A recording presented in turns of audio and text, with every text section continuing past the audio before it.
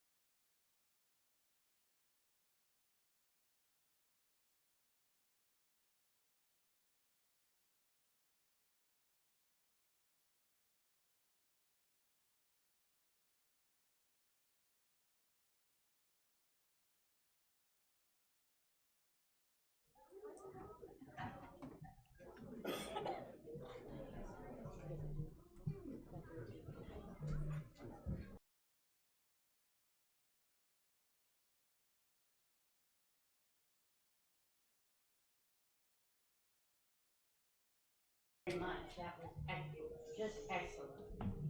I have one announcement from closed session. Not yet. Not yet. Okay, I don't have that yet. We're gonna have to approve the agenda. No, we have to call the people. We're on number 5. Number 5. Oh, I'm on number 8. Okay. We're gonna call the meeting back to order, thank you. And, let's do our proud salute. Ready, salute. I pledge allegiance to the flag of the United States of America and to the republic for which it stands, one nation, under God, indivisible, with liberty and justice for all.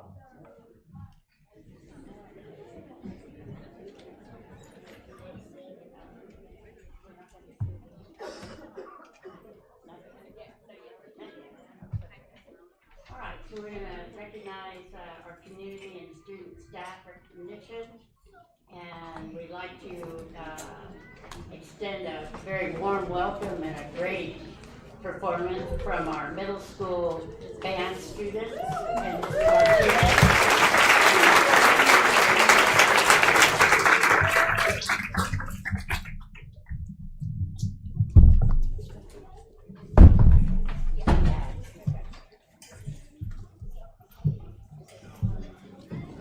Good evening, middle school band students from the Symphonic Band, families, community members.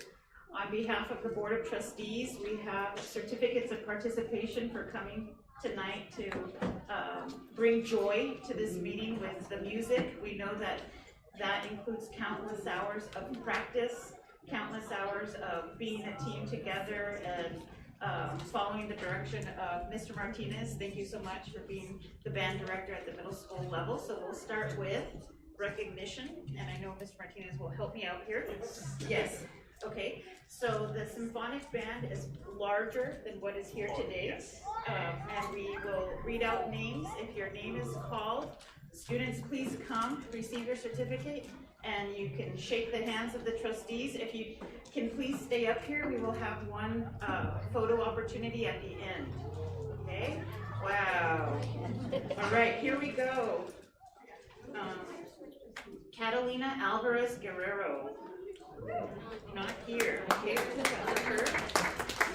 Ricky Arvizo. Yes.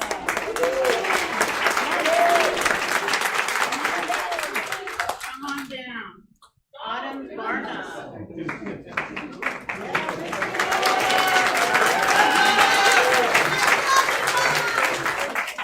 Olivia Brown.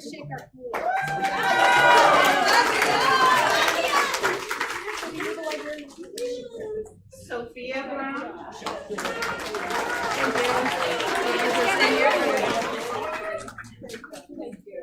Jose Chavez Tovar. Daria Dorado. Andrew Garcia. Rocky Garza. Lucas Giles. Eric Gouger. Ladies. Nancy Fonui. Brittany Frame. Noah Giles. No guys. Eleazar Guerrero Herrera. Ezekiel Guerrero Herrera. Nevaeh Headley. Gabriel Hernandez. Layla Hernandez. Congratulations. I'll shake. Uriel Hernandez. Oh yeah, you got the Elizabeth Camamillo. I mean, you're Angela Jesky. Hazen Lariola. Oh, yes. I guess. No, please, no, Matthew Lum. Gemma Magayan. Shadera, Becky, Siri? Okay, Miranda, Zoe Miranda? Giovanni Montero? Tucker Knoll? Kimberly Ong? Isabella Ortiz? Abigail Boto Ortiz? Isabella Peralta?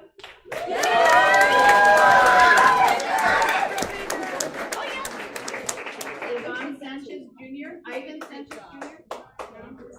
Sophia Scarcella.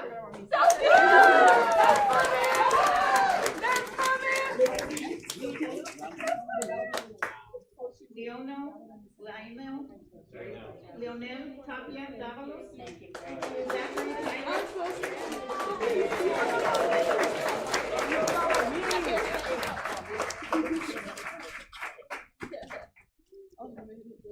For the sake of reading their names for recognition, Isabella Guadalajara, Samuel Zaragoza, Raymond Zaminsky, and Daviani, both.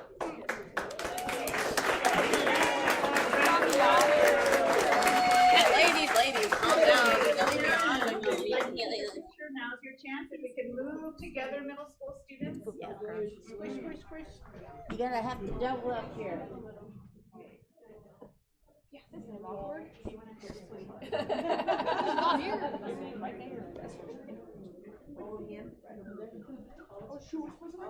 Here goes Lilia.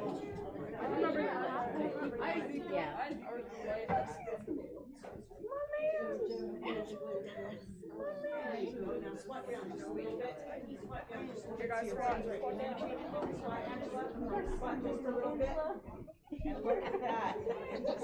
Thank you, Mrs. Espinosa. Big smile. Smile. All right. Beautiful smiles. Great job, guys.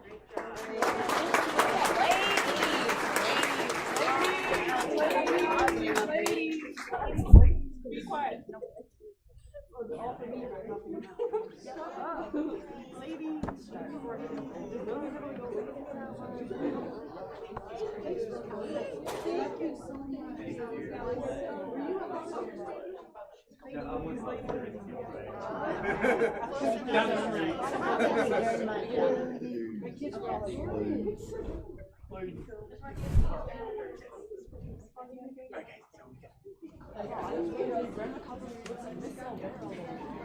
So the middle school band will exit the building shortly with their families, and we will continue on with the recognition shortly. We have a few more to go. Oh, okay. And then sit down and call them up. That's what I'm saying.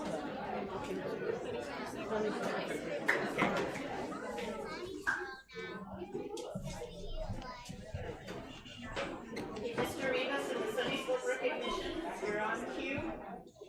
There he is. There he is.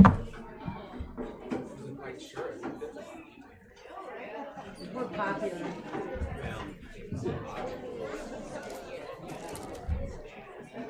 All right. So, welcome Tigers, welcome families. I see a lot of people out there. Out of respect of everybody's time and the fact that I didn't realize until Friday when the agenda came out how many people were being recognized tonight. Please know that every one of your students is being recognized as a top Tiger tonight. The teacher wrote a paragraph essentially about how amazing your student is. It ranges from great classroom model to outstanding in math, extraordinary. I'm not going to read them. I know you want to hear them, but there's so much going on tonight. But just know that your student that has been selected, your teacher absolutely raved about you and your performance and everything that has to do with being a Tiger and being at Sunny Slope. So with that being said, I'm going to start off with our top Tiger from Mrs. Diadio, Wisconsin, Julian Sanchez Guevara. I saw you out there. Come on up, Julian.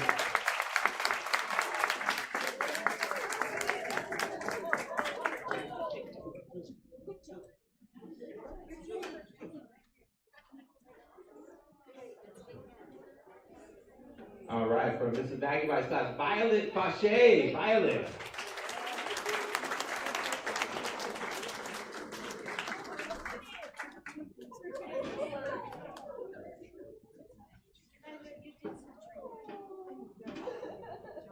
From Miss Miranda's class, Camila Cardenas. Camila.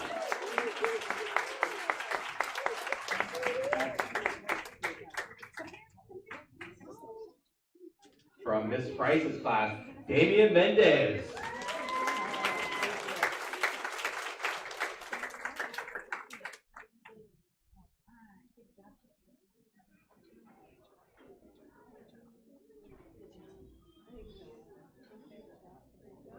From Mrs. Fontaine's class, Isabella Hernandez.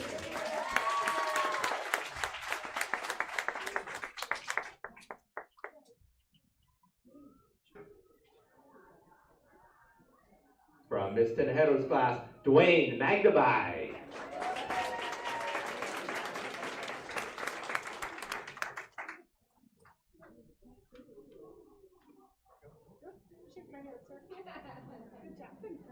All right, from Mr. Monzo's class, Enzo Espinosa Perez.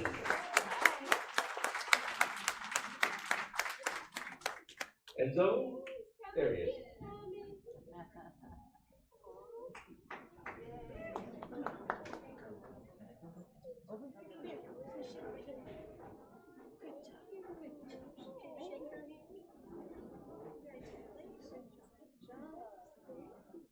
From Mrs. Contreras Moreno's class, Easton Trejo.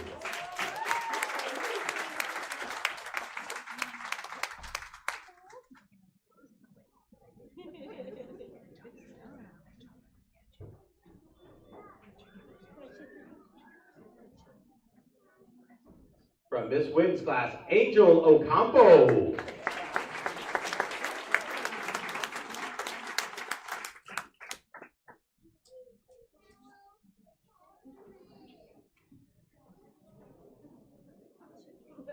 All right, from Miss Estremere's class, Jaden Gonzalez. Jaden, going once. Jaden. All right, from Miss Matugitz's class, Brittany Beltran.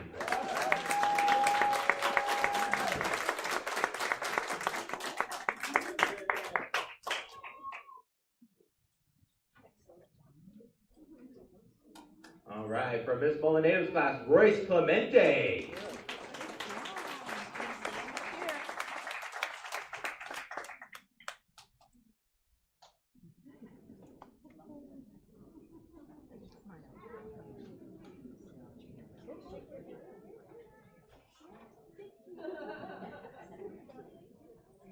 All right, from Mrs. Della Majore's class, Emma Galvan. I'm very here, Emma.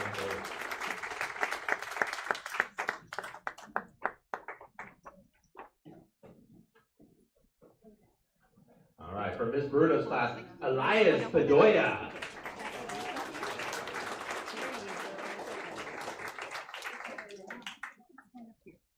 From Mrs. Lane's class, Allison Blanco.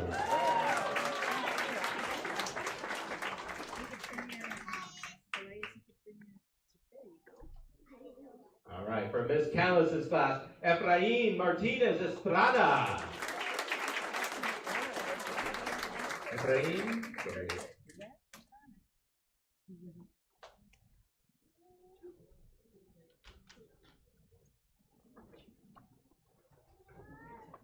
What's this?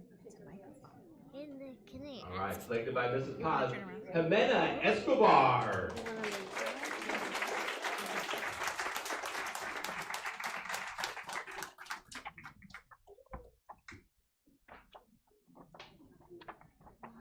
All right, for Mrs. Brewster's class, Jocelyn Gonzalez.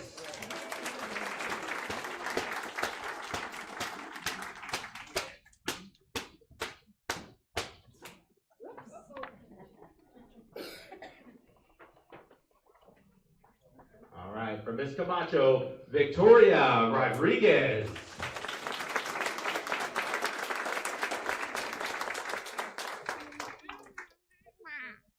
class. All right, for Miss Morrison's class, Damian Arvizo.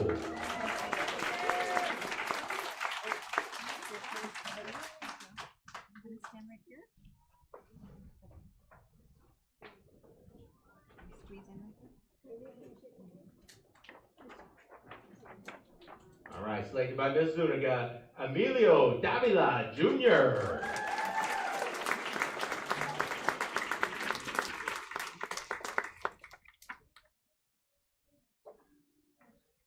All right, selected by Mr. Lang, Luna Covarrubias.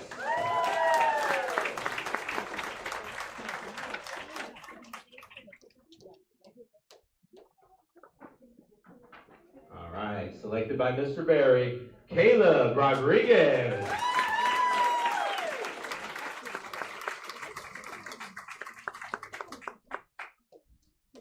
All right, selected by Mrs. B, Mrs. Valiau, Colin Griffith.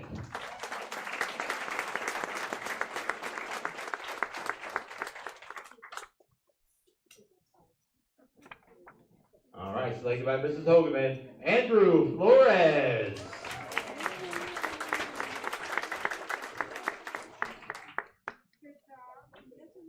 All right, selected by Mrs. Jimenez, Jorge Torres Montenegro.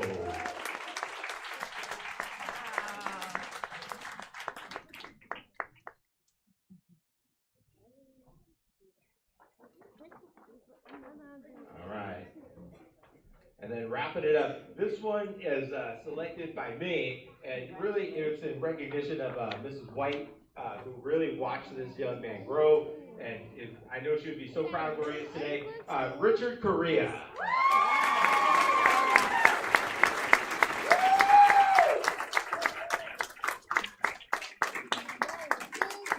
He's a really big boy. He's so giant. He could be taller than me. All right, we're taking pictures. What are we doing? Yeah, everybody squish in. Caleb, Jorge, come down this way. We're gonna take a picture. And then You guys stay here, okay? Come on in front. He said,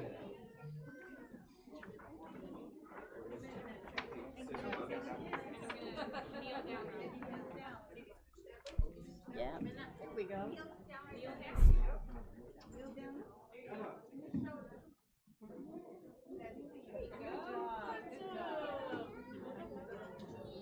all right, while we're taking pictures, one more round of applause for our hard-working Tigers. Top Tigers in the house.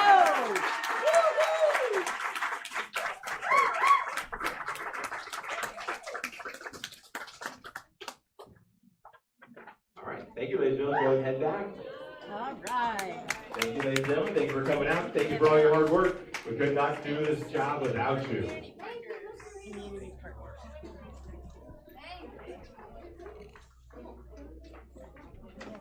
As our Sunny Slope Tigers exit the building, we have our next recognition for community partners.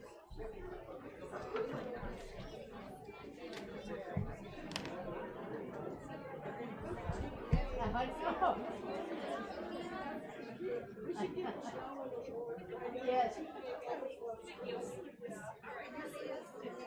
I agree. Yeah, we should give Joe a dinner.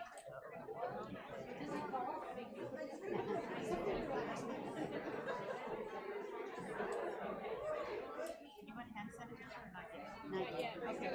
Okay.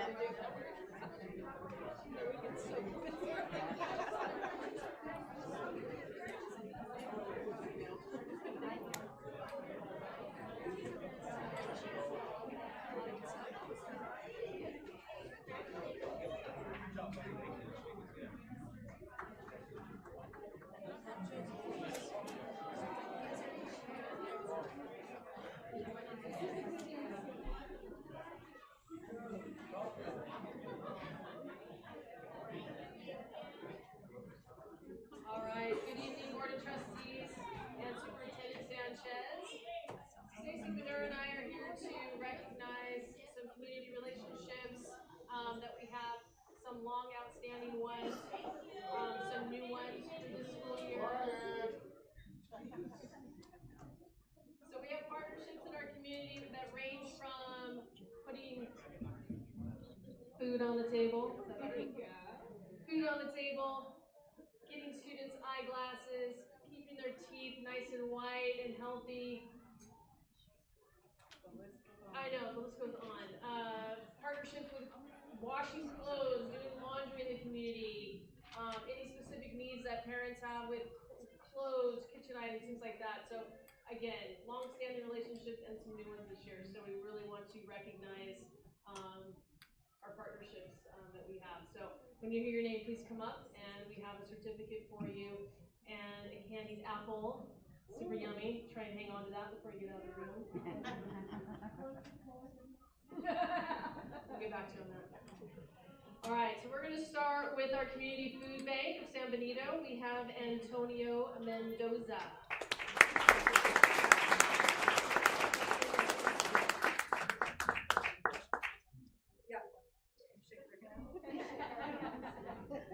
We have Girls Inc., Elizabeth Contreras.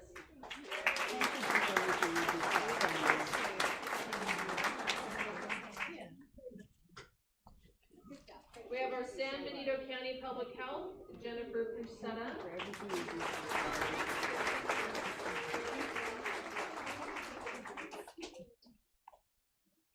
CASA of San Benito, we have Jessica Rabbits.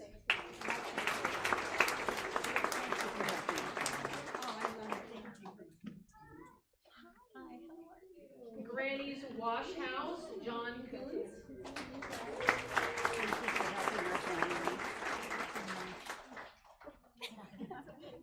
Lions Club, Karen Barella.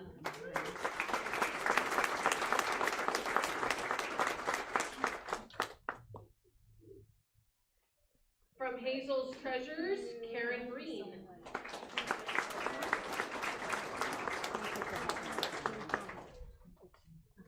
Youth Recovery Connections, Michael Salinas.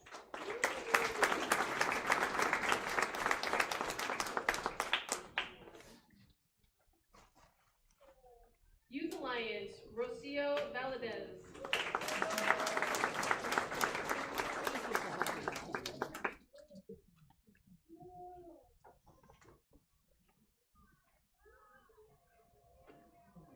YMCA, Samantha Diaz.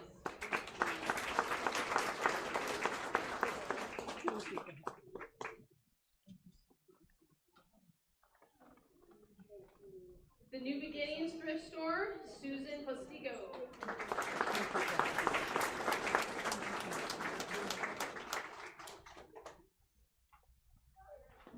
Vibrant Smiles, Vanessa Salinas.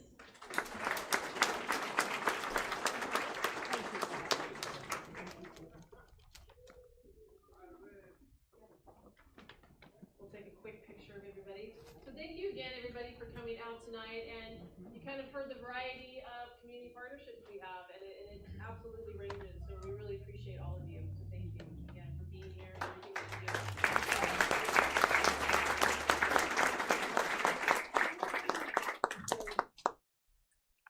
Thank you so much. We have more? Yes. 1, 2, 3. Migrant speech. Up next is our migrant speech and debate recognition.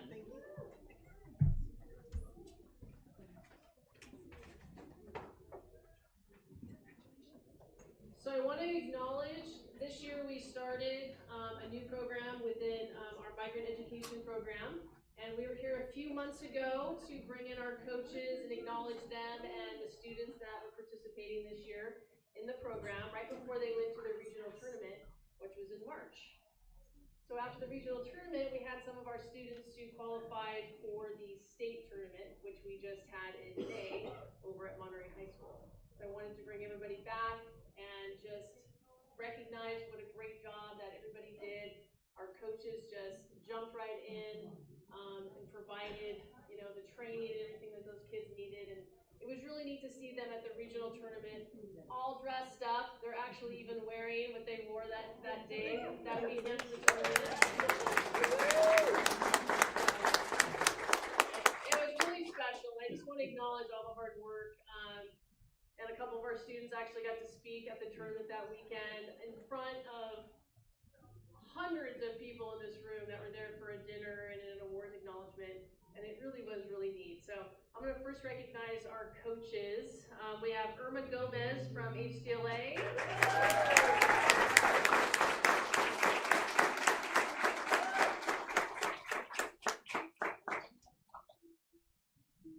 And we have Jacob Oates from Rancho San Justo.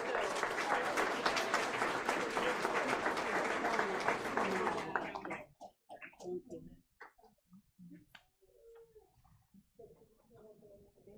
Wait, don't go anywhere, Ms. Miller. Sneaking off. All right, I want to recognize our students who made it all the way to the state tournament, and Alondra Castaneda.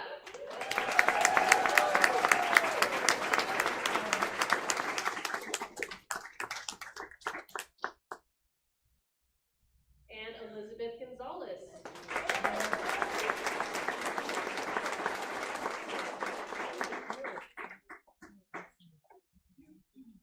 Elizabeth was one of the ones that gave a speech in front of this auditorium full of hundreds of people. And our next one did as well. So, Ursel Lopez.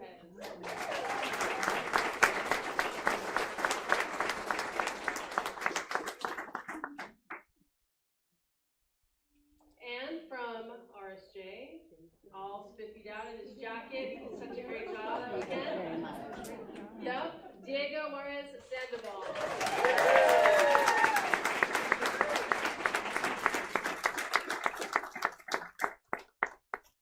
So again, what a great job they did. And this was, again, their first year.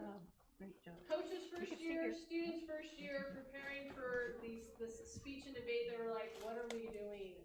And it really was special to see the growth of everybody in the group. So again, what a great job. And some of them are going to be moving on to the high school. I think, is Diego, are you the one who's going to high school? Yeah. Okay, so he's ready to go. He's ready to go to the high school and jump into their program. And we get to keep the rest of our team for next year. Hopefully they come back. I know the coaches are telling me they want to come back. Cool, I hope so.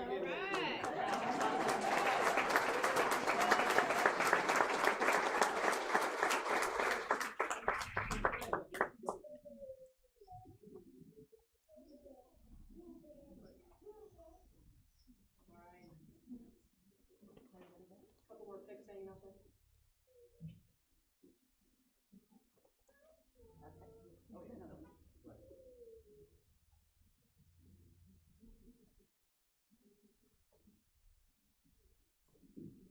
All right, thank you again, everybody. Thank you for being here.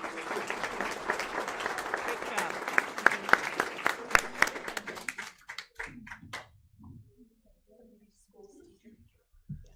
Okay, up next is our community schools teacher presenter team recognition.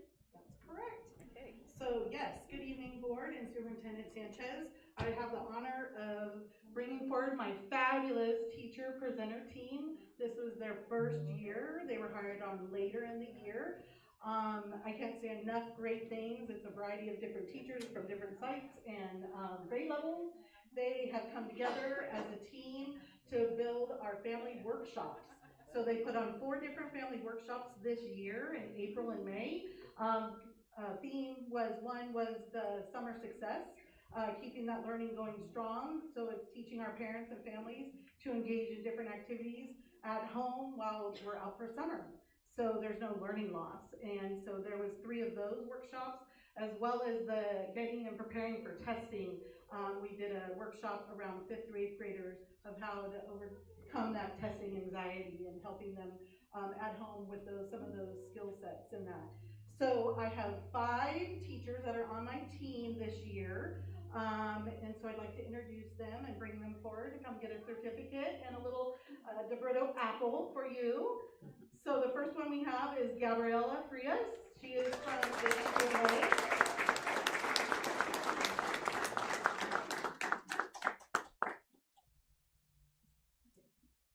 Next one I have Marlon Tinajero. She's from Country Club.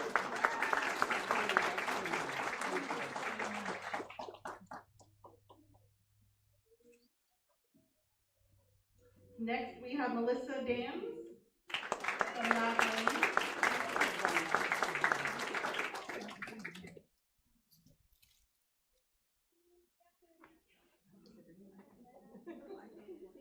Next, I have Rosa Garcia from Lag Lane.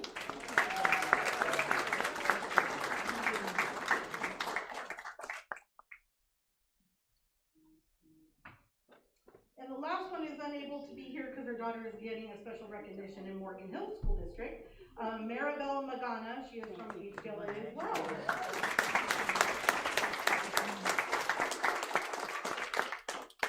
Thank you, ladies, and I'm excited to see what next year brings. Thank you.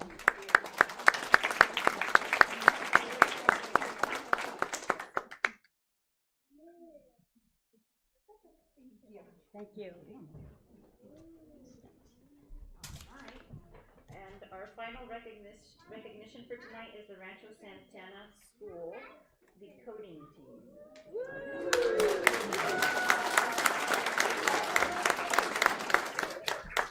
Good evening, trustees, superintendent, staff, families. What a great night of celebration. I'm beaming over here and I don't even know who these scholars are, but that's wonderful. I get the privilege to just give our own scholars a shout out. We participated in the annual Hewlett-Packard Enterprises Hackathon competition for the second year. If you think of just the word Hewlett-Packard, you think of technology and innovation, and that's exactly what our scholars did. They showed up, they signed up, and they flourished. So, first of all, where is Miss Matsui? Come on up here.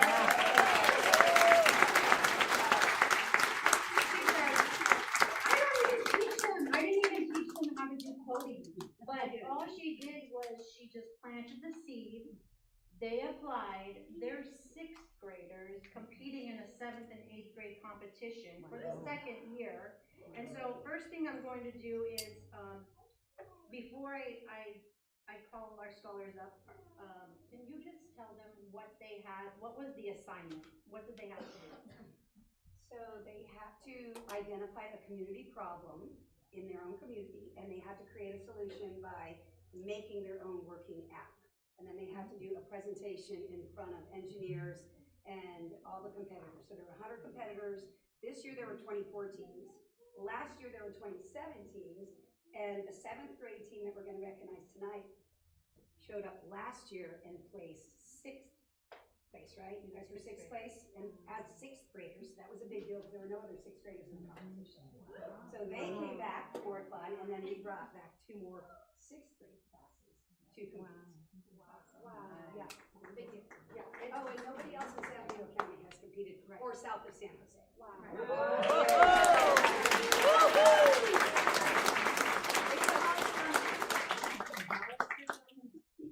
Okay, so we're going to recognize our 7th graders who, some of them are participating again for the second year. Grace, is Grace Gazrak here? She is not here. Sophia McKinney. Brandon Hannigan.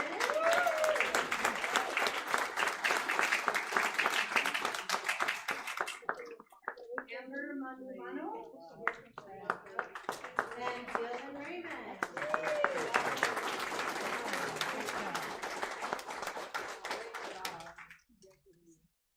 Okay, as 24 teams competing, we placed. 2nd place was Desiree Gutierrez.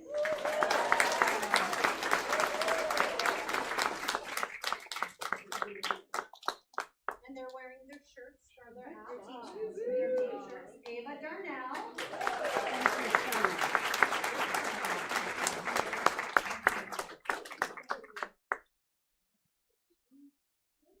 Mia Vasquez.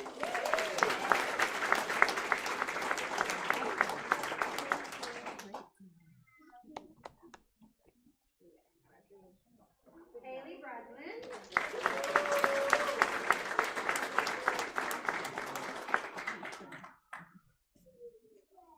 And Kira Onwe.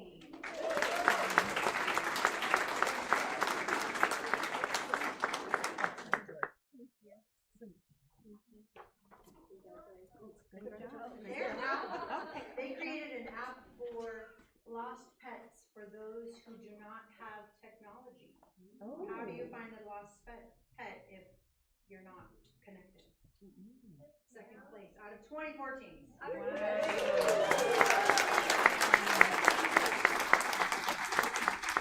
And then, as if that wasn't enough, first place went to our own 6th grade team again. Liliana Yemen, Rachel Lopez,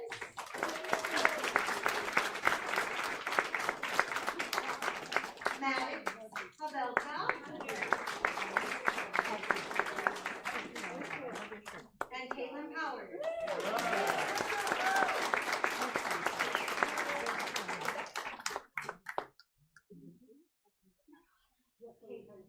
So the first place app was to help those that might have been experiencing cyberbullying and to encourage kindness through making connections and safe environment.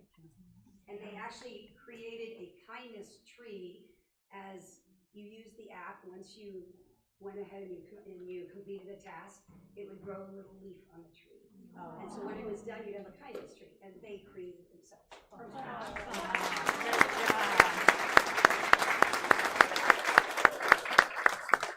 They're a pretty big deal for the families. Thank you for allowing us to work with them, and they just flourish. So thank you to Beth and her team. Thank you for recognizing them Thank you tonight. for recognizing them. Thank you. You gotta squeeze in and grab it. This is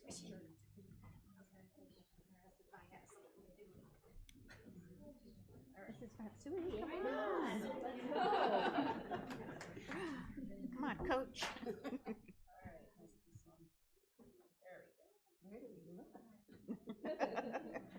So many options.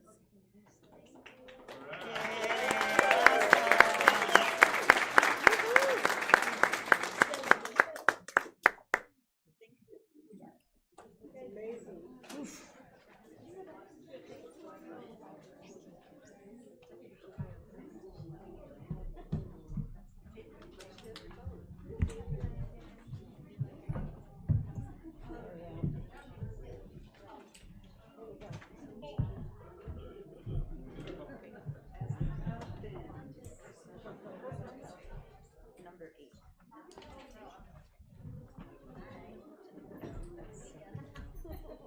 Okay, we're now on to closed session announcements, and I have one. In closed session, the board took action to release and non-reelect a certificated administrative employee identified by number 4 to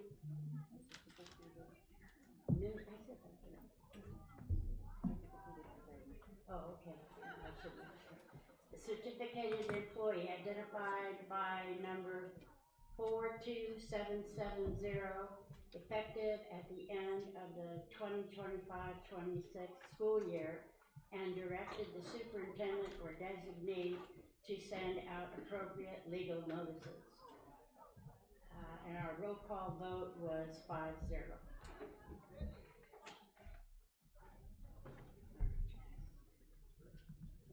Now we need to approve the agenda. Before we approve the agenda, I'd like to make a motion to move consent items. After we do, after discussion action items. We have a second? I second. Okay, so trustee O'Connor. Aye. Trustee Aye. Trustee Rios. Aye. Trustee Martinez. Aye. And I'm an aye. All right, now it's time for public comments. Yes, the first speaker is Ana Cuevas. I'll pass.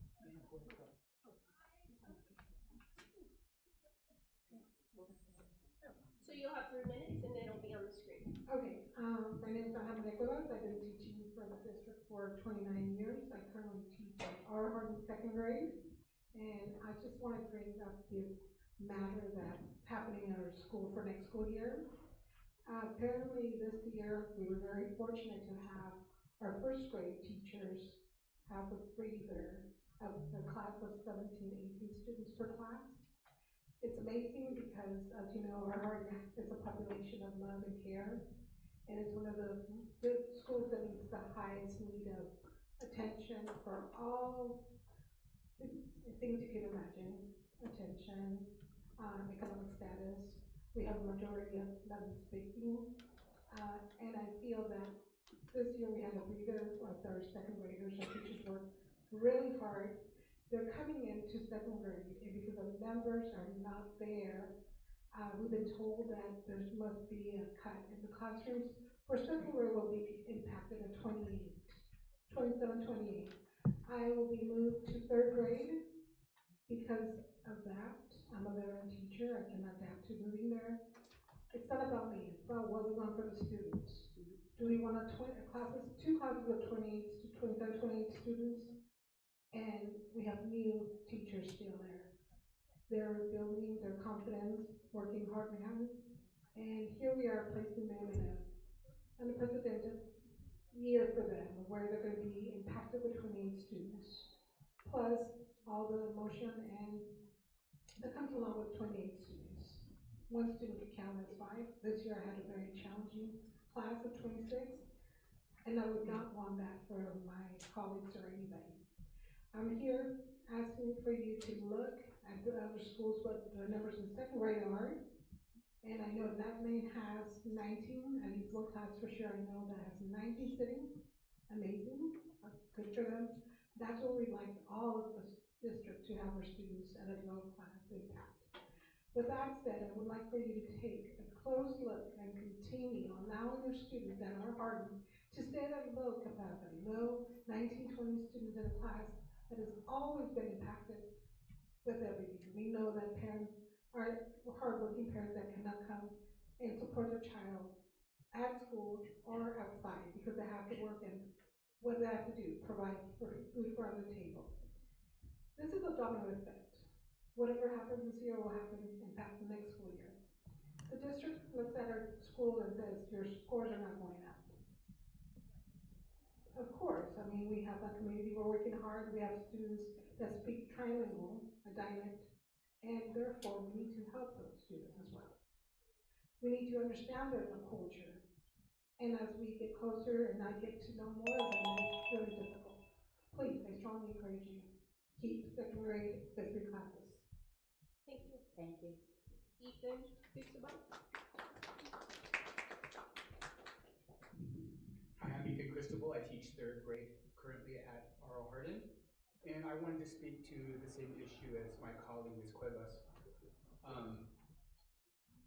First off, I want to say thank you for getting us some more space and having HPS move some of their students to another campus.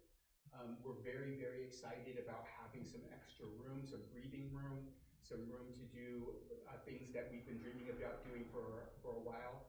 And it's nice to know we have that space and we can start like really building more community than we already have.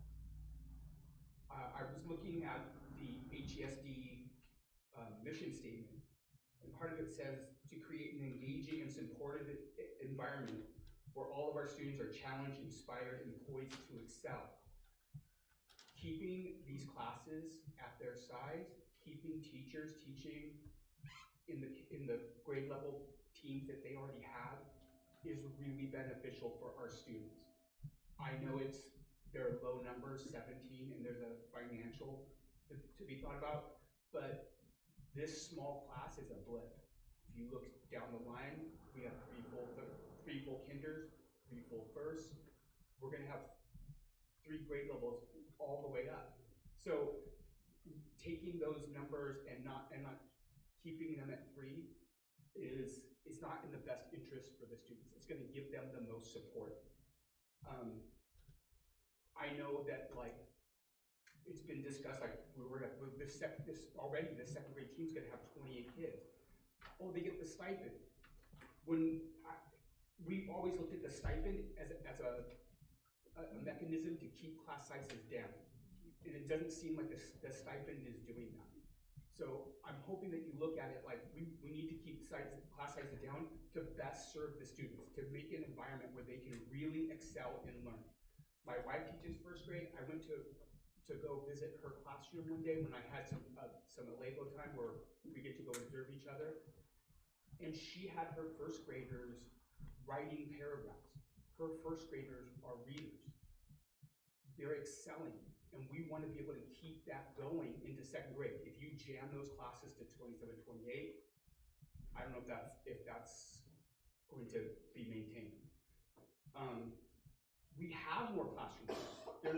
Last year, I remember Lily was saying, I wanted to have 3 fifth grades, but there's no room for us to have another 5th grade, even if we could have it.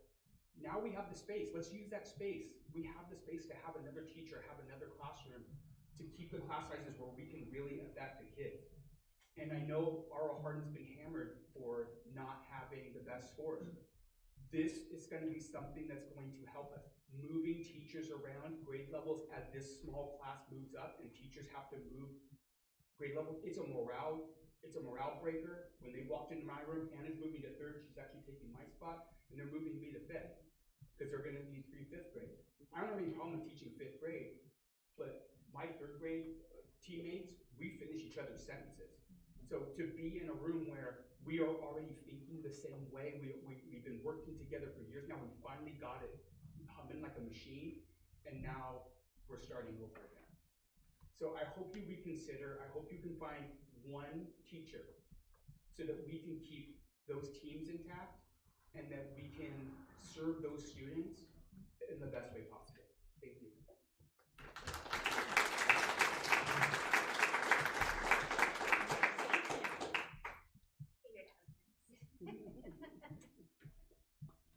Hi, I would like to speak to you on 2 subjects. The first one being what my colleagues have spoken about. I am one of the 1st grade teachers that has been so blessed with this smaller class size.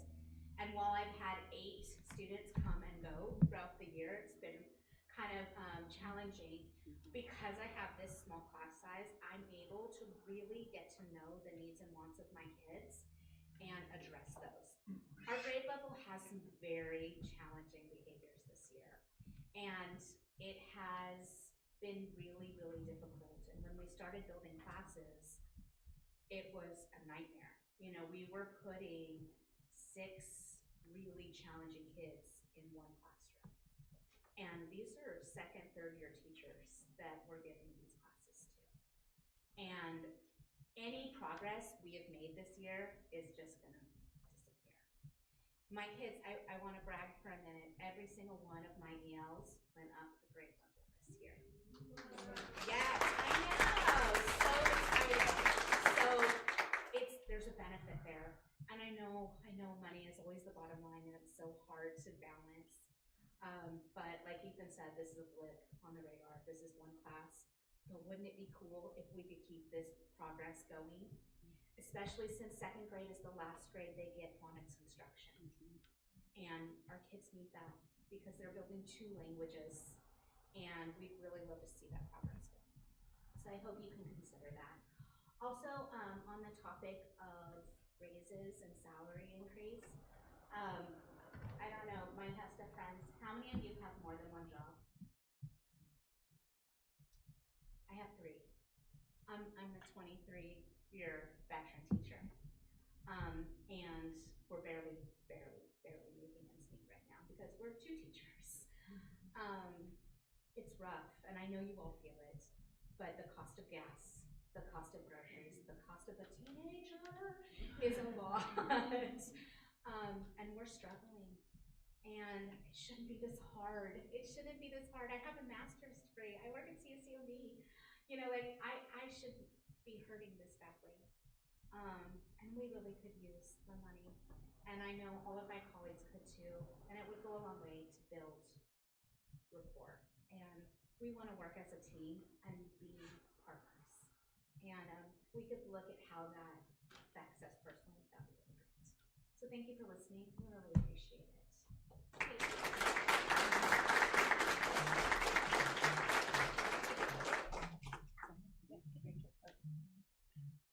Rachel, did you want to speak? Yes, please. I'm sorry we left you off the agenda. No problem, no worries. Yes, I apologize this morning. Oh, no, it's no problem at all. Thank you for letting me Yes. speak. Mhm. Just going off of what Darcy said, I am also a teacher who has multiple jobs. I also work 3 jobs. I work at Gavilan College as well. I want to actually speak about negotiations, and I will begin that now. Hester would like the board to know that we're very disappointed that after months of negotiating, our main goal of enshrining elementary school prep into our contract was not met.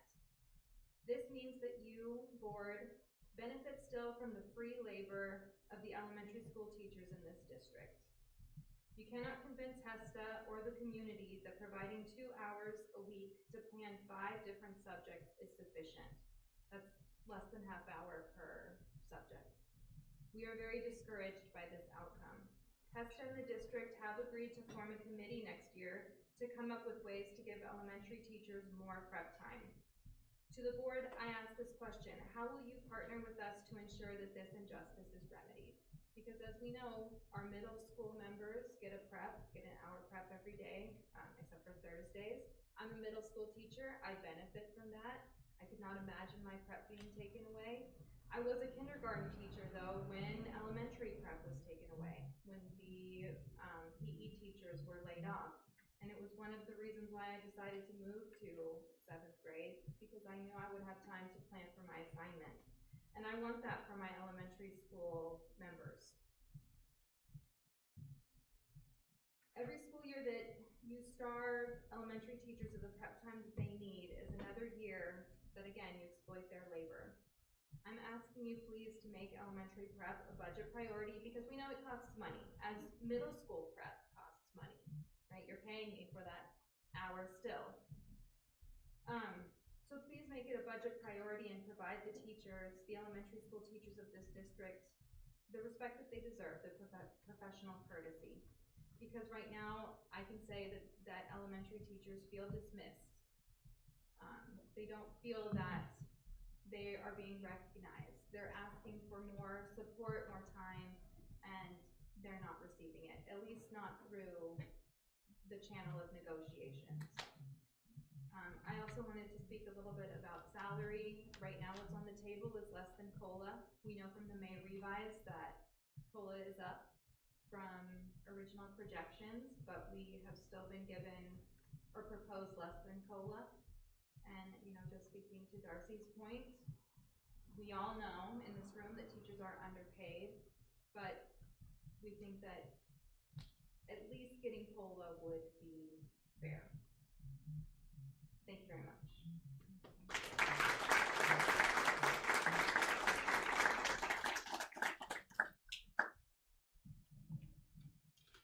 Okay, we're gonna start on reports now with the 2025-2026 social emotional report. Right. Good evening, Board of Trustees, Superintendent Sanchez.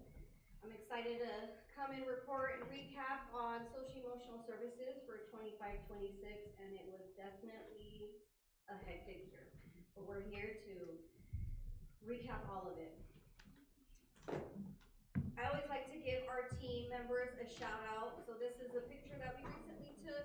We recently have matching shirts that we're super excited about. At Calaveras AAA, we have Nancy Zermeno. She also split time at Sunny Slope. We have Mayra Damian. She is actually from SBCOE and supported Sierra Vista. Lucia Aleman at HDLA. I'm at Lad Lane. We have Fanny Torres, who is also an SBCOE staff member at Mays. Serena Salinas from Rancho Santana. Nora Dozell from Rancho San Justo. And Annalise Morones, she helped out with Aro Garden. She is not in the picture. And we also had an MSW student intern that supported Sunny Slope, Gabby Cross, who is also not in the picture. This year we had 3 major professional development opportunities for staff. So we worked with Community Matters. We thought it was really important to bring restorative practices to our staff members. We had 2 separate days, and we had a total of 27 participants get trained on specifically running restorative circles, conflict resolution circles with students. We all were trained on how to do that. Mental health first aid is always a training that we offer. This year we offered it one time a year. We had 14 participants registered as mental health first aiders. Again, that training is to help staff recognize signs and symptoms of mental health crisis or just exhibiting stress. Our last one, Open Doors, we worked with them to bring a training on how to have real conversations with the youth around substance use. This specific training was only available to middle school staff, and we had a total of 19 participants. Calvin Pulse is where we receive a lot of feedback for social emotional services. We used to provide this survey 3 times a year. We decided to bring it down to 2 times a year just because it was so fast-paced. As soon as we would develop our goals, it would be time for the next survey. So we decided October and March we would be able to capture how students, families, and staff are feeling in the moment. We have 2nd through 8th grade that take the survey. We also send out the survey to families and our staff members. Those surveys ask questions around 5 domains. So we have questions asking students about how are your coping skills? Do you know the resources at your school to help you feel more secure? How do you feel safe and connected to your site? Do you feel like you have an opportunity to have leadership or a student voice? How are you feeling every day? We're asking them about their emotional experiences and also about their culturally responsive environments. These questions are asked throughout the survey. From the March survey, we have 79% favorable for 2nd to 3rd graders, 75% 4th through 8th graders, our staff 83% favorable, and our families 89% favorable. I know those numbers look great, but our district-wide goal is to increase our participation. For families and staff specifically, we're also focused on our 2nd graders, knowing that this is the first time they're taking the survey. We really want to get into those 2nd grade classrooms and be able to explain the question a little bit. I know our mascot, Boogie, he's a cute little dog, and our 2nd graders get excited and they just want to click, click, click. So we want to make sure that they're answering the questions correctly. Some spirit days that we had in October. Every year we celebrate World Mental Health Day, which is held on October 10th. The focus this year was access to services. So our SE members really wanted to get out resources to our families of where we can refer them to outside support. We always do a spirit day. We wear neon colors to bring awareness to mental health. And then in November, we have World Kindness Day. So that day, we have our students have the opportunity to do teacher shout-outs. So we had our students write a little nice paragraph and give it to a teacher about how appreciative they are for Kindness Day. You can see a picture of the kindness board that is actually from Rancho Santana. We have our students giving out little kindness shout-outs. And we also did some postcards for the Great Kindness Challenge, which was held in January. The postcard was given to every teacher, received 5 postcards, and they were encouraged to send a positive note home to students. You know, we're so used to text messages and emails. When's the last time you received a postcard in the mail? I'm giving you a shout out. We work with community partners, specifically behavioral health. We have their PATS program. Every site has them coming out at the very minimum 1 time a week. They help us with our informal check-ins. They're able to provide student support, and they help us with classroom presentations. So we are super appreciative of working with them. We had San Diego County Probation and the Sheriff's Department come out and provide some presentations to our middle schoolers, specifically on student safety in the community. And those schools that received that presentation were Rancho Santana, HDLA, and Mays. We are hoping to continue to work with them for next year and bring that same presentation. We worked with Saluna, which this was a caregiver workshop, even though some students did attend. And this is about the free app on self-help tools, coaching. This app is specifically for ages 13 to 25. Just on mental health resources. We partnered with the Hollister High School to be able to bring that to our families. Along with working with the community, we always like to give back to our community as well. This is our 3rd year working with Legacy Outreach. They sponsor families from each site. We even include Hollister High School. This year they were focused on the children in the family. So 2 families per site were selected. Children were given a wish list, very specific wish list of what they needed, and Legacy Outreach came through. We delivered those gifts. You can see one of the pictures is from Lad Lane, and the other is from Sarah Vista. You see bikes and scooters, all the fun stuff that they received for the holidays. Girl Scouts actually reached out to us. I thought it was a wonderful idea. They brought an idea of giving away birthday in a box. So they sponsored 2 families per site. It was so cute. They made little boxes with cake mix, balloons, plates, candles, everything, even a card. And this was for our May, June families. You know, sometimes it's hard to choose. Are you going to celebrate your student with a cake or a gift? So we made sure that that birthday cake was taken care of. So thank you to the Girl Scouts and to Legacy Outreach. I know we've been talking about wellness spaces. Every site has a wellness center or at least a classroom calming corner in every classroom. We wanted to take it a bit further. So this year we wanted to do wellness spaces for our staff because happy staff equal happy students. So we decided to bring that wellness into our staff lounge. So you can see 3 of our pictures. We have Sunny Slope, HDLA, and Lad Lane. It just gives our staff an opportunity to also utilize the calming space. We understand that we can have stressful days as well. So we want to give them a time to decompress. We had some major events as well. The Healing Palette, which was a great turnout, that was held at Mays. And that was painting, like a paint party where students and families were able to participate. We had Rancho San Justo with their Winter Wellness Wonderland. They had so many activities, giveaways, performances. Families were encouraged to attend that. It was a great turnout. And then the Cinco de Mayo, that was also at Mays. They had some folklorico presentations.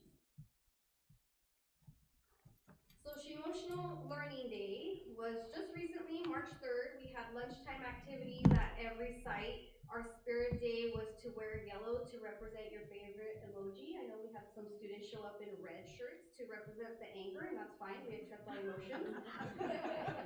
R.O. Hardin had yoga at their site.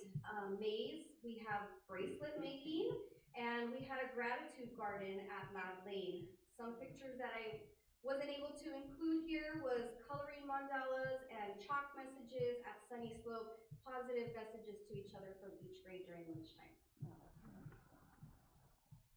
Mental Health Awareness Week was just a few weeks ago, May 11th through the 15th. We also had a Spirit Week, but some of the activities that we did at each site, we had feelings charts. Kids were able to come up and identify the feelings that they were feeling in the moment with coping strategies. We had wellness floats at Mays.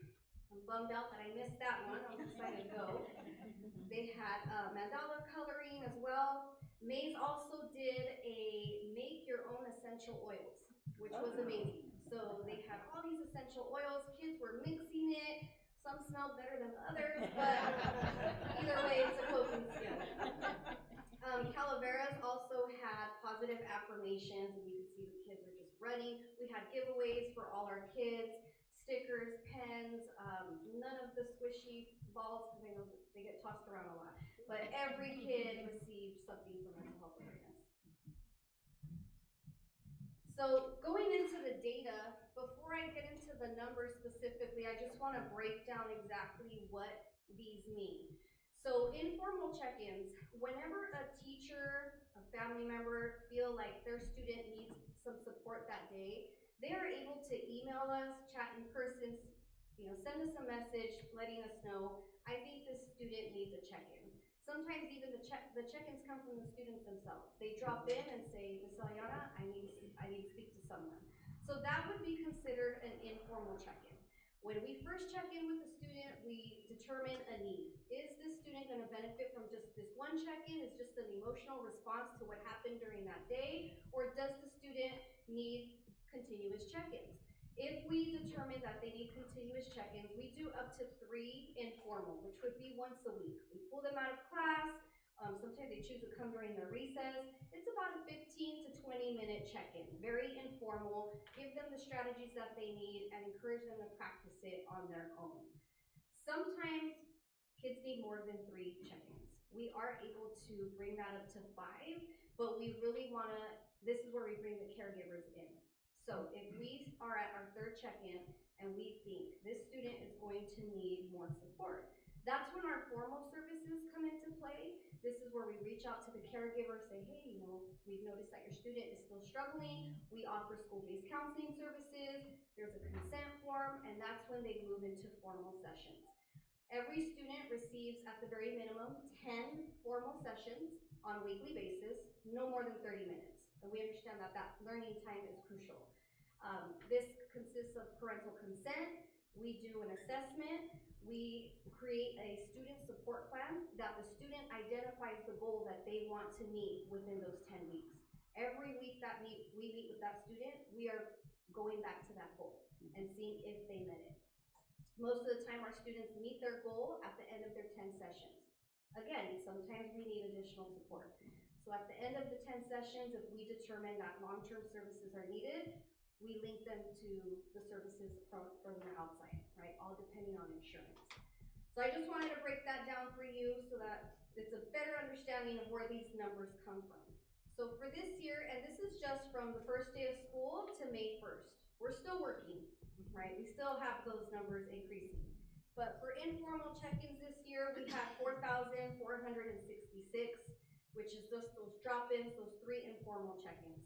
For formal students, these are the students that are receiving those 10 formal weekly sessions with a goal, 151 for the year, and those formal sessions, 1,050. So that is those 30-minute sessions. So we're busy, for sure. And that's what I have. I gotta tell you, this is fantastic, and I'm so happy that our families and our students and our staff are getting the help that they need, because things have really changed. And we need to really understand that and honor the work that your team is doing. Thank you so much. Thank you. Anybody else want to say? Thank you. I'm really happy that we have such a dedicated and talented team. So you put together a good team. I do have a question. So for your informal, you do take the student out. Do you have to have any kind of parent permission for that one? We don't reach out to the parent on the first one if the student drops in on their own, but we always want to bring that parent and let them know. If we're moving into a second check-in, we reach out to the parent just to let them know, especially with our little ones. You know, our little ones will go home and say, I saw the social worker, and just imagine, right? So we will call home and say, hey, your student was sent to our office. These are the services that we offer. We're going to start with informal, and I will let you know if I determine that we need to move into formal. And do you ever have parents who decline your services?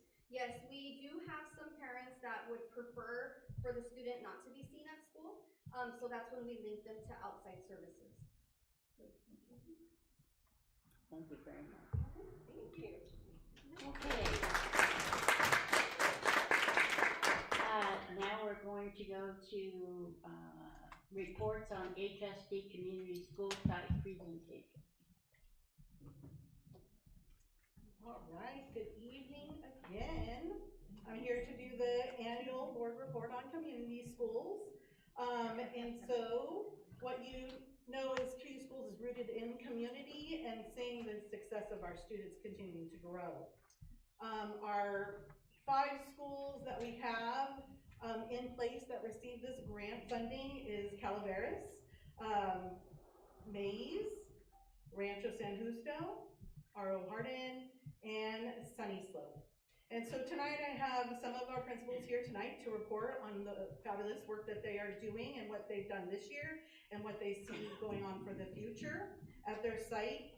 I've been asked to go in reverse order this time, so Mr. Rivas will start us off with Sunny Slope.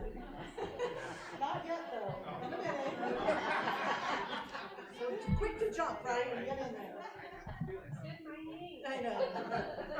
And then we'll have Mrs. Espinoza from R.O. Hardin give her update on R.O. Hardin's progress. I will speak tonight on behalf of Rancho San Justo. Mrs. Kabibi is here for Mays, and Mrs. Beltry, our interim principal for Calaveras, will speak to Calaveras. All right, so just looking at, reminding you about our work is around the 4 pillars, and the 4 pillars that you see on the screen is the integrated student support, so I'll talk about that in a minute, our collaborative leadership, our family and community engagement, and our final pillar is the extended learning and learning time and opportunities. And how we worked out this year with the alignment is we really looked at our LCAP goals.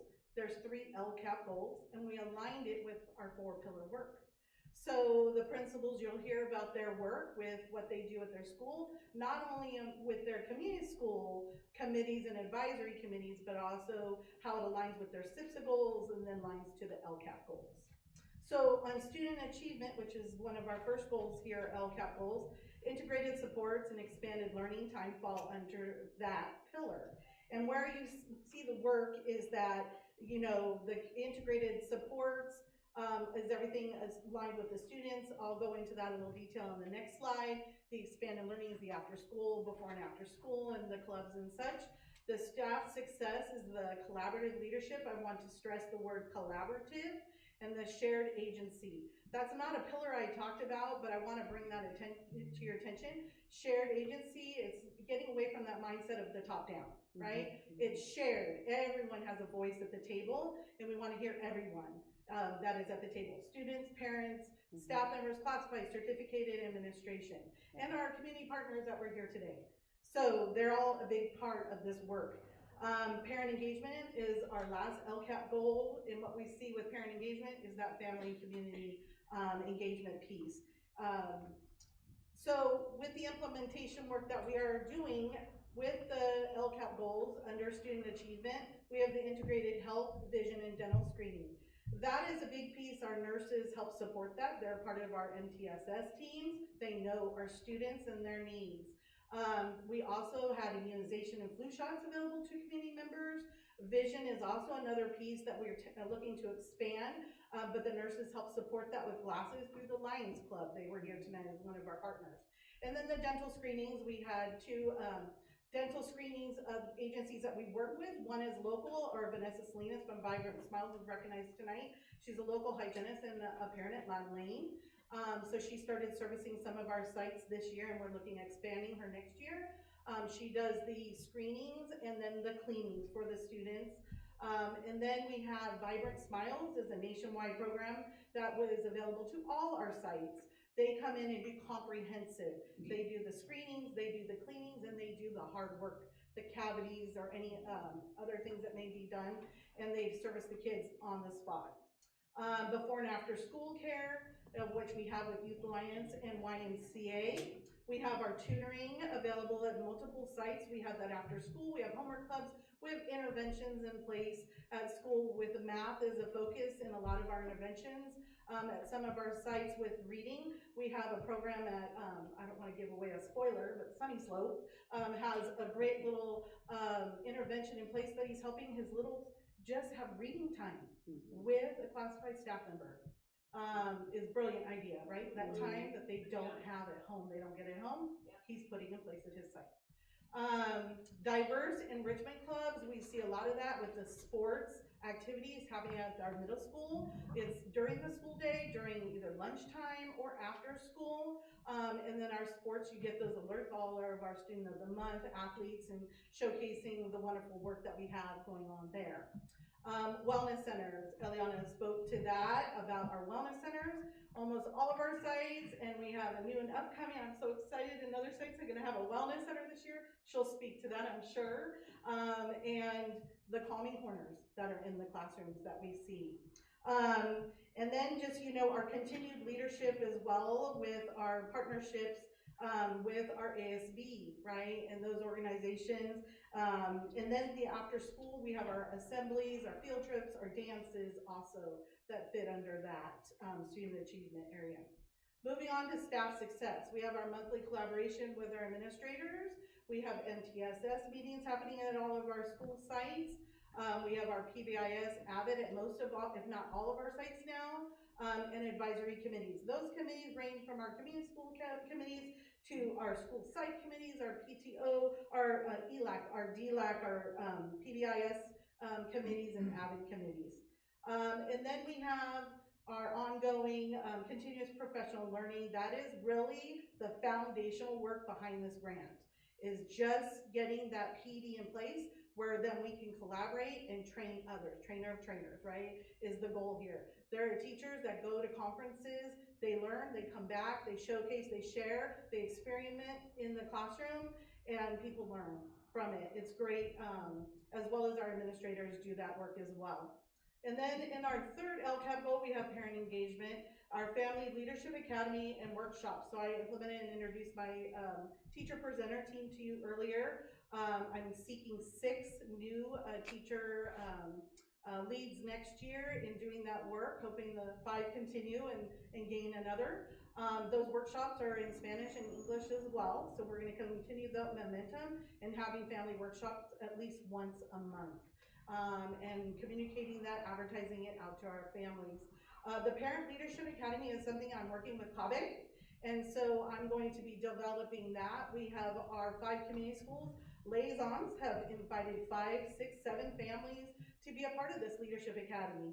What we want to do is we want CABE to come in, coach them, and extend their learning to what is its expectation to be on site, then develop them into a parent ambassador.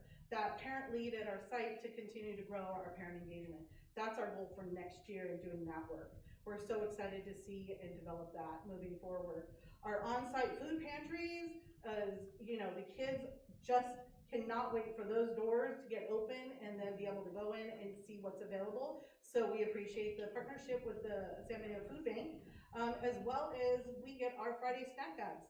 Every one of our schools gets snack bags that they can deliver out to our families for the weekend. So that's ongoing, as well as our partnerships where we had the turkey, the gentlemen come from Michael Sleeves that give it turkey dinners and during the Thanksgiving and Christmas breaks, providing our families with their needs. And then I talked about the parent ambassadors, and the liaison is ongoing support happening at our community school sites. And then clothing closets, another highlight, a big thing growing. At each of our sites, donations are coming in nonstop. So our principals will talk to that and kind of what they see ongoing at their sites and what's happening with their parent needs there. And then one thing I just wanted to bring your attention to is, you know, we're working for the whole child, right? And a unified system where wellness, leadership, and academics intersect. That's what this community schools is. It's the overarching, you know, of all our programs in place, working together for our students. So some data, the integrated student supports, we have over 3,000 kids serviced.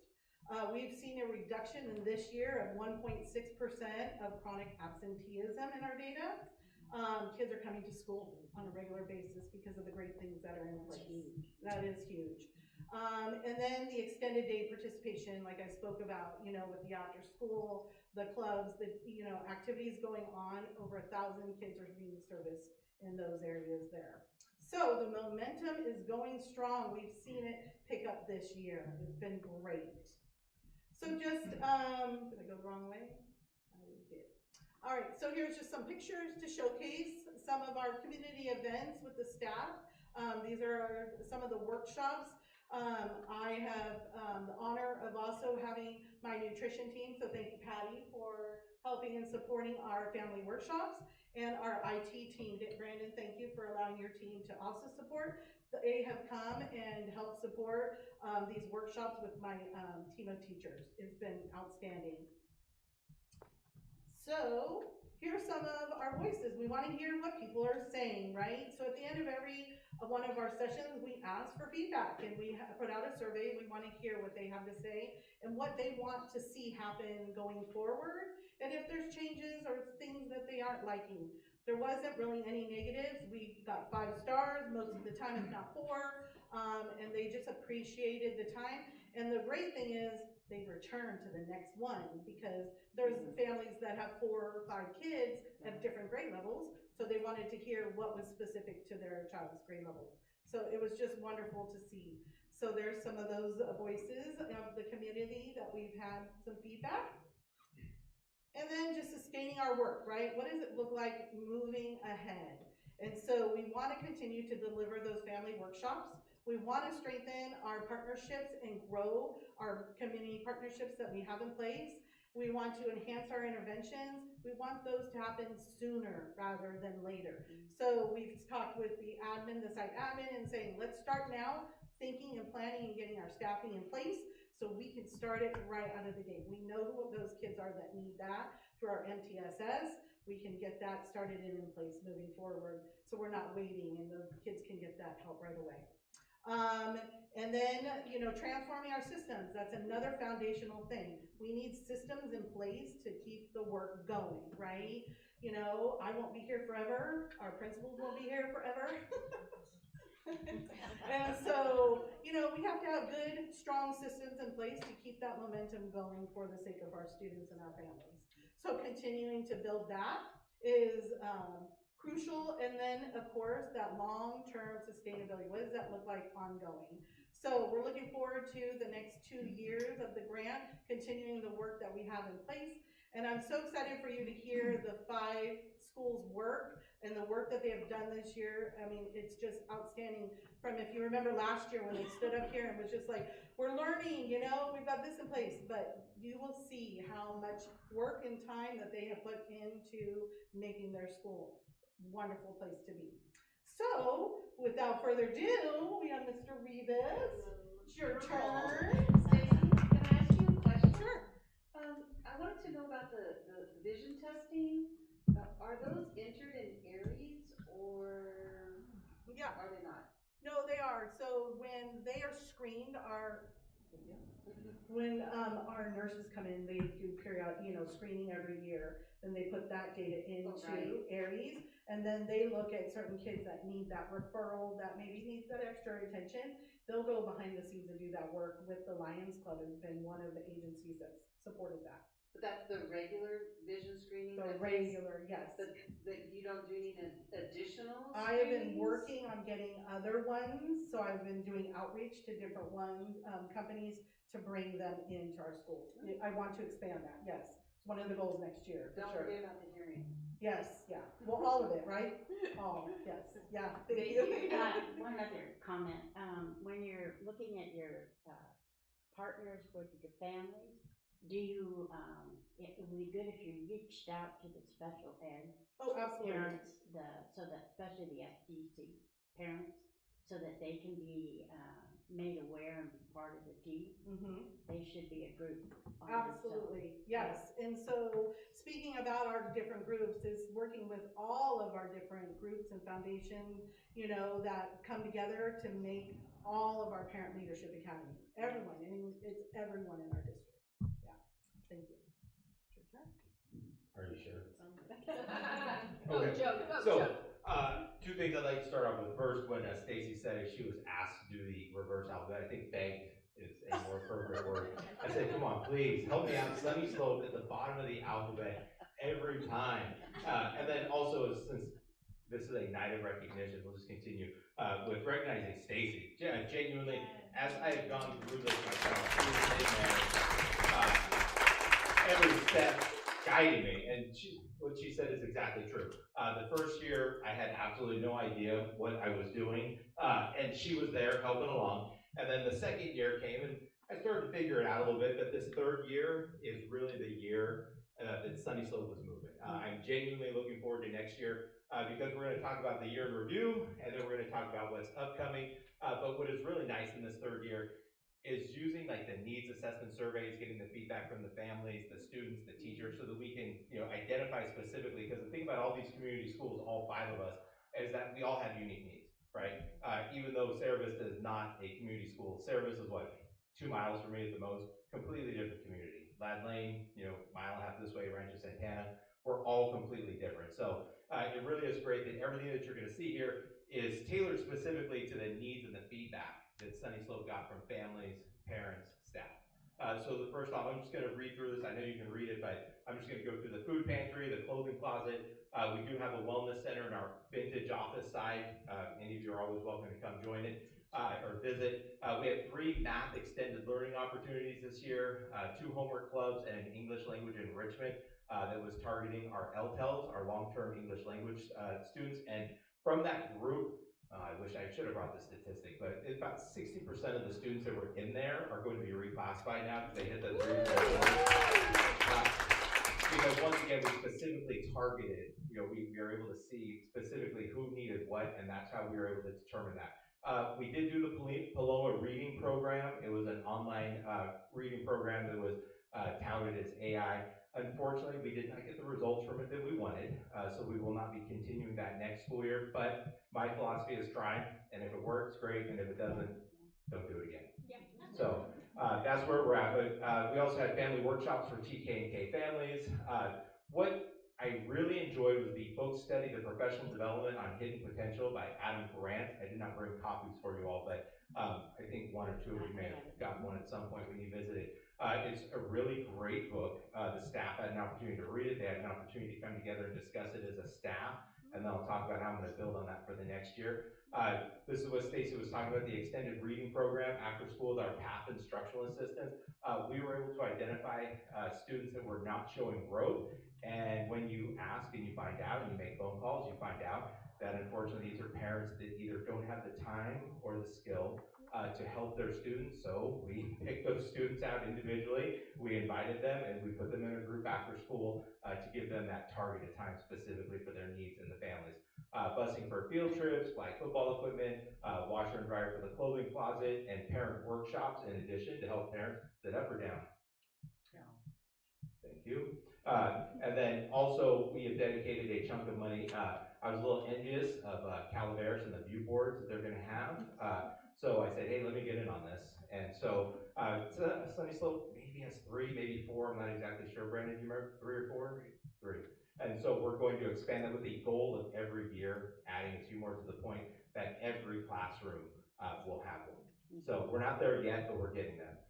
This year to come, the school community engagement project, and what that is going to be is we're going to start a club where we give students opportunities to get out into the community, whether that's the Lights on Parade, extended learning like on Saturdays, so at the food pantry, basically volunteer opportunities to get our students out into the community.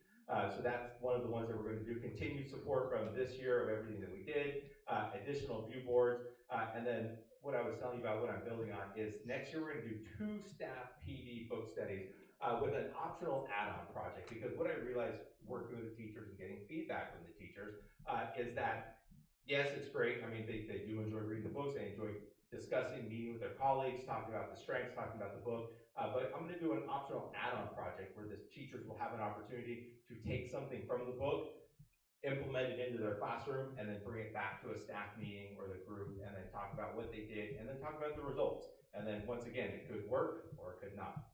I'll let you know next year, right about the same time. But that's one that I'm actually the most excited about that, because the teachers really do enjoy the book studies. They enjoy talking with their colleagues, and they enjoy trying to find ways to help their students. So we're going to do 2 of those next year. And then also we're going to send a team because for PBIS and staff culture, we're going to do the conference support for the team. And then let's see what I have on this next one. Oh, and then we have some pictures. There's the Hidden Potential book by Adam Grant. The clothing closet's down there. The washer dryer. I don't know if Brandon can zoom in. I know they're kind of small. I was trying to fit a lot in there. Our parent workshops, our food pantry, everything along those lines. And let's see what I have next. Oh, and then they're kind of small, but these are just like what Stacy had. These are the comments from teachers and students and parents, just the feedback that related to our community school. And That's Lillian. All right. Where is she? All right, here we go. All right, and now, just like the last time, have a great night. But I had to sit through everybody last time. I'm looking at you, Lillian. 6 minutes, better than 12. Wow. Thank you very much. No pressure. I know.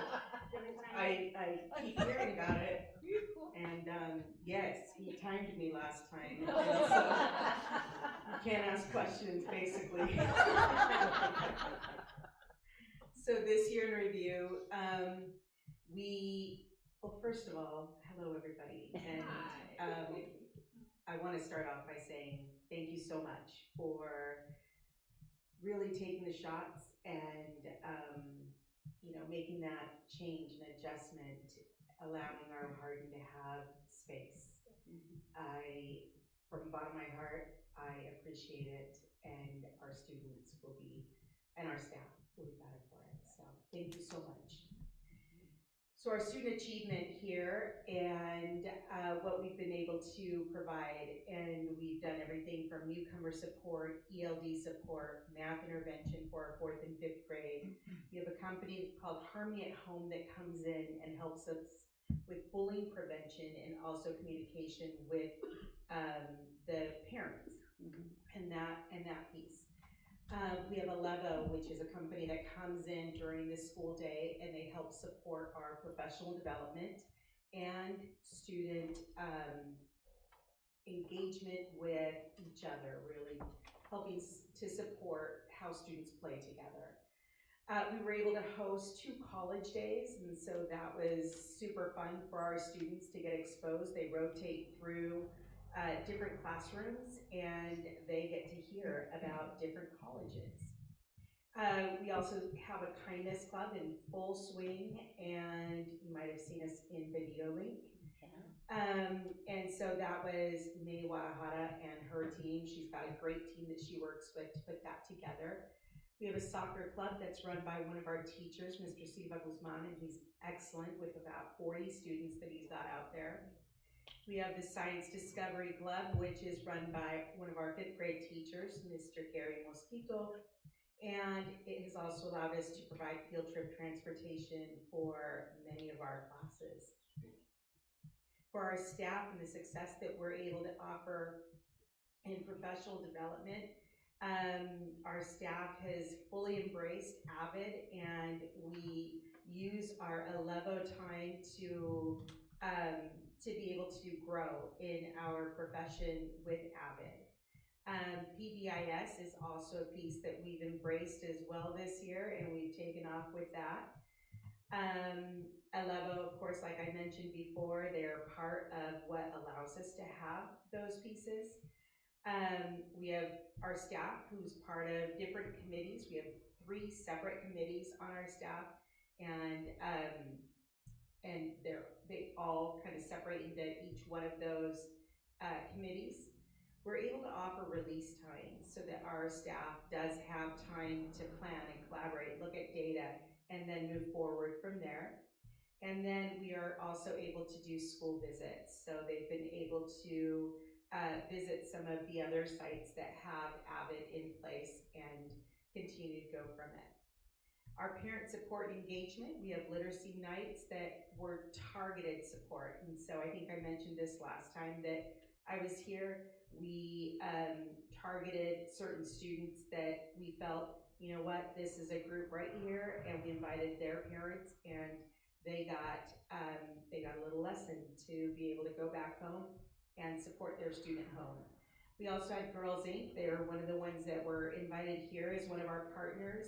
They came in and supported, and we were able to invite other students from other sites, and so it was there at R.O. Hardin, but we did have people we had parents and students from Lad Lane and Calaveras as well at our Girls Inc.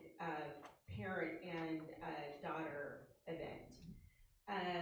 We also have Harmony at Home. They present as well to families. We have the Latino Family Literacy Project, which is engaging parents with literacy to then be able to go home and engage engage their students with literacy. And then we also have been able to provide live scan vouchers, so 50%, but that isn't with our community school funds, that is with our pulling in our community to help support this, and also our Title I funds have been able to support that piece as well. But you said down. So here it is in pictures. Avid is huge for us as we've taken off with this, and so we've been able to use our community school funds to help support and achieve our goals. Right there you see what our 3 goals are that we set out last summer when we went to, there were 11 of us that went down to San Diego. We set out with 3 goals with action steps. And so all of that has been able to take place at our school. Right there you see the note-taking, that is one of our SDC classes, and they have embraced Avid as well. And so they learn to take notes and then write stories from them. In the middle there, that's a little movie that from our college day. And then organization, goal number 3, that is organization in the classroom. These are the other clubs and events made possible by our community school funds, and like I mentioned before, and those are all the cute pictures of, I actually stole this from our really cool, these are all snips from our very first, since I've been there, yearbook. And so one of our parents put together a yearbook, and she asked if she could join in the clubs and said, next year I would like the students to put it together. So anyway, we'll support with community school funds, and it is a beautiful yearbook. That's awesome. So here, this is PBIS and everything we've been able to do with PBIS, our field trip, transportation, and then our literacy night there. Heidi Hawkins is presenting. There in the very corner there, that's Giovanni. He's adorable. And that's one of my favorite pictures in our whole yearbook. So I just thought I'd treat you to it. Oh. All right, and that is it for me. Moving forward though, before I end, Stacy. So of course, because we do have 6 new classrooms there at R.O. Hardin, we will be bringing in a brand new TK, moving it back over from Sunny Slope. We will also bring over an SDC TK that we will be taking from ECE, moving them over to R.O. Hardin. And then we are separating our grade levels in our SDC classes and having 2 grade levels per SDC class, which allows us to just have I think more, I don't know, a nicer little setup there for our students in SDC. Anyway, so those are new classes, but it also has allowed us to bring in a closet, a pantry, and Emma just told me they send over really good food, so I'm really excited for that. A parent resource room, and an art space / music / casa. And so we do have great plans moving forward with what we can do. And of course, our funds from this grant allow us to fund a lot of these things. So we're excited for it.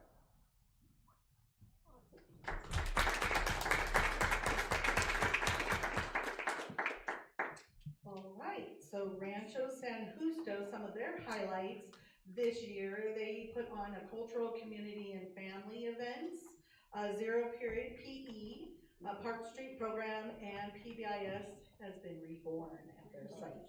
We'll talk about that in a minute. So one of the events that we had at Rancho San Justo was the Winter Wellness, and Eliana spoke to that. And what went on at the Wellness Wonderland, they had healthy food tasting, testing going on, a family fitness fun, stretch and relax zone, brain break games, carnival games, do-it-yourself stress balls, and a wellness raffle with prizes. They had another speaker come in for the Black History Month Assembly. It was very engaging. They brought the kids down onto the floor. They got to do the drums. They got to see the dancers. The kids absolutely loved it. She wants to come and expand it and have Maze be a part of that next year. So we're excited to have them back. A Bondi night, so that was exciting. They had their very first Bondi night. That was 150 Broncos and their families attended. And that is, they had ate endless tacos and danced the night away. So that was a really enriching time for the families to come together. And then Vibrant Smiles was the other one, Vanessa Salinas, that we recognize tonight. That's her right there in the picture. And then that is, I believe his name is Giovanni. He's never gotten his teeth cleaned, never been to the dentist. He smiles non-stop, came out just showcasing his teeth, how excited he was to have his teeth cleaned. So we had to put his picture in there. So zero period PE, what that looks like is that it is an elective basically where kids will come to school before school has started at 7:30 in the morning. There is 25 students that are enrolled, and these students are students that are English language learners. And so they come, they're able to have their PE so early in the morning, then they can have an elective during the school day.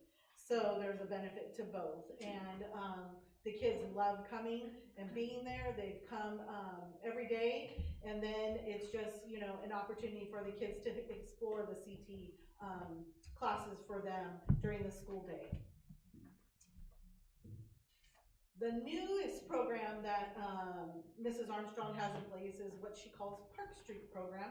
And the reason it's called Park Street is because it's off literally Park Street. The kids enter through that side gate and the classroom is right there next to the gate. So there is 6 kids in the program.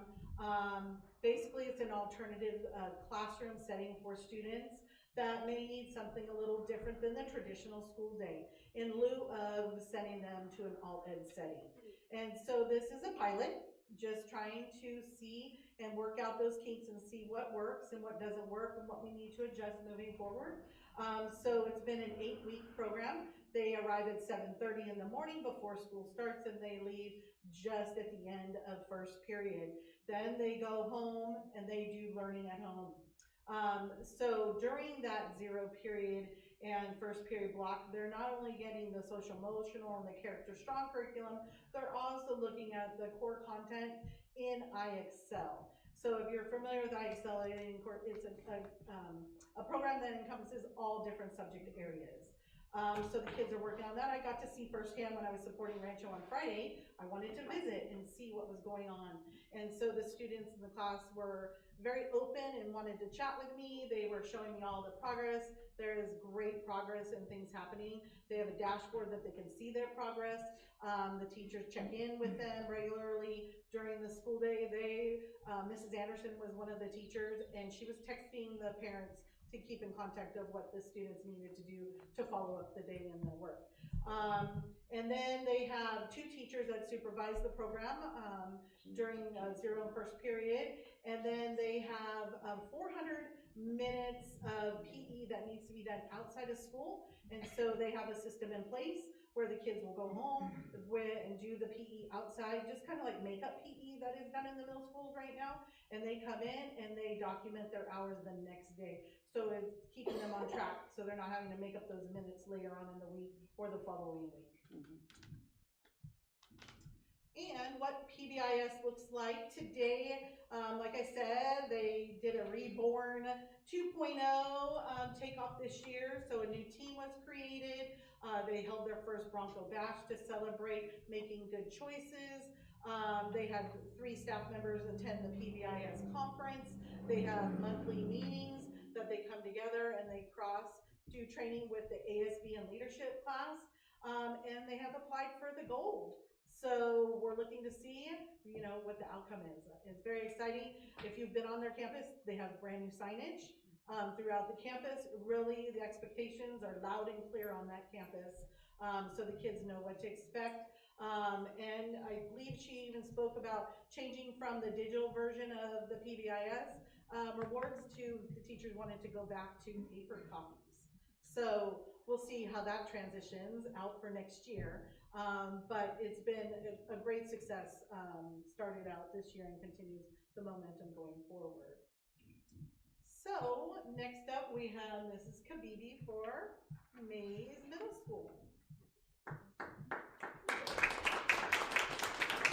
All right, good evening to the board, Superintendent Sanchez, and everybody who's still hanging out with us today. All right, so this is us soaring through the year. We kind of held to our LCAP goals as well. For student achievement, we have art club, D&D clubs, ASB club, and crafts. I want to highlight our D&D club. That's Dungeons and Dragons. It is ran by one of our classified employees in the district. He has the most fun with it. He also has our English teacher that helps him, and watching those two bring out the creativity in students who you wouldn't see that from has been an amazing thing to see. I have pictures that I've added as well.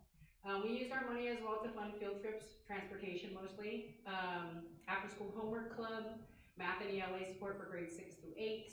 We are currently this year having all grades at our school that have an AVID teacher, which we're going to continue with next year. Our PBIS school-wide continuous and next steps, we continue to go down the PBIS tracks, and we revisit every year like what we're doing. I'm happy to report that we changed back to our original PBIS acronym, which is HAWKS. So honesty, attitude, work, kindness, and service, because we feel that's very important for our students to learn how to give service. Our wellness center and our Hawks Nest is amazing and still going. One thing I don't have on here is the garden, so I have an update for you on the garden, moving next steps for next year. That's something we've been working on and kind of hit a couple snags, so we rethought the plans, and we have a good plan going on.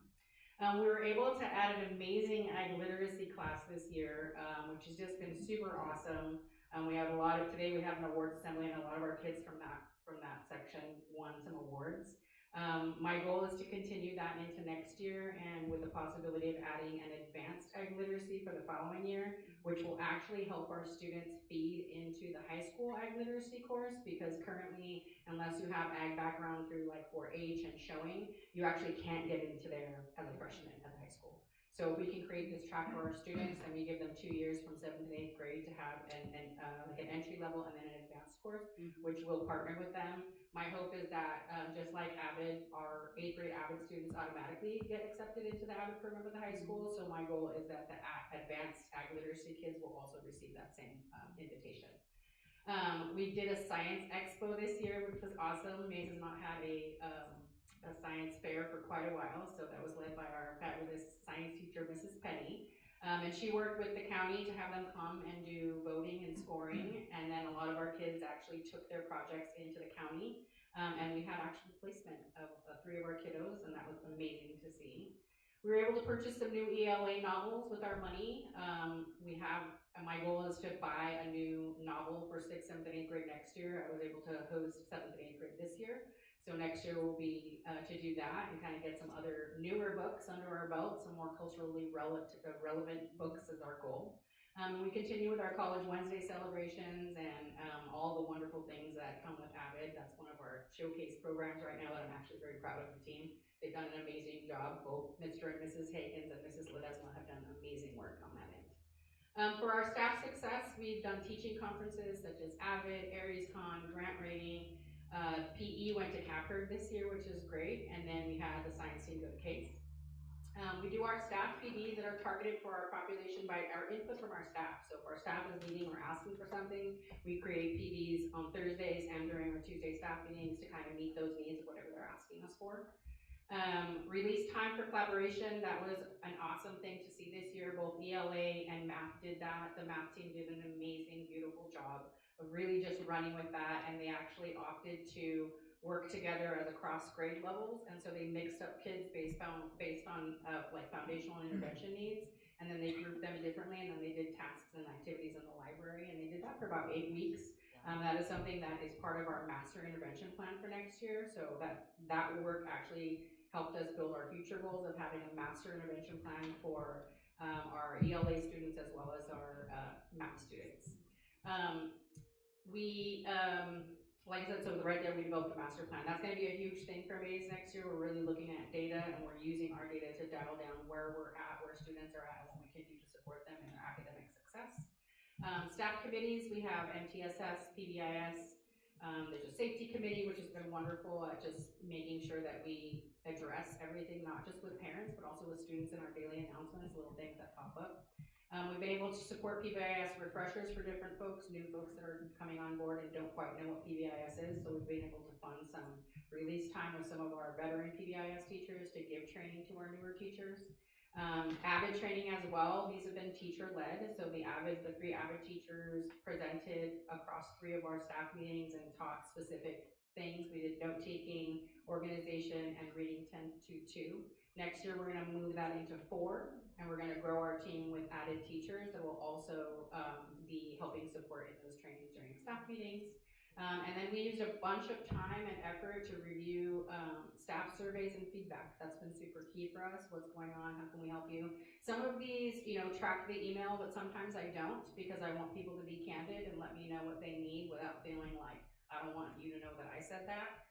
Because that's important for my work, just in my alignment of the vision for the school and what teachers expect and what they need to be successful on my campus. For our parent and community engagement, we held several events. Our staple being Road to Promotion is one we do quite a few times throughout the year for our 8th grade parents. We do it at the very beginning, usually by the 2nd grading progress period, so that parents understand what the criteria is for the upcoming promotion.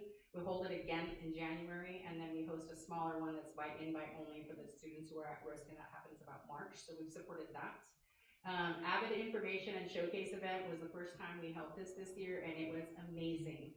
We were able to get a taco truck with the help of the board, so I appreciate that. And it was great. We had so many parents turn out. Superintendent Sanchez was able to drop in. The kids did amazing tripod boards where they actually were a group of a 6th grader, a 7th grader, and an 8th grader that had to work together. So they also divvied up their kids and moved around the room during that first period hour that they have it. And the kids were amazing. Walking through and listening to them present their projects to their parents and families and community was super beautiful. They were all very, very proud. All of our 8th graders received a certificate of recognition, and we also purchased them a little AVID pin that will go on their Letterman jacket as they head to the high school. So we thought that was pretty neat. And then our 6th and 7th graders also showcased 2 top students for AVID, and that was really amazing. And we had a bunch of parents, and it was a really good night. It was really, really wonderful. Our art night was also a super huge success. We had a great time with that. There was vendors there. The students sold artwork. Some didn't want to sell their artwork. I was able to convince one student who did this amazing 4 thing of Selena by hand that I was like, I have to have that, and she was like, I'm gonna let you have it. I did bribe her a little bit with the Starbucks card, but she gave it. And then I had to make her a printed copy, which I had framed for her, so she was happy with that. But so some really amazing work from our art students was presented there, and we showcased food, and then we had one of our art teachers, Mr. Lim, our 6th grade art teacher, he led a paint night, so that was really fun. And if you want to see it, we have the painting that's in the pictures as well. Our family spring event was super fun. We always host that one as more like a station, so we did different stations. There was games, there was plant growing, there was all kinds of activities. One of the main things that garnered the most money, some of the booths are free and some charge. So we had some wonderful teachers step up and choose to do pie in the face. We made a bunch of money on the pie in the face. I think next year I'm gonna have to do it because the kids are like, I'll pay $40 if you let me. I might have to do that. For the sake of funding, I might have to do that. Movie nights, we held our first movie night with ASB group, and we have plans moving forward for more future movie nights to be open to everyone in the community. And then we have our parent committees that were supported, School Site Council, ELAC, and PTSO.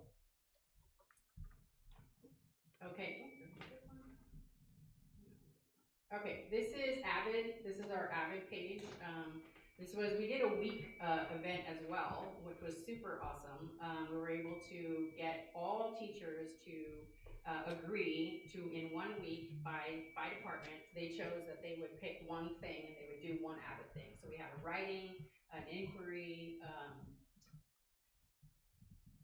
organization, let's see again, collaboration, and then the last one is reading, and it was super fun. We coincided that with dress-up days as well, which are also included in there, and that was super engaging. And then the AVID students and the AVID teachers hosted lunchtime activities every day. So everything was tied to that, and it was super fun. The kids had a blast.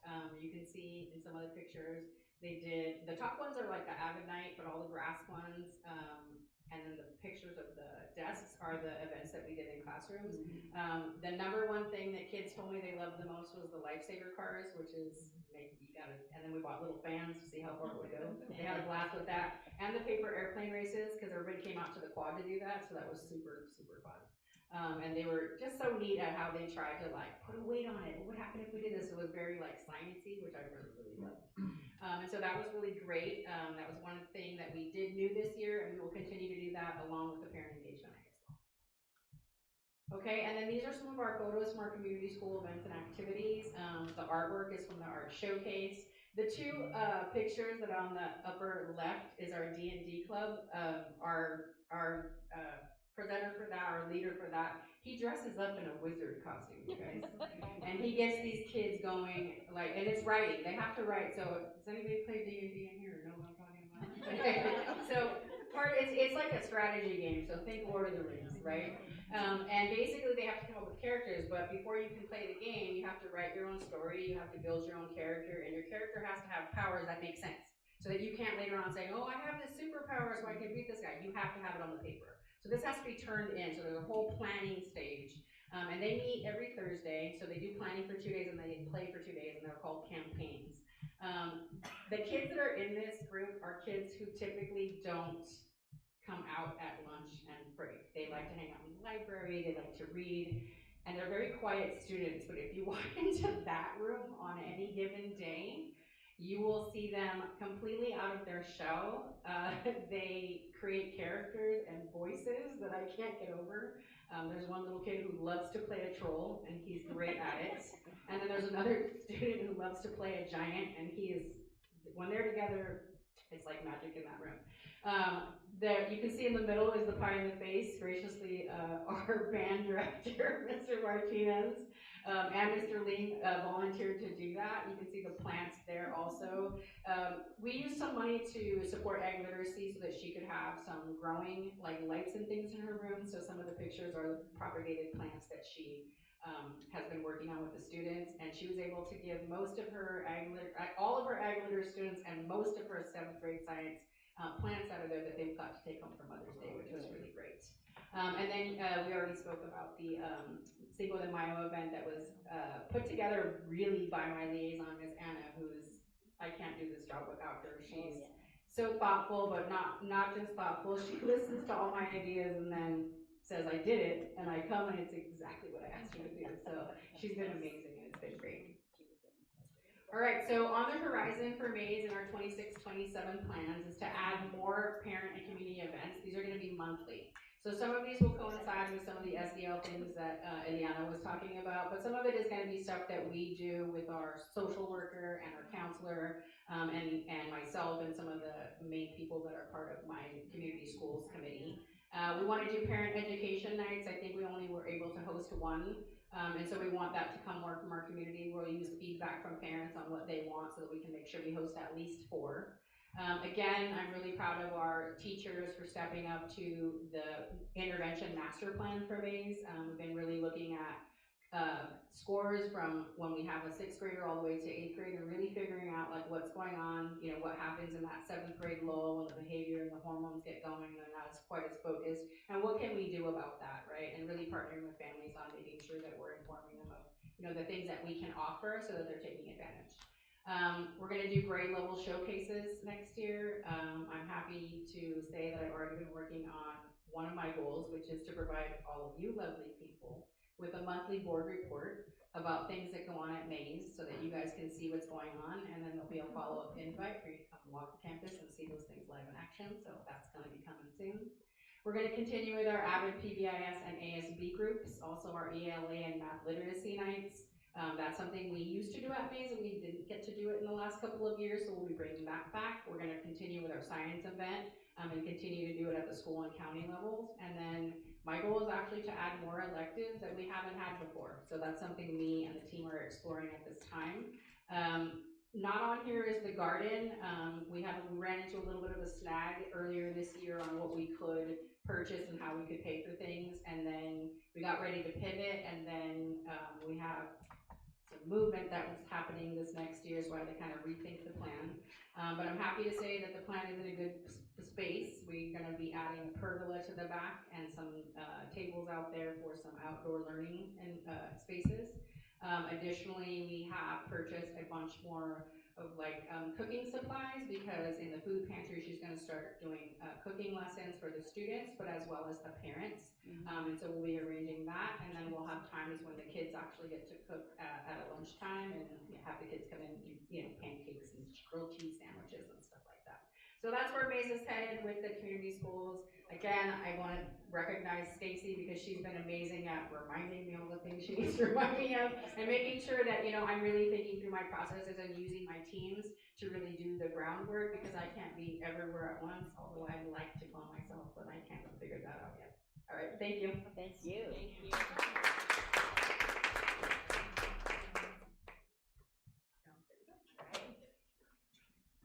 Hello there. Hi. Wow, now I know what Joe's talking about. That's like a tough act to follow. Totally. My goodness. I'd like to take this opportunity to, first of all, thank you for giving me this opportunity to be the interim principal at Calaveras.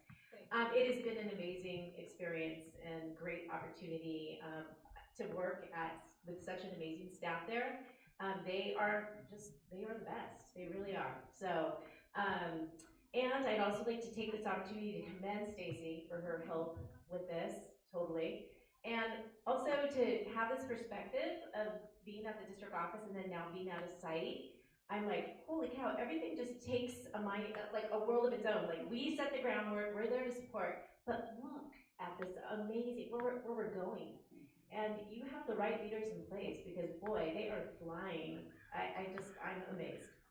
So, calendar review. So we have some student achievement things here, so you can see the ones that are listed on there for time's sake. I just want to highlight the leadership team that is there, the leadership club that is being led by Ms. Banuelos and Ms. Keys.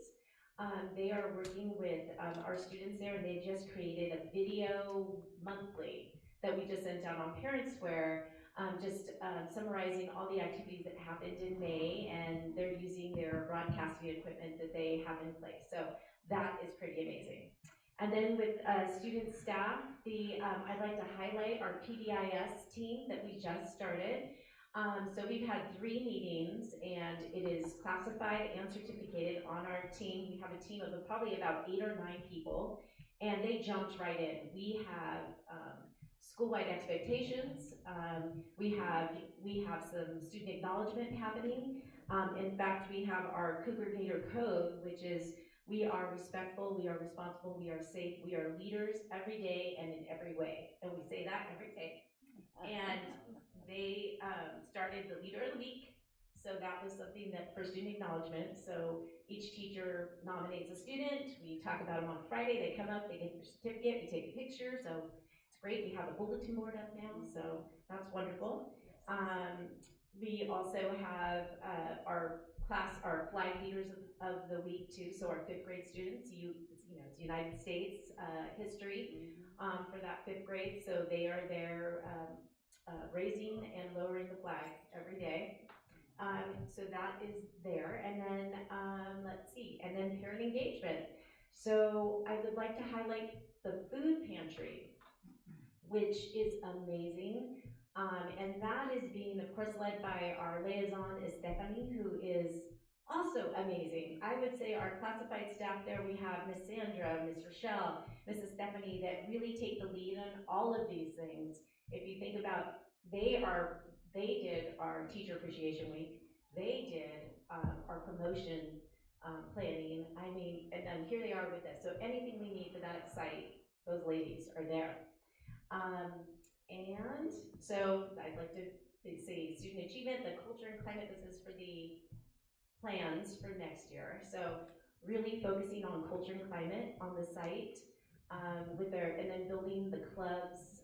We have a new person in the lead, Miss Megan Avery. She's already sent out a survey to find out what the staff wants in terms of clubs. So she's doing an amazing job of just gathering that data and letting our staff do what they are passionate about. So, and that is through the direction of Stacy. She's been wonderful with that. And then just continuing with our student recognition and our leadership club that we have, expand that. So we are expanding that through the grade level. So we're going to be 5th through 8th on the leadership club after school. So that will be great. In staff success, we have, of course, our PBIS team, which will be going to the PBIS conference in October. And we also have a group of 6 teachers, which will be attending the AVID conference. So really just building that groundwork for those strategies, academic strategies for all of our students. We're also bringing in Harmony at Home, which R.O. Hardin has. And so that will help build that SEL component in our classrooms and also that parent engagement component. So we're excited about that. And then with that parent support, of course, we'll have the Home in Harmony. We really, one of our main goals is to create an active PTO for Calaveras next year. That piece is missing, and for sustainability, we really need to do that. We have that wonderful area for the garden, so we're looking into possibilities and revamping that and seeing what we can do with that. Okay, and let's see. Yeah, I think that's what I have. We have some pictures here from Calaveras. You can see we've implemented some assemblies, and that's one of our goals next year is to really increase the assemblies. You know, we'd love to do grade level assemblies throughout the year. And then we have the pictures of our leaders of the week there. So that bottom right, and they're proudly holding their certificates there. So thank you very much. Thank you.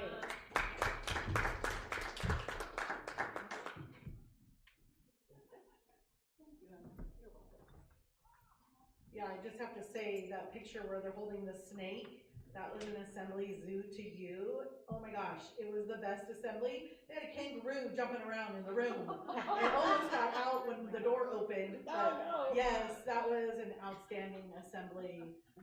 The kids just raved about it. I still hear about it when I'm on campus today. So I'm sure they'll be returning. But I just want to say thank you again. You see all the hard work the 5 sites are doing day in and day out, and it couldn't be without your support. The staff, the students, the families, they're the ones that build this community. And so we look forward to what's to come next year and the year following and beyond. Any other questions you may have? Yes. I just want to commend you and your team.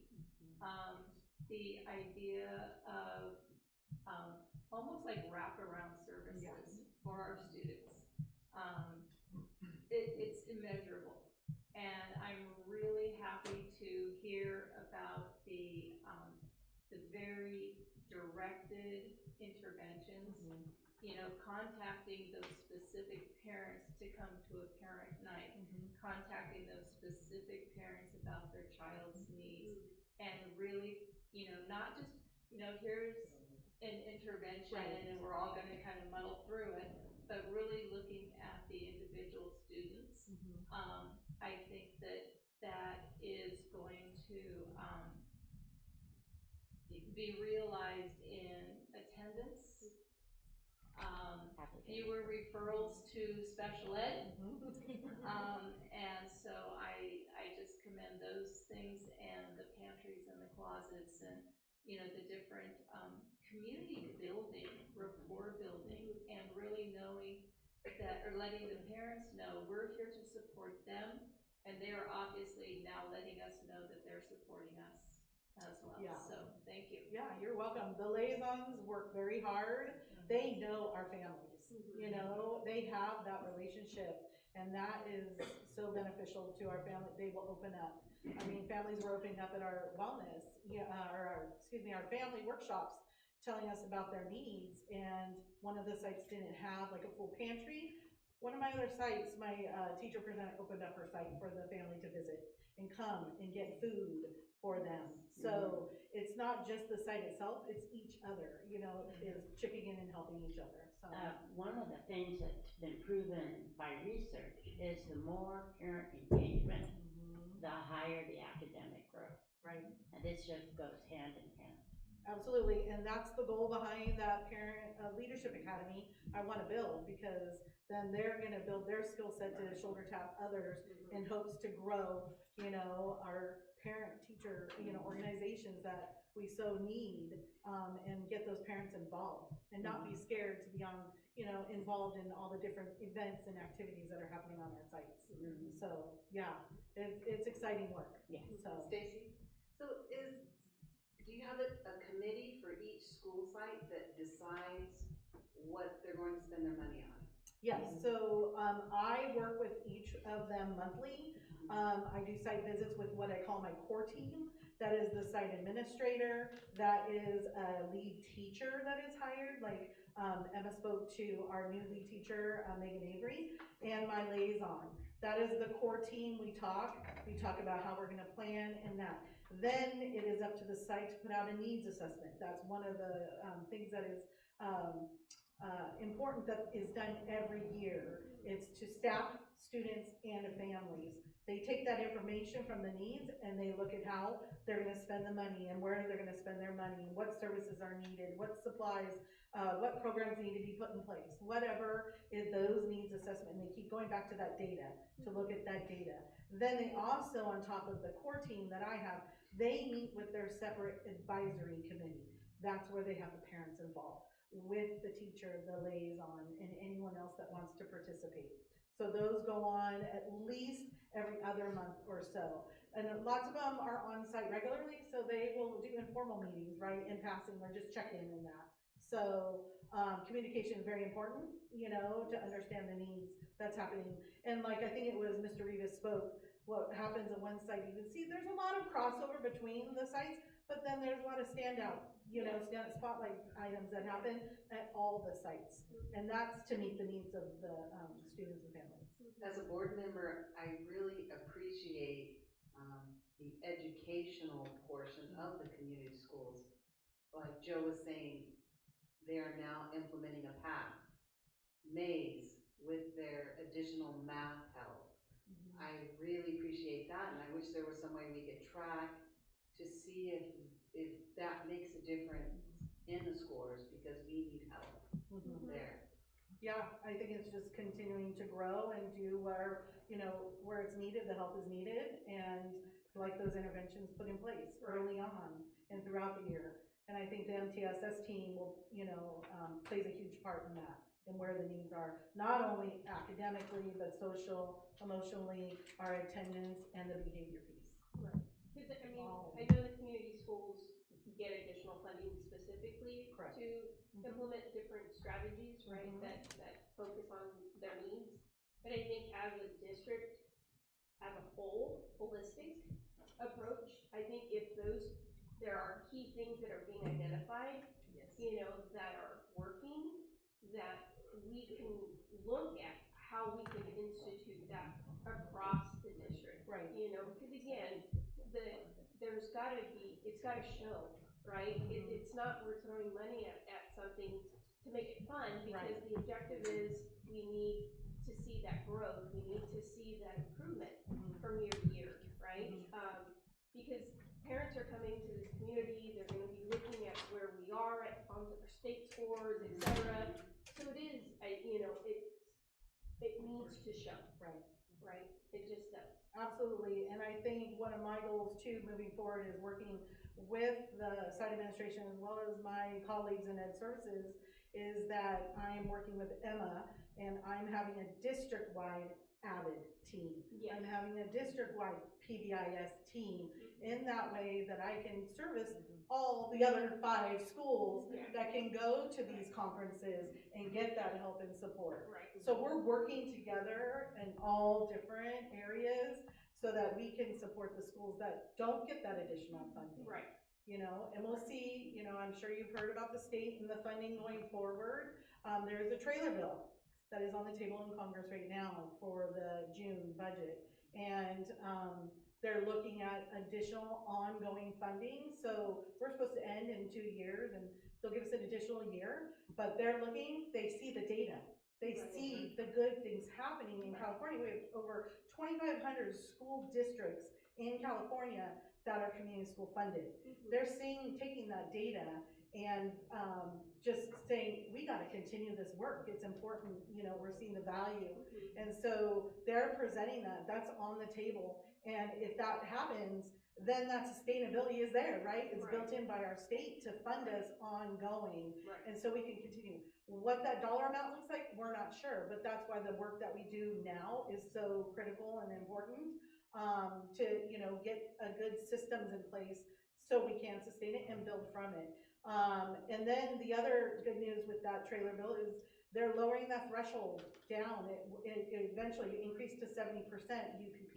Yeah. Now they're lowering it to 50. Well, guess what? I mean, Beth and Colleen and I were like, okay, where's the other schools? All our schools would qualify. Yeah. So I could look at next year having all 10 up here to talk about their story. Wow. Yeah, crazy, huh? We need a lot more people. So we'll see what happens. Stay tuned, you know, for that June budget, you know, to see what happens and where that takes us. But it is exciting, you know, because I know the other schools have asked, like, how do you do that? You know, we don't have that funding. So, yeah, we try and support them as best we can in any way we can. So, for the benefit of the students. Yes. All right. Yeah. Thank you. Okay. Next item reports is report on anticipated facilities projects.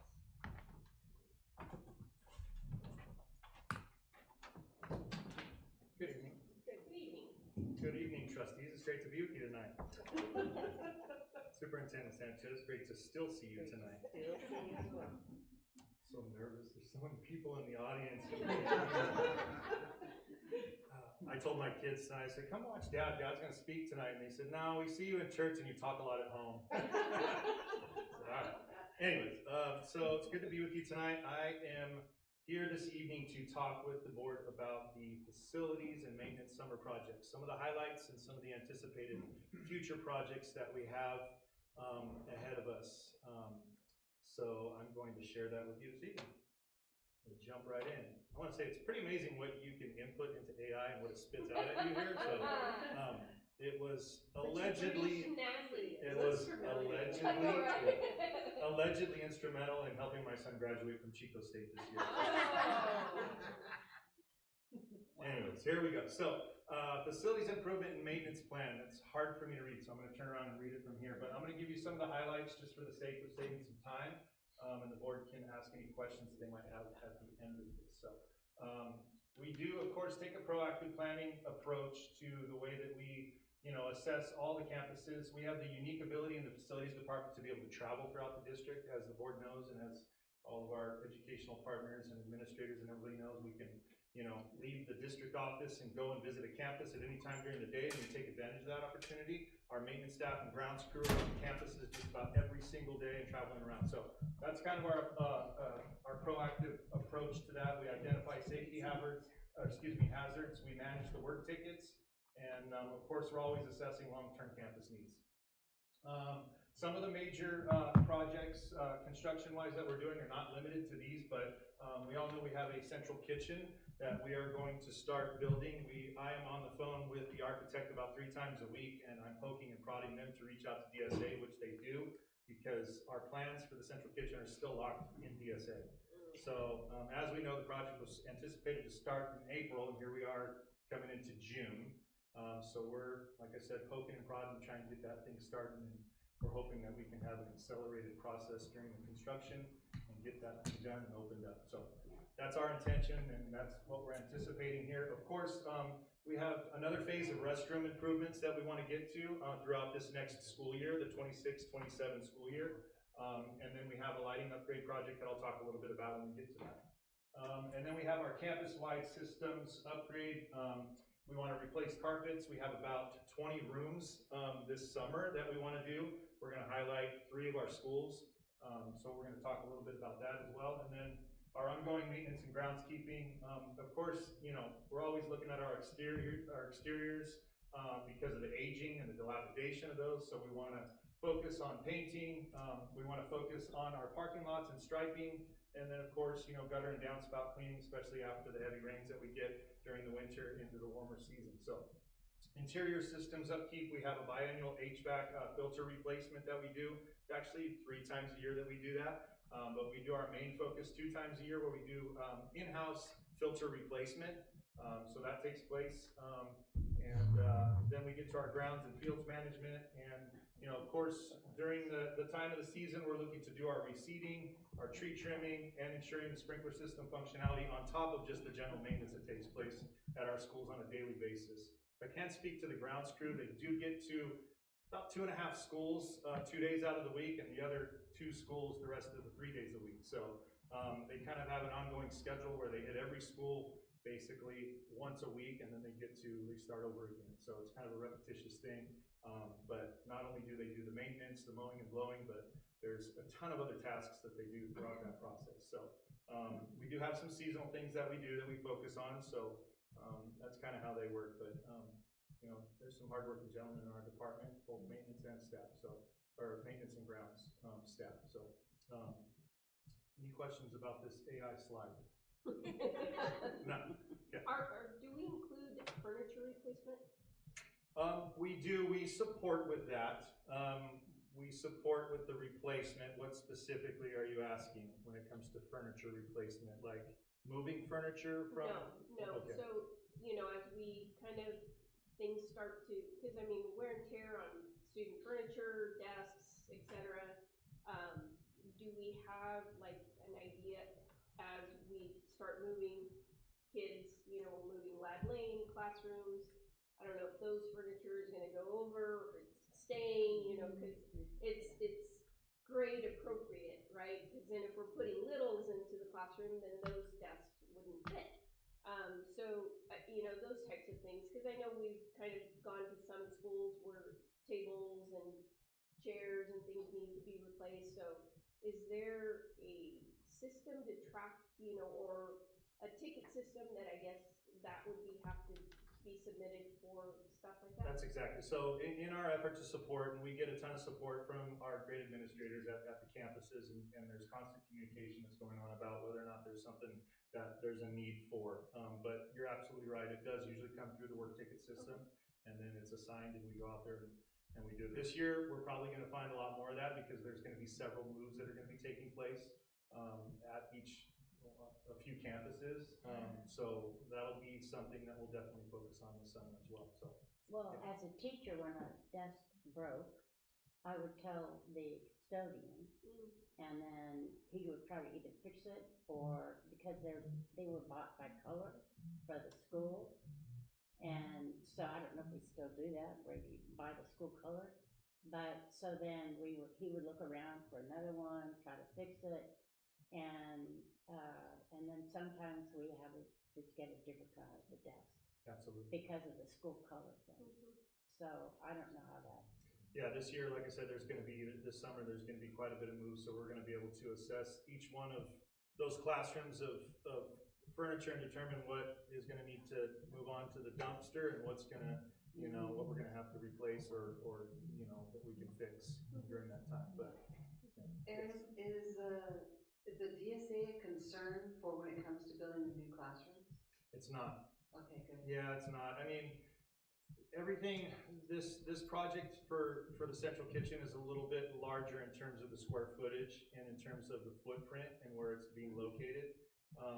And so it's not locked up in DSA because we're going to get a lot of comments back from them. It's just they're so backlogged.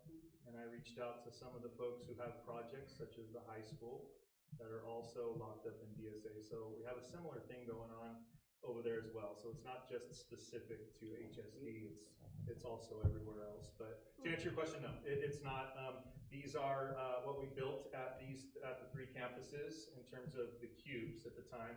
Were all pre-checked, and those were pre-checked through DSA. So that means the plans were all pre-checked already, so it's not something new that's being submitted that may add another 3 to 6 months to the process. So yeah, So we're in good shape there. You mentioned restroom renovations, is Yes. that at, because we did quite a bit, at, Calvera, Cerro Vista, and HCLA. So, and I know there's restrooms in the Rancho, all right. Rancho locker rooms. Okay. Yep, and Sunny Slope. Yes, okay. Yes, so that's where our main focus is gonna be. Yeah, and I will get to a little bit of that. Okay. As we move on. We're good with the AI slide. Here we go. So summer projects, some of the highlights here. So of course we have our maze lighting project, which is a large scale retrofit LED upgrade project that's gonna be taking place at Maze. That's gonna start June 8th. I wanna add also that I kind of ran the numbers and looked at the timeline. We have about, for all of this and what I will continue to mention as we go throughout this presentation, we have about 7 weeks. It's about 35 days to complete all these projects. So I don't think we bit off more than we could chew, but we're definitely, have a full plate and we're gonna try to eat all of it. What about the fencing for Maze and for the HPS? That should be a That is high also, priority. that is also something that is a priority for us as well, yes. Before the locker rooms, I mean, that should be a. Yeah, and it will real be, big it priority. absolutely will be. I wish Prima was still here, because Yeah. she'd probably say how much she's sick of seeing my face at her campus, because I go in there and talk to her quite a bit about this stuff. So we definitely have had many conversations about the move for HPS, the needs at the school in terms of fencing, in terms of lunch Right. tables, in terms of bathrooms, and I can go on and on about it. Right. So yes, thank you for bringing that up, but that is something that the It's facilities gotta be a department real big priority. is absolutely to make it focused work, on. It's to make very, it work. very high on the list, if not number Right. 2 or 3. Thank Yes. you. One quick question Yep. too. I was driving over there and looking at that area, and that parking lot next to Maze, that's our parking lot, right? Or, In the new development. yes. Yes. So, there's a fence there that separates the parking lot and the school. A temporary fence, yes. Is that gonna be like a drive-through right there? It wasn't intended to be a drive-through. The way that it was designed and constructed, it was not intended to have what we call an apron there, which would be an access, from one side to the other to be able to get to it. Is that something that we can explore and see if we can do? I think we have a good enough relationship with the city that we could probably work some things out, even though it was designed that way. So that would be something that I would certainly be willing to go and talk to them about. Have that conversation and create some kind of accessibility, from one side to the other. But it was not designed that way originally, and so it was Well, built that way by the. I was there this morning, and there are 15 parking spots. Right, I counted also. And so if you take that, we'll lose parking. If there's that drive-through, we're gonna lose I parking. don't think so, Yeah. because right now, the center portion you could see the lines, and they've been, they're not visible right now. But I think it would be beneficial to have that drive through. To be honest with you, I think it would be a nightmare because of the way, parents do pick up and drop off. And you're asking them, then they are gonna have access to the parking lot of the staff. And staff are trying to leave, it's gonna be a nightmare. I don't think it's a good idea at all, and I think it'll be a safety issue if we do that. Because be there after school and watch what they do after school, and you'll understand why I think it would be a really big mistake. Because A, I think we will lose parking, and B, the safety issue would be way too much. Do we have different dismissal times for HBS? They will. Yes. Yeah, but, they have it at R.O. Hardin, it doesn't seem to work. So they have it at R.O. Hardin, it's a traffic nightmare. Oh, yeah. And so I, It's gonna be a nightmare no matter what. yeah, I just think of safety, I don't think it's a good idea at all. Well, we'll Because see how those it goes. cars will cut through. We'll see how it goes Look at it. this first year together, and we need to revisit, we'll revisit. Yeah, and I can share information about that, just kind of That's great. through visiting there and looking at it during different times of the day and seeing what happens. So I have no problem. Okay. Yeah. Thank you. doing that. I did a lot of absolutely. yard duty there. Yeah, For I believe many, it. many, many years. Where are we? So Maze Lighting Project, we talked about that. We talked a little bit about our carpet needs, so there's gonna be a focus on, R.O. Hardin campus, Sarah Vista campus, and Maze campus. There's about 20 rooms, that we're gonna, endeavor to get to during this summer. So we're gonna do that. Of course, we're gonna support with the HPS, move out, move in, you know. Moving out of R.O. Hardin, we'd like to get into R.O. Hardin and replace all that carpet.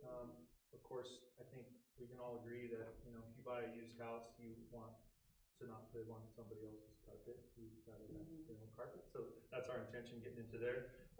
And then, of course, Does HPS have to do the moving for their own? They do. Desks They and. do.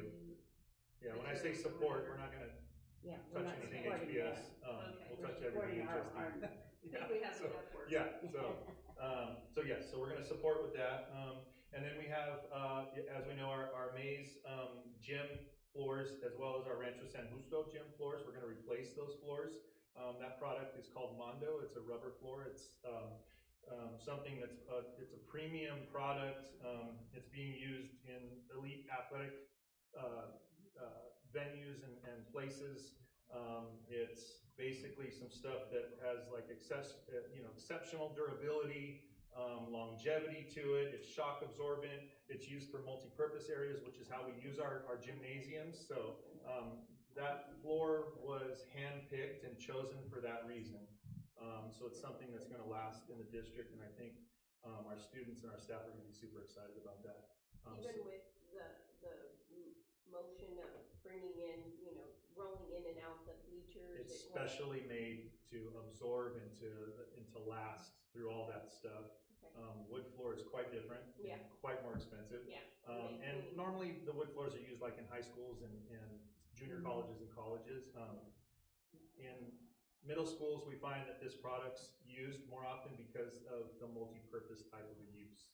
It's not just a gymnasium. So I think it's gonna be great. How Everybody's long gonna be does it excited take about to that. do the floor? Well, that's to be determined. Oh, they didn't give you an Yeah, estimate? it'll probably be a couple to 3 weeks.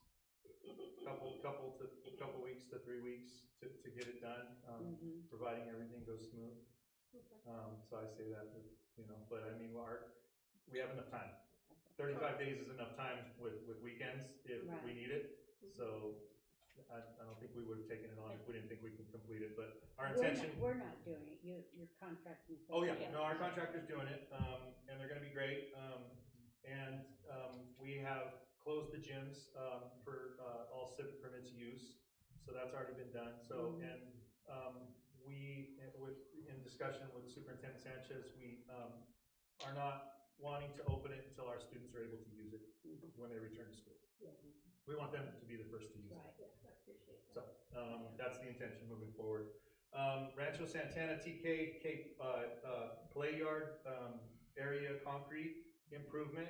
We're gonna pour quite a bit of footage of concrete out there, to get rid of that grass that the kids just spin on and just tear up, and it's difficult to continue to reseed it and everything else, and during the winter season, it gets pretty muddy and stuff. So, we're gonna get some concrete out there, and we have an intention to also put some shade out there.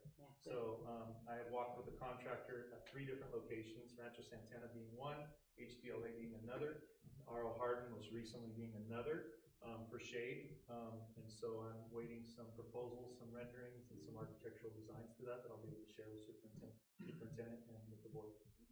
Thank you. Yep. Then we have our district office asphalt repairs. We all know the cones out there, right? So we're gonna try to tear some of that area up, and then we're going to basically slurry and reseal the majority of the parking lot here and restripe it, and it'll be nice and won't continue to be a tripping hazard and safety concern for us. So. And we're gonna remove the tree? Tree's gonna stay. Think we can save the tree? Yeah. Yeah. Tree's gonna stay. So we had an arborist come out, he looked at it, he told me, you can save this tree. So, anyways, that's what we're gonna do. So maintaining the floors, with the new stuff, is that something that, we'll be able to show our 2 lead custodians that manage that? 100%, absolutely. So with that, we're gonna have reduced maintenance of the floors. from what we currently have from the VCT that's over at Mays currently, it's a vinyl tile, and the vinyl sheeting that's at Rancho. So they're gonna have to basically do a minimal amount of work when it comes to cleaning that stuff. It's just highly durable and easy to clean. Okay. So it's literally taking a scrubber and just running it over the surface, back and forth if you want, or just back, very easy to maintain, very easy to keep clean. That was another reason in choosing that type of flooring. So, anyways, there's that. Let's move on here. So, we just recently completed a project at MTU. That is our property. That is our building. That's there. That classroom. In partnership with the County Office of Ed, the MTU folks over there, we poured some concrete over there, and we added that to the facility just for safety, for durability, and for access. So it's an improved outdoor space that's out there, for whatever it may be used for in the future. So there's that. Then we have the R.L. Hardin classroom carpeting refresh. I talked a little bit about that. We're going to get into our six classrooms and do carpeting those at R.L. Hardin. And then we have our central kitchen building. I don't know where that one is. Any questions? Well, you have nothing to do. No, just a few little things. Some of the additional projects, but they're not limited to these. As we know, the board was so great as to have enough foresight and understanding to add 2 additional classrooms at both Lad Lane and Sunny Slope, and 3 at Calaveras. So thank you for the support with that, and the understanding and the foresight and everything else. It's going to be a great project. It's going to be pre-checked through DSA, and so we'll talk some more about that as it gets closer to that process after we get some numbers that I can share with the board, and then what the project is going to look like in terms of start in. Modernization of the Rancho San Justo locker rooms.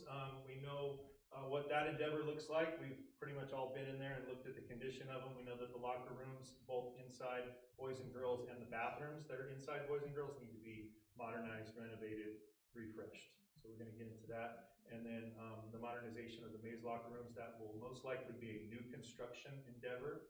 I think those portable classrooms need to be gone, in my opinion. So we'll look into that, and I'll share some architectural designs with the board and some numbers when that time comes. And I'm hoping to possibly get those by the June board.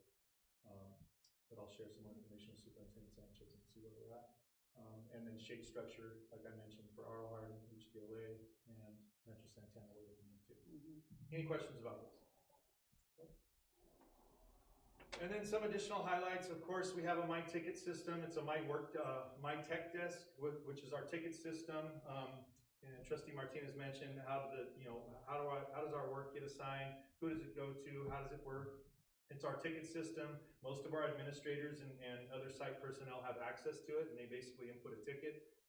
We review the ticket, we assign the ticket, and usually gets closed out anywhere from 2 to 5 days, depending on the nature of it. So, and then we talked a little bit about our grounds crew coverage and what it is that they do, and the school sites that they go to.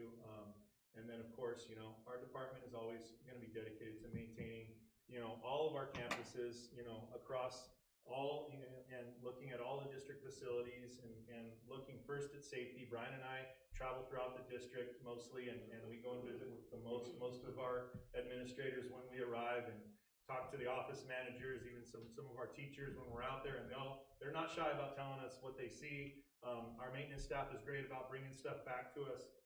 Our grounds crew they do whatever they see. So, that's our goal, that's our endeavor, that's our mission. Brian knows that he's taking it on well, and so that's kind of the expectation within the department. Well, I took pictures today of the landscaping at RSS. What'd you take pictures of? I took pictures of lost landscaping that is now, we just have bark on it. This was in the front. So it's everything that the public sees. Okay. Everything that the public sees. So the area between Rancho Santana Drive and the parking lot, that area there is still full of weeds. We've lost landscaping all the way in the front and around down Sunny Slope. And that was landscaped.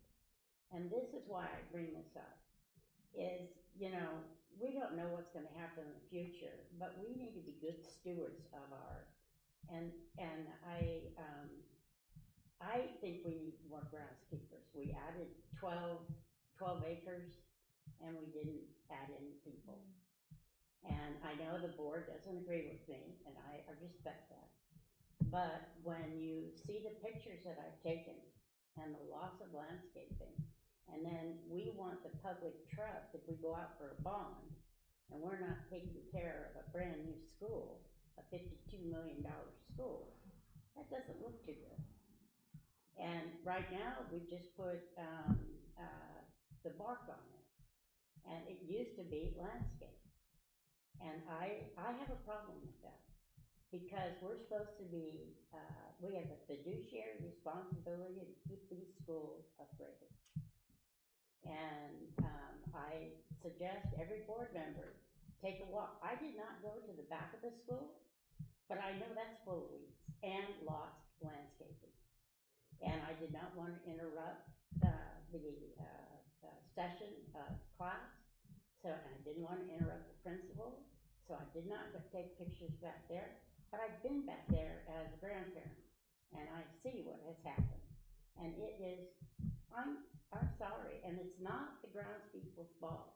It's our fault, because we added 12 acres and did not think about, well, they might need some more help. Because this loss of landscaping, we're talking thousands of dollars. It's gone. And that's why I bring this up. And again, I don't want to say anything about our groundskeepers. I know that, you know, and we have somebody out and, you know, this kind of, but we cannot afford to do this to brand new landscaping. Yeah, if I might add, I don't think we're being disparaging towards anyone. I think it's a matter of, you know, we are having challenges because not only on campus, but also right outside of campus, there are others that are maintaining that landscape as well. So Not we have, on our side. not inter-campus, but along Sunny Slope there. Yeah, they do their strip, okay. not our side. Right.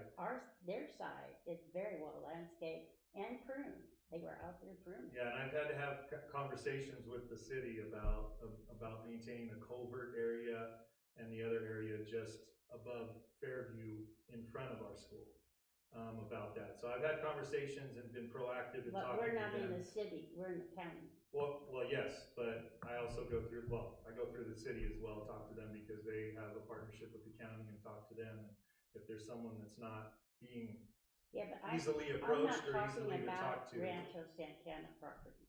I'm talking about our property. I'm not talking about Santana Ranch property. Okay. I'm talking about our property. Yes.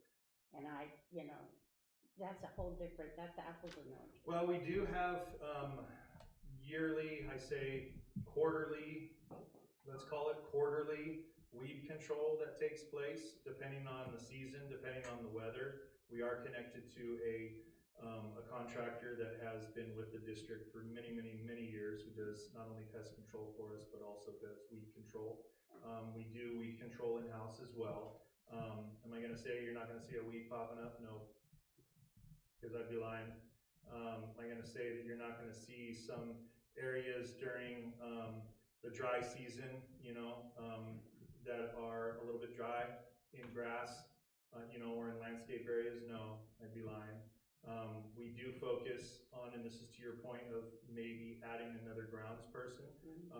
You know, these guys, I can go through the whole list here of some of the things that they do, because I did write them down, so I will share them now that you brought this up, so, because it's a good segue into it. I mean, we're talking gopher removal, we're talking tree removal, we're talking shrub trimming, we're talking sprinkler and valve repair, we're talking dragging diamonds and tracks, we're talking blowing of the playgrounds, we're talking weed control and tractoring weeds behind Mad Lane, we're talking maintaining vehicles and tools. We do some of that in-house as well.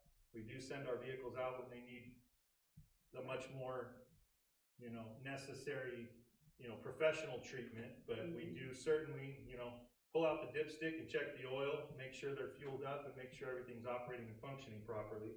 And then, of course, fueling the vehicles and delivering gas to the school sites for all the equipment. So, there's quite a bit, to your point, that these gentlemen do, in fact, do, on top of not only just the general maintenance, right, of going to the schools. I have, R.O. Hardin, Calaveras, and R.O. Hardin, ECE, and half of Calaveras on Monday.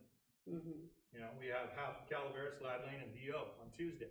And then we have the other two schools until Friday. And then they just start back over again. And that's just general maintenance. That's just mowing and blowing. So one could argue, right? Is it necessary to bring someone else in? Sure, but that's a decision for the board. I think these persons work very hard. They're arguably some of the, hardest working individuals, within the district. I've seen them working. Everybody has their area, right? Our maintenance staff do what they do. Our grounds crew do what they do. But they're working with heavy equipment mostly every day, and they're transporting equipment every day, so they're out there hustling. Do we want to control the weeds? Absolutely. Do we want to make sure that the grounds are watered? Absolutely. Keeping in mind also that costs of water have increased, so we're trying to be fiscally responsible there and make sure we find the right formula for how much water a particular school's getting. So I can go on and on about it and talk to you about what I do know and what I do see and what I do hear from these individuals, but I think it's something definitely for us to talk about and explore, and I'm willing to answer any questions or any concerns that we may have. And also I think with water rates are going to be increasing, and maybe we should be looking at some low impact. That's true. Yes. It's a good idea. Well, it's just a shame that all the landscaping is gone. It is. There's nothing we can do about it at this point. So it's something that should have been monitored and managed as it was happening. But we in the years past, when things like this had happened, we looked at areas that perhaps we needed to remove lawn to conserve water, or instead putting, if you still wanted something green, maybe put artificial turf. There's got to be, or low maintenance, low water plants that do well. If we're looking at replacing, areas with planting, but I think it's being strategic and smart. When we did the landscaping at RSS, the company that came in to maintain it, that's all they did, when they came in. So everything, the way they mowed everything was perfect, everything was well groomed, but everything was new. So it was like small and it didn't grow much, and so as far as the landscaping, but drip systems, we have to make sure that all things are checked and monitored so that we're not losing plants that have cost the district quite a bit of money. We also have to look at the responsibilities of our site administrators, and I think we should encourage them to be more vocal about their schools and what they think their schools need in regards to landscaping. That's what the public sees, and Jen, they don't need to be vocal, they have you. I don't think that was nice. That's just kidding, Jen. You are the one who got the palm tree trimmed at Lab Lane, right? You are the one that looks at those things. Yeah. I think it's great. Because each of us have a specific, I think, I think we are all driven by certain things that we look at, right? And so I think, facilities has been probably mine and yours, right? For a while now, so I think it is. It's dollars and cents. Well, it is. It is, and as board members, it is our responsibility to be to ensure that we're frugal and that we're, that we are looking at everything and how it's maintained and saving our community those dollars so that we're not needlessly replacing things but there are principals that do advocate. I know that for a fact, that will call Erin and say, I have some dead plants in the front of my school, I need them replaced. I second that. Right? So, again, there are a lot of people that are vocal, and sometimes, some that are not, and we see something, we say something. And we all look at different things. Yeah. I mean, I wanna make sure those nurses are vision testing, I wanna make sure the community schools, they're vision testing, let's add the hearing, let's, make those libraries shine. Jan looks at the landscaping and, I look at the whole picture. well, we all can't look at every single detail of every single site, inside and out, and I appreciate that you do look at the landscaping. Any other questions? I think we're done. Real quick, the feasibility study that we. For Sarah Vista? For Sarah Vista. Yes, we are working on that as well. That is also something that we're doing, and anticipating getting hopefully by the June board meeting, along with our proposal for the 7 classrooms. Keep it at that for now, yeah. Yeah. Well, yeah. Anything else? I just, now you opened the door, I have to say something. Again, RSS, they're impacted.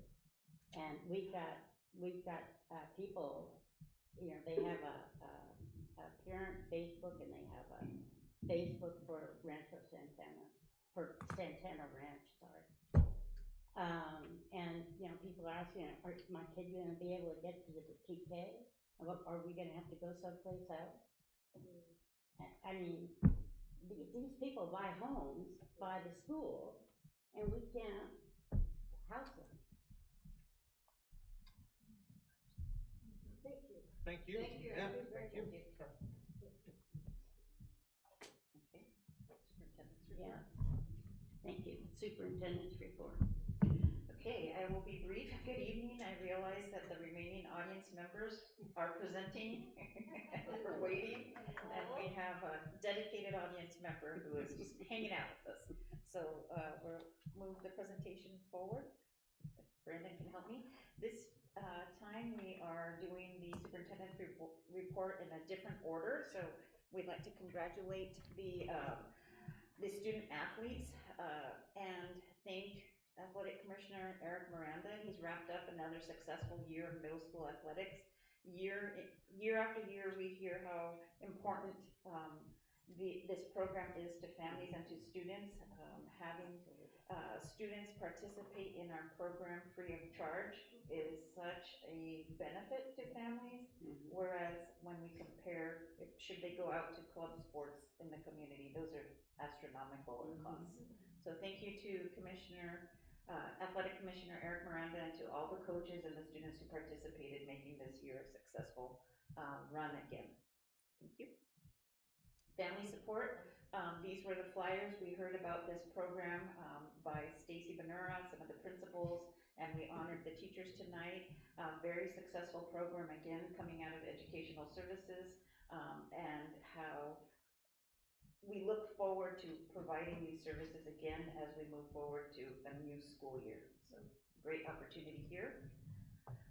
Again, the migrant speech and debate team, those students, for this being an inaugural year, I can say that this speech and debate topic and theme was talked about for years, even when I was part of migrant, and it was never something that came to fruition here in Hollister, and seeing that it launched and the students went to the state championship. Wow. That is spectacular. Kudos to them. Student wellness, we heard about some of the student wellness opportunities that have been happening through community schools, through the SE team. Here's some other examples of them. The R.O. Hardin slide, just so that we're clear, that one was on bullying, how to prevent bullying, how to work with bullying, and so on. And then we had Mental Health Spirit Week, and then the newsletter that goes home every month in English and Spanish is always beneficial to families. We can move forward. Promotion ceremonies, those are up and coming. It's that time of year again. A lot of folks involved in this, from the school sites, the staff, Deputy Superintendent Ward, making sure that all of the venue is reserved, and again, the maintenance and the grounds crew that go out every single day. They set up and then they break back down the stage and they help us when we go out there. This is on top of everything else that Director Bazetta just presented on. So it's a lot, but we're very excited to say that we are getting closer to these promotion ceremonies. They're coming, and this year they will all be at Belisle Park. Moving forward. Finishing the year strong. I saw this come out of Ed Services, and what caught my eye was the awesome data points on the lower corner here. I won't go through the numbers because it is late in the night, but you can see that these are big numbers.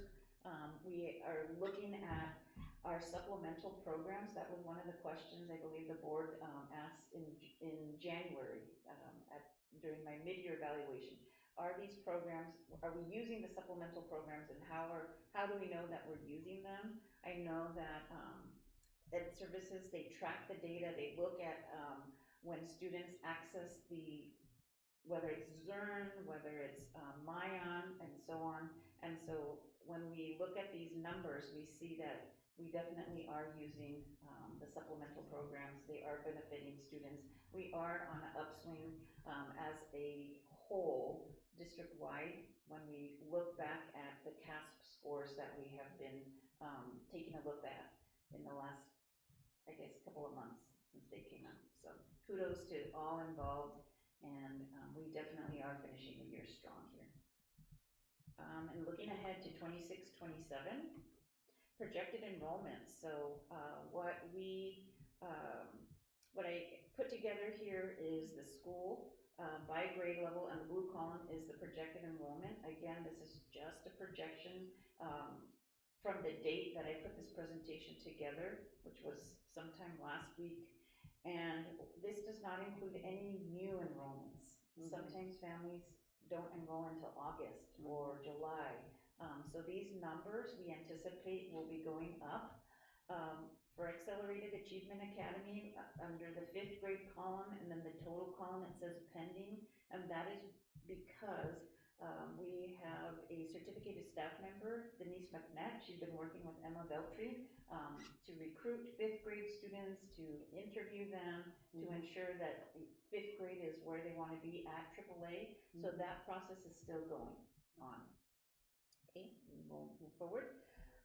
As we look at our enrollment, we also consistently, I would say weekly, we are in meetings with business department, with Ed Services, with SPED, with HR. Linda's lucky in that she mainly sits in all of these meetings because it impacts her department, and she's going like this because they get it all done. So our projected enrollment triggers our staffing. And when we look at staffing, it's tied to our enrollment. And so moving forward, here is my community announcement. If anybody by chance is listening to this in the next few weeks or the next few days, if you have a student that needs to enroll in the Hollister School District, please do it now, because we are increasing in enrollment and we need to ensure that we have sufficient staffing for the August start. So thank you very much, and we will send that out publicly as well to the community. Moving forward, facilities decisions. We just had a presentation on facilities, so I will not go through these, but they are here to memorialize some of the most recent actions taken by the board. Thank you, board. This I will go into because it is a big deal for our district to take a look at math curriculum. When we look at all the work that we have done with literacy, with preventing academic failure, PATH, we have not had the opportunity to do that much work and that much focus with math, so this is where it begins. Just today, there were math lesson demos throughout the district using using, thinking classrooms, yes. We also work with Math Bay Area Partners. This is an organization that will provide professional development to our staff in August and January, math focused. We also will be providing a new math framework training, which will be available to all teachers. We're also continuing our work with My Math. This is a collaboration with WestEd and UCLA. We are currently working with My Math, and we will continue to work with My Math for the benefit of our staff and students. We also will continue to work with our California educational partners, Math on Track, and this is a program through WestEd. We also are working on a grant, and this will fund teacher leaders that will have the opportunity to work together February 2027. We're looking that far out, and it will be a fund that will be able to allow us to fund those teachers to work together to pay them, basically. What this is going to be an internal system to support other teachers teaching math. That's what we would like to do, and that's what we're working towards. There's more details that need to be worked out, but those are our current plans. We really want to ensure that our staff have enough knowledge and skills and feel comfortable to analyze the new framework and all the curriculum options. If we step out this door, right in the middle of Ed Services are all the different curriculums options that our staff have been looking at. Dr. Myers has created a math leadership group that has been meeting, has been discussing to analyze which programs to pilot and which ones to look at. So this is a very big focus for our district, and will continue to be so as we move forward into the new year. Moving on. So what that all leads us to is the math adoption. I can't even remember the last time we adopted a math program, but it's been a minute, and our goal is to work through a pilot during the 26-27 school year and adopt the year afterward. So excited about that. Moving forward, which leads us to, we heard a little bit about this during the community schools meeting. We heard about this a little bit embedded in the different school presentations, and we will hear about a system, a framework being created with our last remaining school when they present tonight. As a district, we look forward to focusing in on our systems. I've written a little bit about it in an update to the board, but this work could potentially be through WestEd to work on how do we focus in on making our systems be more student-centered. Do all of our systems, first and foremost, do we have enough systems in place in every department at every school to focus in on the student? If we don't, what is needed to put those systems in place?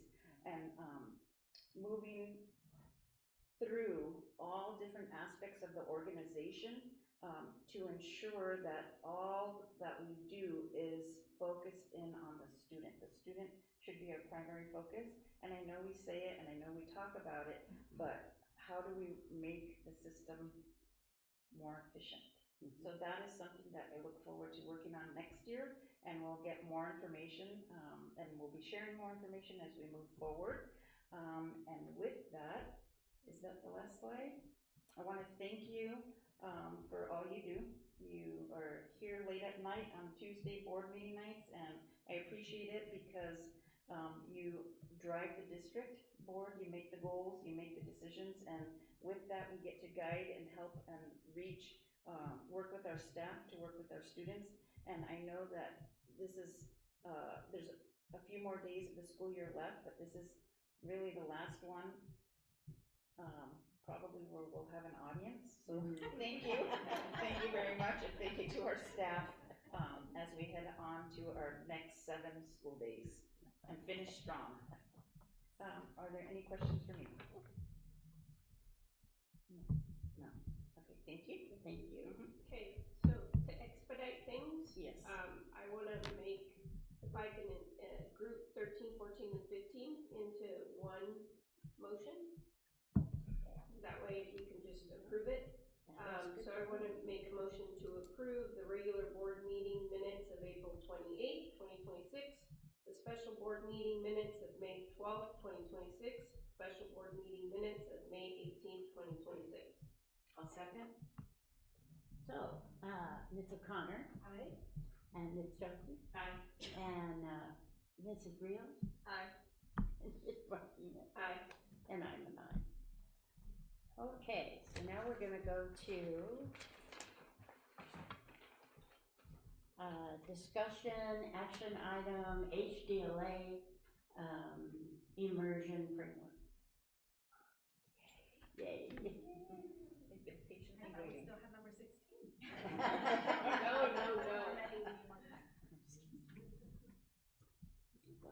Well, thank you. And I'd like to thank Ms. Langston for hanging out with us. It was fun.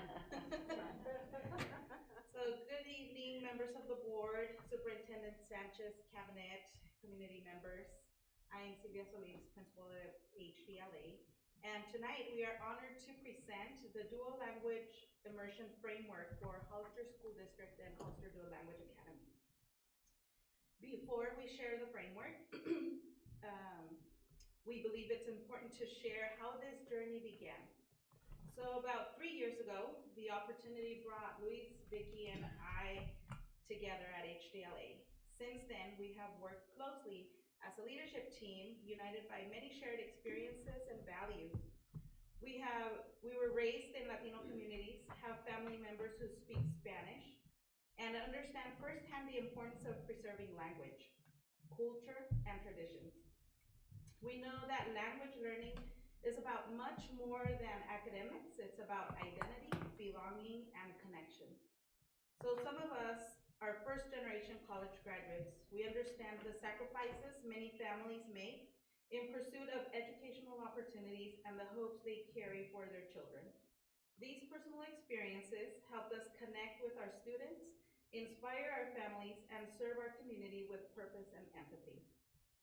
As we work together to lead HDLA, we found ourselves asking almost on a daily basis, why? Like, why were our scores going down? Why, compared to how they used to be years ago? Why were we not seeing the same instructional practices in all of our classrooms? And why were our students reading and writing well in Spanish, but not actually speaking as much as we hoped for? And so, seeking answers, we attended 2 professional learning opportunities, the California Association for Bilingual Education Conference, CABE, and the Association for Two-Way and Dual Language Education, or ATDLE conference. There, we found clarity and inspiration. We learned that many dual language schools across the state face similar challenges and opportunities. We connected with researchers, practitioners, and leaders who reaffirmed the transformative power of bilingual education and provided guidance on how to strengthen our program.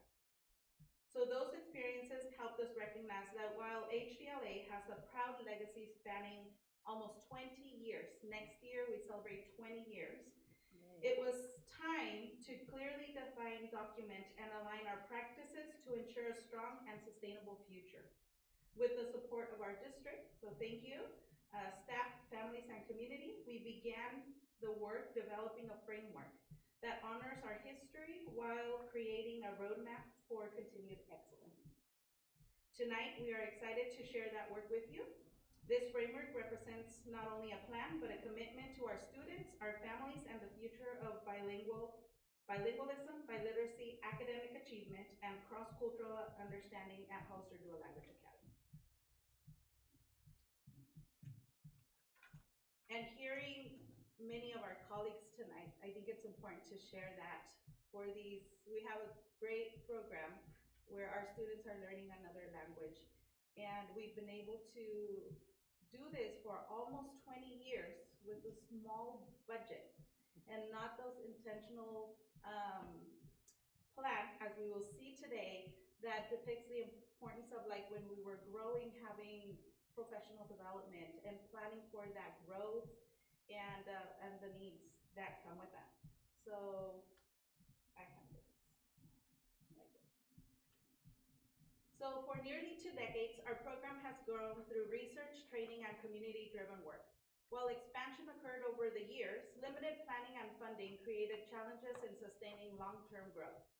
We are now entering a new phase, documenting our foundational practices, creating our frameworks, and building intentional systems to support sustainable growth moving forward.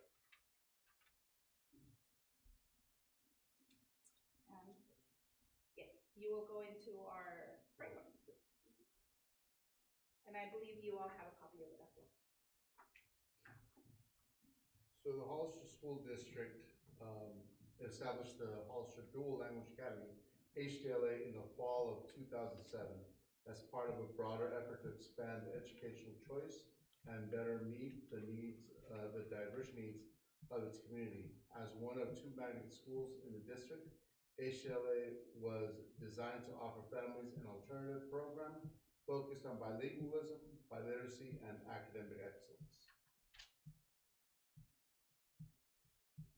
Hollister School District and HDLA made the strategic decision to develop a comprehensive dual language immersion framework. This framework is intended to realign the program to research-based practices, strengthen consistency in implementation, and ensure that the original vision of bilingualism, biliteracy, and equitable outcomes for all students is fully realized and sustained over time.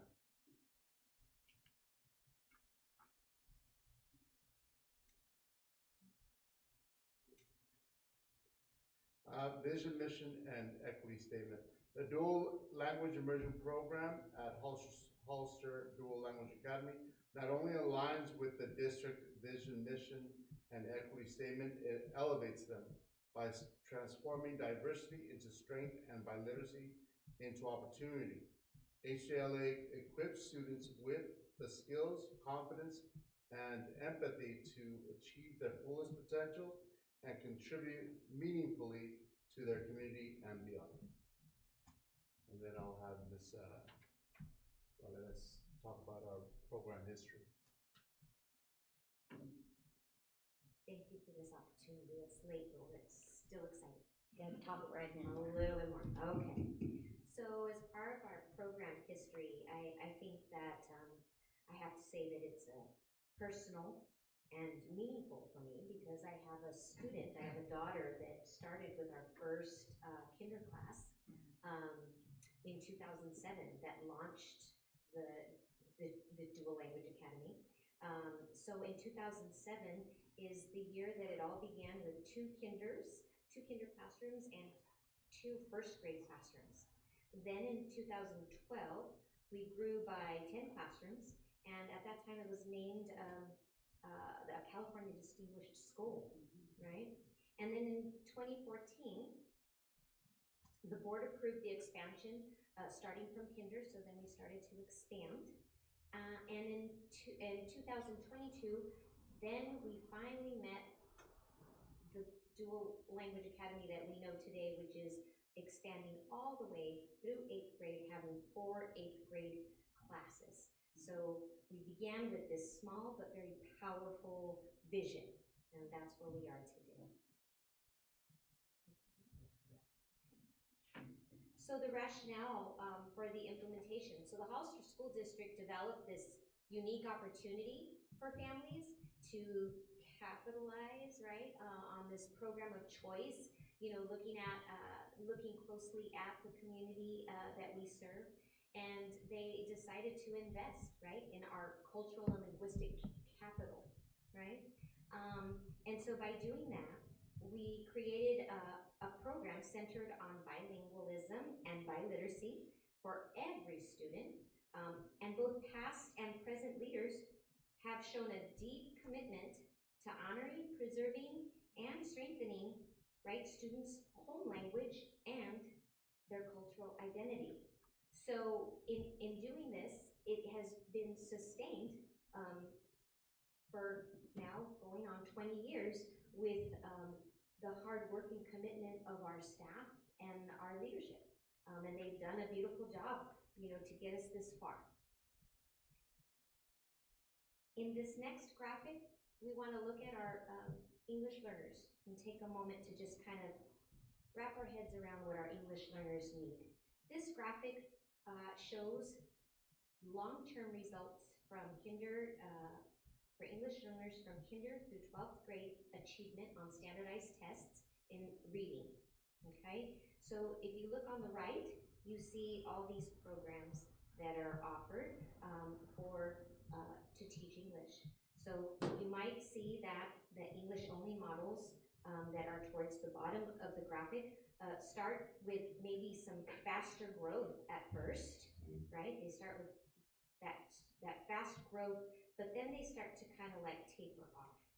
And then you have more bilingual programs that kind of begin to, kind of in the middle there, they kind of begin to close that gap. But then you see that last arch, right? The two-way bilingual program, which is what we have, which has consistently shown that they rise to the top, right? They end up outperforming, in many cases, our native English speakers. And that is because of the continued development of their academic language, the literacy and content knowledge that they work with on a daily basis in both languages. And in our case, for 9 years. We have a little video here from some families. I don't know if you can show it. I think Brandon will have to. I don't access it. Okay, we're gonna continue. So we had some parents that we had caught,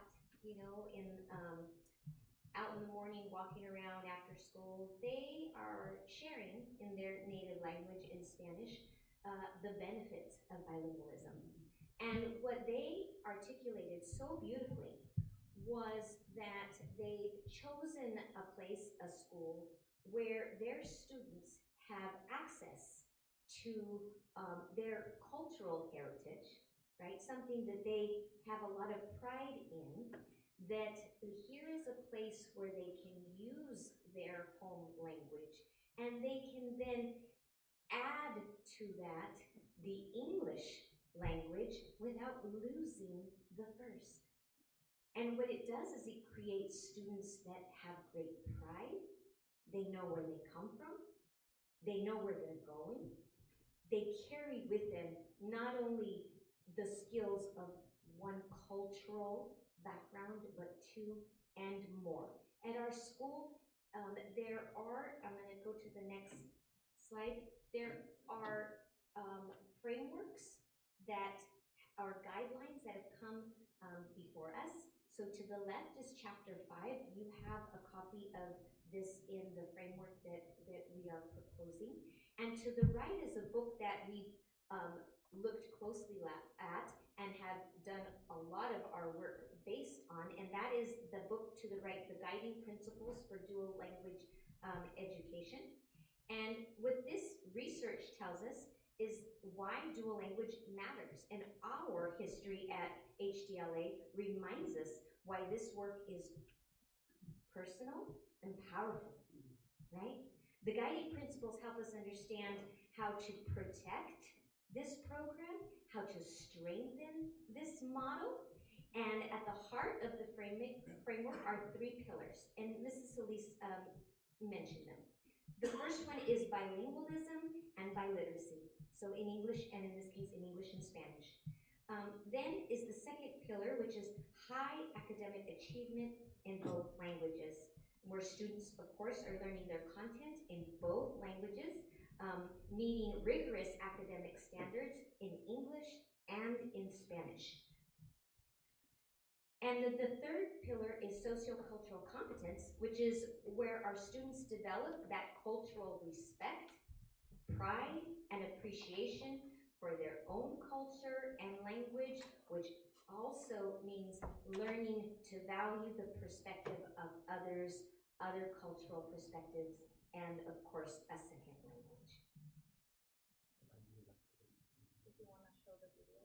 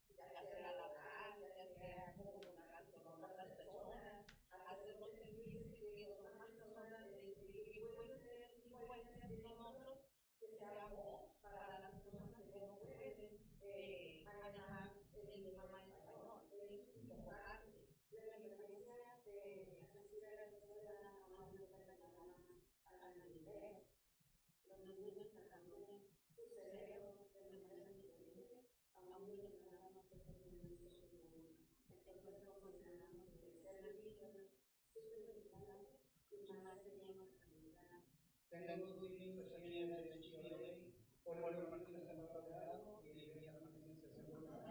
Para nosotros es importante en casa que se den la materia de 2 idiomas. Uno, porque ambos somos hablantes y usamos mucho el idioma español en la casa. Queríamos que tengan una fundación del idioma y no solamente saber hablar, sino también entenderlo, comprender, leer, escribir y hablarlo.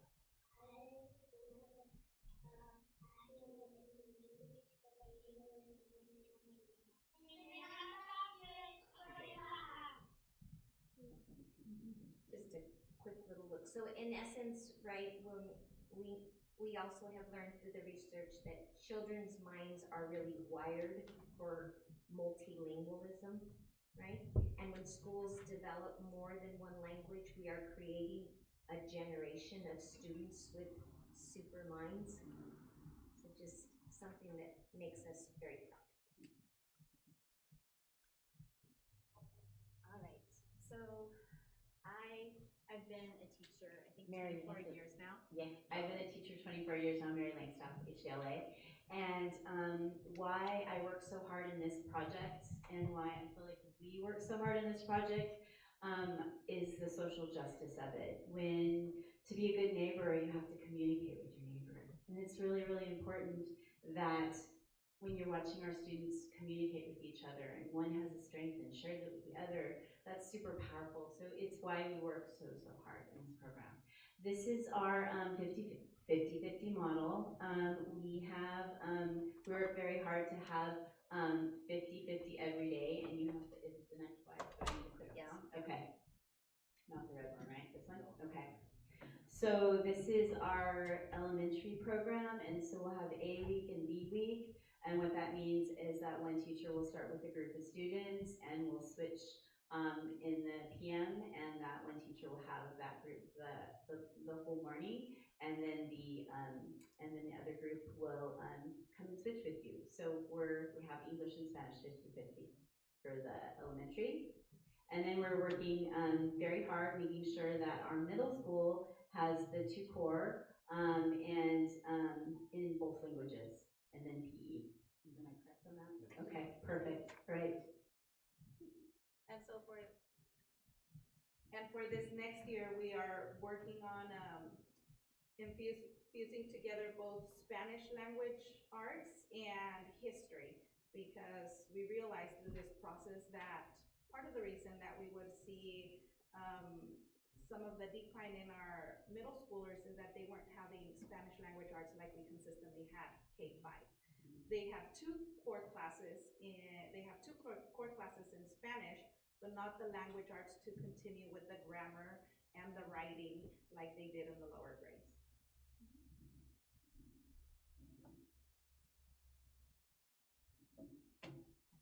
And so then we've also, with this model, we've also had where our 8th graders were able to go ahead and apply for the Pathway Award.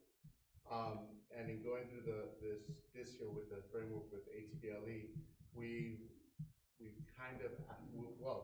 were proposed to add a couple more awards to keep our students committed to bilingualism. The first one is for Kinder, Emergent Biliteracy at the end of Kinder. They'll get a certificate or a pin. And then at third grade, we're gonna offer another pin or Pathway to Biliteracy, and they'll have some, we'll have some parameters for them. And then for 5th grade, Pursuit of Biliteracy at the end of 5th grade. And then we're renaming our Pathway Award to Recognition of Biliteracy at the end of 8th grade, but that won't start until next year. This also leads to a path at the high school. There's 2 paths. There's Heritage Spanish Language, which takes them 3 years to get the seal of biliteracy, and the Native Speakers language, which takes them 2 years to get the seal of biliteracy. And so when we talk about the seal of biliteracy at the high school, it's an actual seal that goes on their transcripts, On their diploma. on their diploma and their transcripts. So the state seal of literacy established by the Assembly Bill 815 Brownlee, Chapter 618, and the statutes of 2011 became effective January 1st, 2012, and provides recognition to high school students who have attained a high level of proficiency in speaking, reading, and writing in one or more languages, in addition to English. Each school district or direct funded charter schools that confers the SSB is required to maintain appropriate records in order to identify students who have met the established criteria for the award and to the affix the SSB insignia to the diploma or transcript of each qualified student. University and college credit in foreign languages will be given. So it's an opportunity for students who are looking forward to moving up to the higher education, that they get those college credits with the seal of literacy, and also gives them an opportunity to find a career in both languages.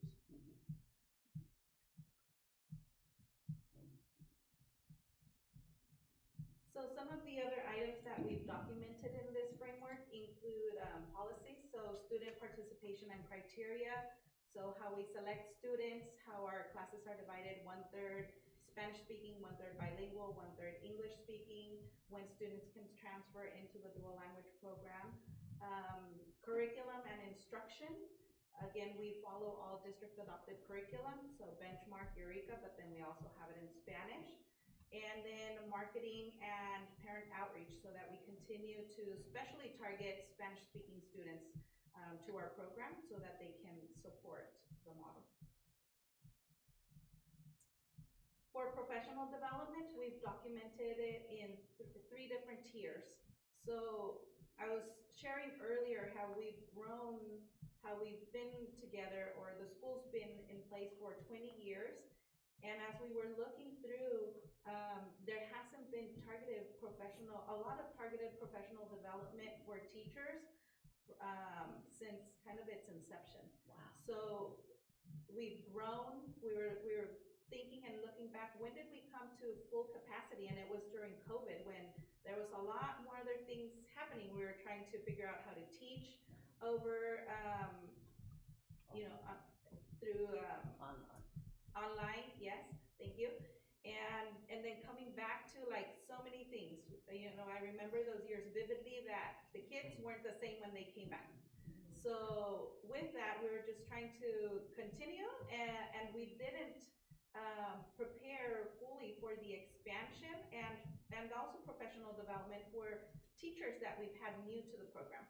So we have written here 3 different tiers, and we hope to get support in providing the training for our teachers to continue the program.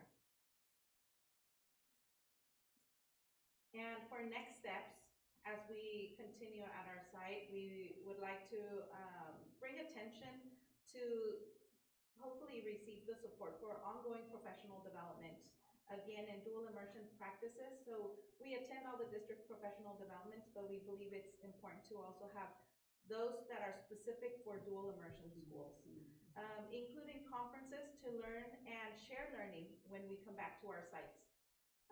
Protect teacher collaboration time.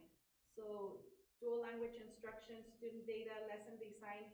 We have a teacher, an experienced teacher who came to our school site this year, and she says, oh my God, this is a whole lot of work.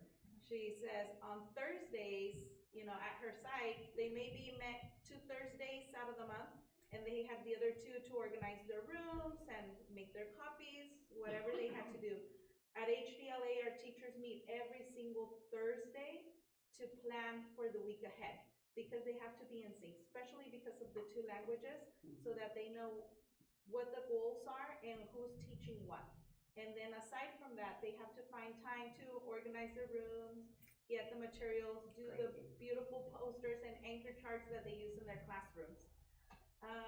And then also supporting with teacher retention and building capacity. So we're always in need of teachers who speak Spanish to teach the Spanish portions of the day. And we respect all the work that our teachers do and what they put in. So we're asking maybe in the future we can hire the stipend that they get so that they continue to remain at HDLA and support our students. It really, when we have new teachers, it's a lot of work for our staff, our grade levels, to train the new teachers, for the new teachers to learn how the program runs, how the system runs, yes. And so we want to build teachers and keep them so that we can remain having a strong program. I wanted to share with a poem that we heard at one of these conferences by Dr. Alma Florada, who was professor at the University of San Francisco. And she said, and the program is titled Bilingüe. Porque hablo español, puedo escuchar los cuentos de mi abuelita y decir familia, madre, amor. Porque hablo inglés, puedo aprender de mi maestra y decir I love school.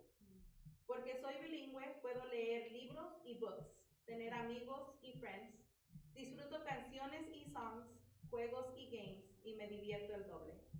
Y algún día, porque sé hablar 2 idiomas, podré hacer el doble de cosas, ayudar al doble de personas y hacer todo lo que haga el doble de bien. She does a lot of student books, which we have for Books of the Month at our school. And we got to meet her as we celebrated her retirement at the conference. And lastly, we end with some of the pictures from this year and previous years with our sports activities that our parent club hosts for our students, ASB, and one of our cultural assemblies that we have. Gracias. Thank you. Thank you. Any questions? It is, they require an adoption tonight, right? Yes. Yes. They would like the board to consider an adoption of the framework. That's why it's discussion action. So do we have a discussion? So by adopting, it's those different items that were listed, the PD, and that's what we're. The adoption includes, it's I believe it's like 47-page document that was attached to the agenda. It talks about the different chapters, the students, their involvement, the parents. It's not guaranteeing, right, that the stipend will increase or, that they'll get to go to. Those are just our wish. It's the wish list. It's our wish list. Yes. But some of it has to be negotiated. The framework is just our saying, like, that we want to continue this program. We want to continue developing, strengthening the DLI program. It's a way to document all of the work and the policies that we follow. A lot of it we found through this process that it's just things that we do. You step in and this is how things run at HDLA, and they were never formally documented in a framework. So you need a plan. Yes. Yes. So it's not like, every leader does something different. This will provide a roadmap for the future years and consistency so that the program can continue to be effective. So if we're not around, the next people will be able to go ahead and look at this and say, okay. So I can see the hard work that's been put in. You had said at the beginning that what spurred this on was kind of your question about why were your test scores going down. And then I thought I heard you say that, did you decide or find out that it was because the students weren't speaking Spanish? Those were all just different questions that we, almost on a daily basis, we would be, and we continue to sort of debrief and just kind of, it's that inquiry of why, So we did strive. you figure it out? Not quite Not yet, quite. but some, That's part of the- yeah. part of the framework. That's why we are Yes, working answer. to adopt this framework and to be able to, include like professional development, for example, because we've had a lot of new teachers that haven't gone through when the school started, everyone was required to attend the new teacher, training through the A2DLE conference, San Jose. And we could see it from our veteran teachers, just the way their classrooms look and their instruction. And then we've added new teachers along the way, and there hasn't been no more professional development. So we feel like it's not consistent. And with this, we're trying to bring everyone back to The same page. to the same thing, to recalibrate so that we're all on the same page, and build that consistency and foundation so that we can continue moving. I think instructional capacity and also coherence. So, you know, we want everybody to just kind of, you know, we want to be able to, like it was mentioned, align, plan, look at data, but we also want our instructional practices to be coherent. So when our grade level teams meet, we're all just on the same page. We're not coming in, because at the Dual Language Academy, you don't come in and you're not in a self-contained classroom. That is not the way that it is. You are part of a team of 4. And so all 4 of you have to be in sync. There are some grade levels that are a little bit stronger. They are also, in terms of coherence, there are, because our teachers have great potential, but I'm talking about like solid grade level teams.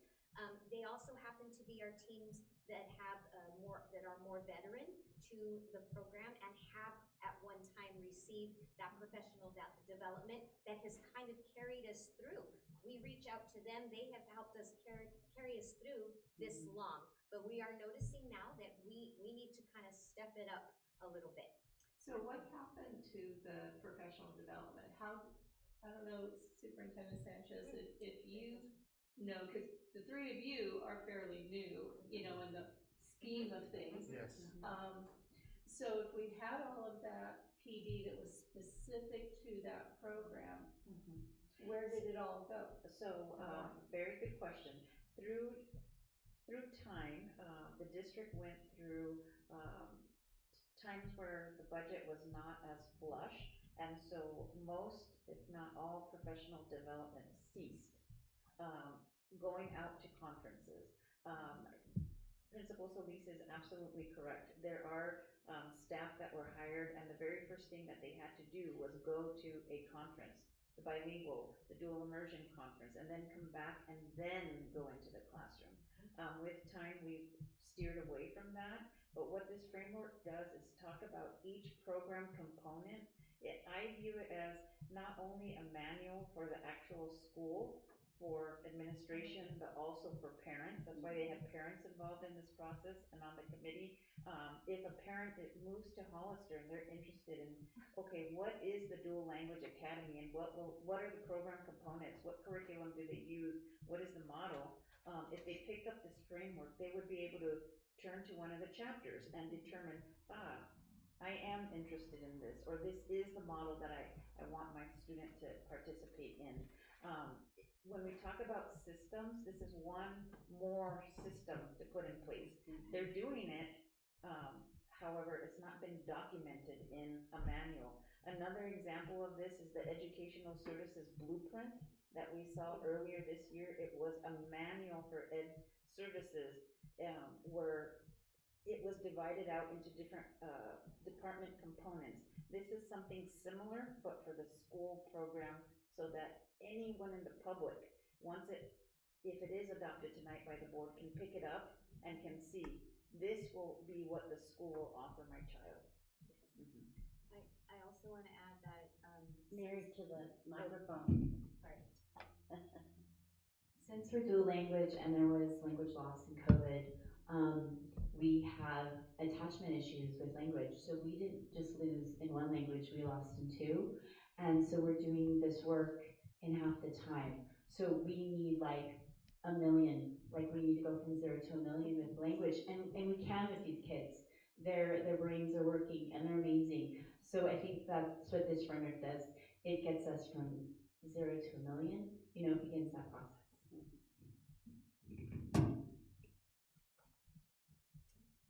Do I have a motion?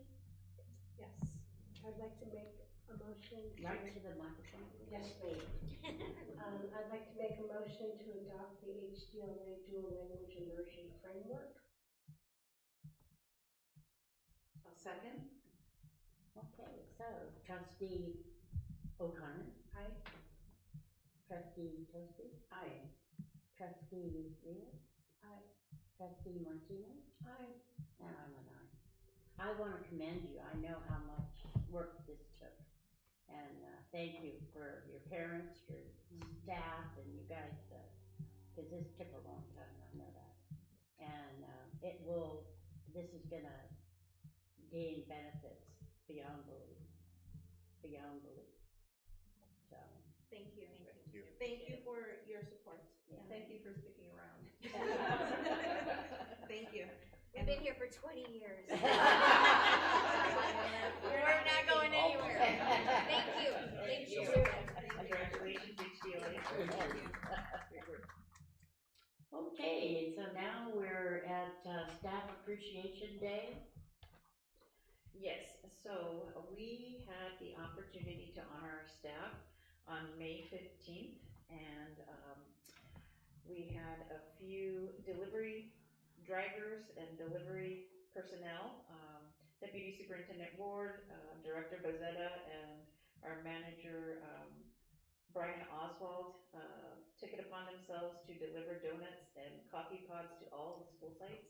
It was very well received. This is the second year, or third year, I think, that we do this right around mid-May. So this resolution, number 102526, honors all staff in our district. We don't really separate out the different categories so that we don't miss anyone. We always honor staff all together, all at once. So tonight we are presenting a Staff Appreciation Day resolution that the actual day took place on May 15th. And if you would like, I could read this to you, or we may run out of time. I know that you all read it already.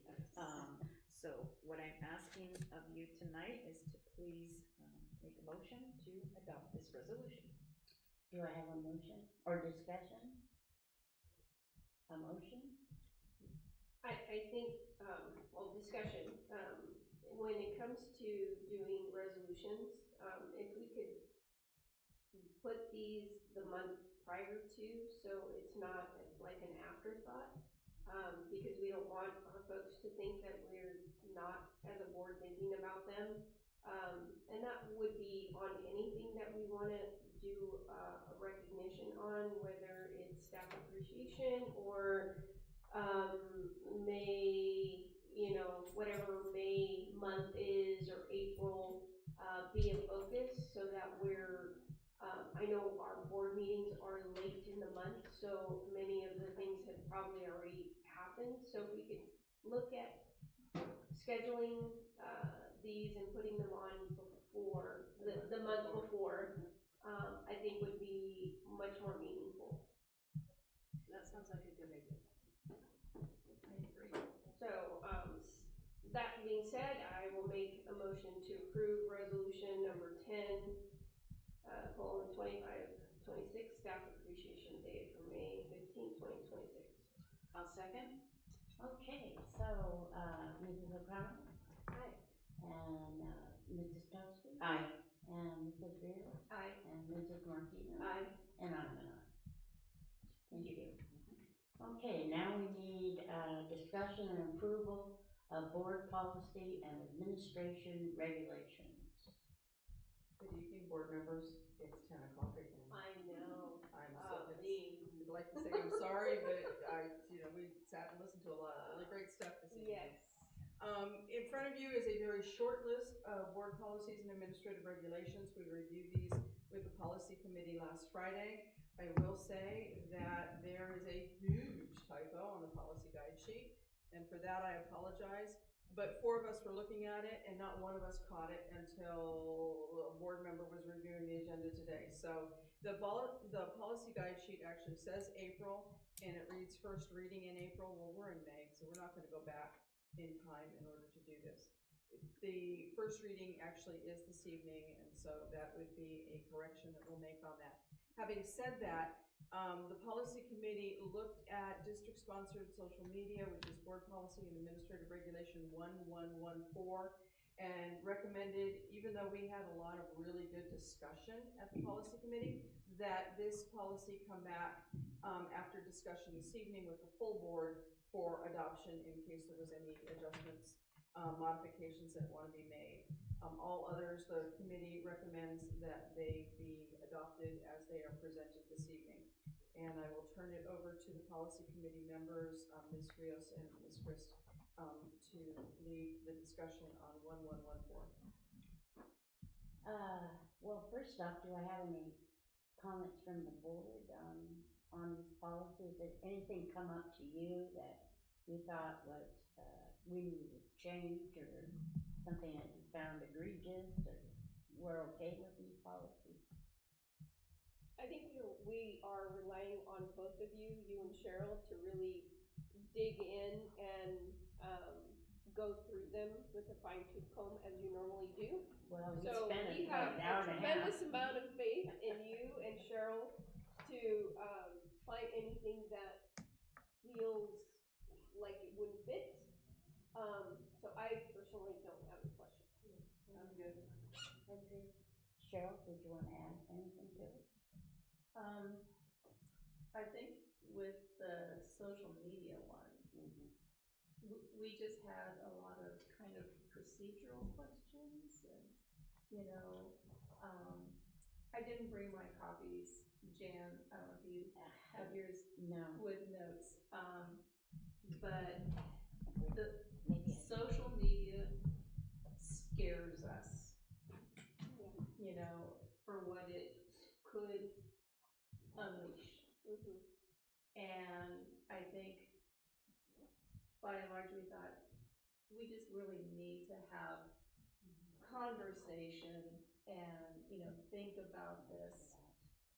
Yeah, I took mine off my clipboard right before I came. I thought, yeah, I did the same thing too.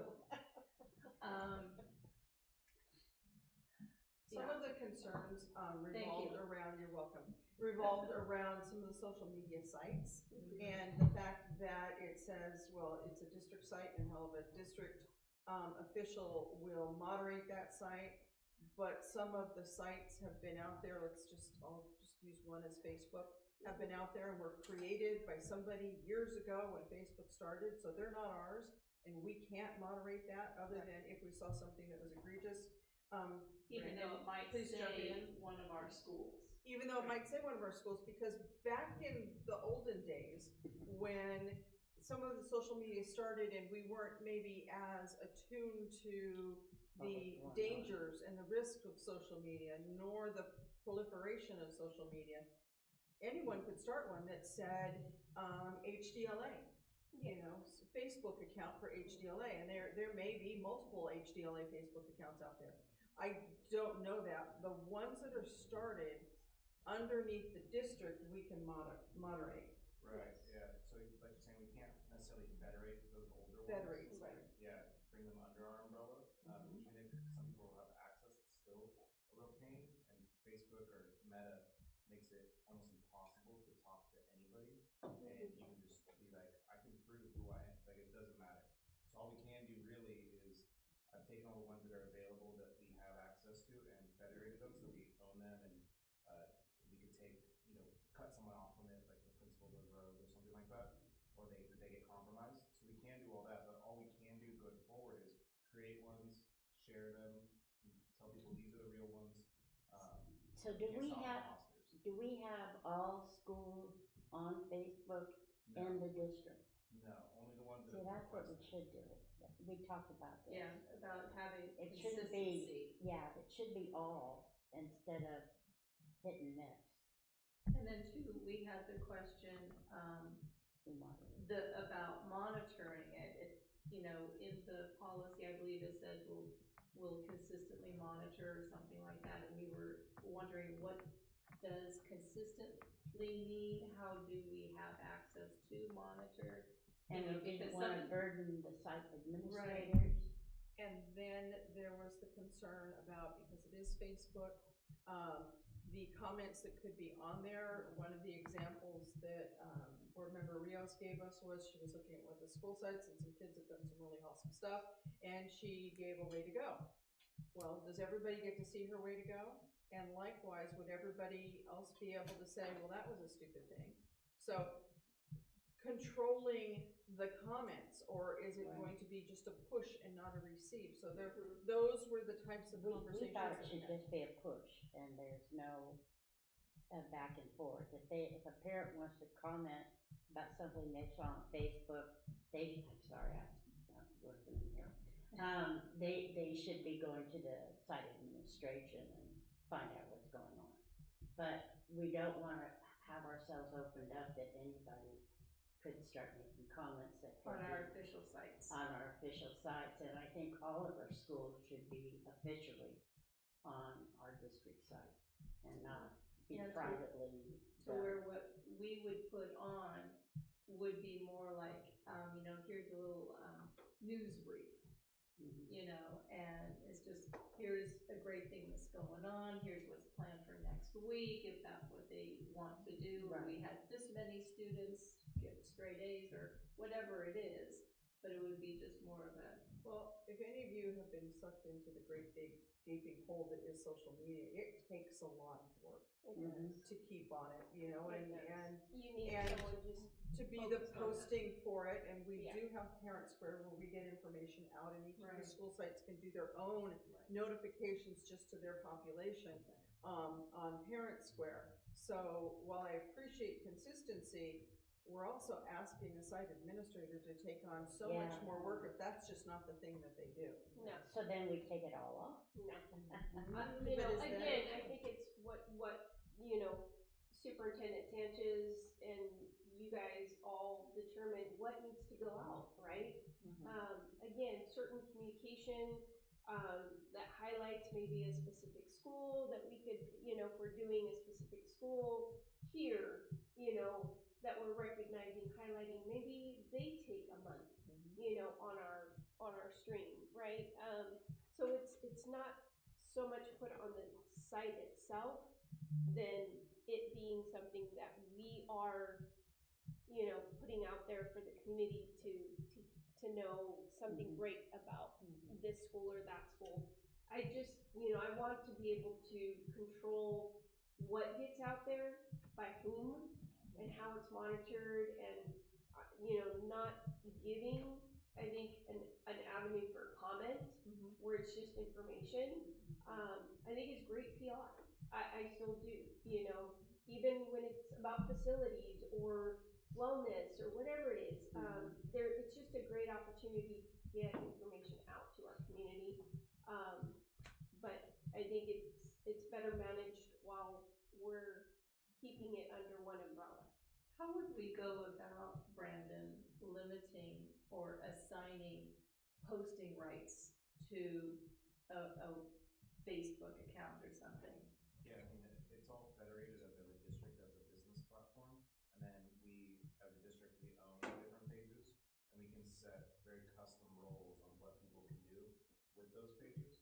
So it's already there, and a few of the sites, it's already integrated. Even Facebook, of course, owns Instagram, so we own Rancho's Facebook page and their Instagram account, and it's all nested underneath the business Meta platform, and we say that they can only do this with that kind of thing. I can revoke that at any time, and they can't, run away with it kind of thing. It's all owned by the district's accounts. And then the PTO sites, those are completely theirs, we have no control. Yeah, those are separate. As are any of those accounts that are not federated at this time, that maybe were started by whoever, back whenever. Well, I think what the board has to decide is, do we proceed, because I agree it's great PR, and I agree it's a way to get things out, and I also agree about workload. And, who's gonna do all this stuff? Well, somebody's doing it right now. Yeah. And who's doing it right now? Who puts out information on Facebook right now? how many schools? Oh, well, Rancho Santana, Rancho San Justo, with the Instagram app, and then Aces. But if it goes out as Hollister School District, who puts that out? Oh, I believe that's, Colin. Consultant. Oh, Public relations. okay.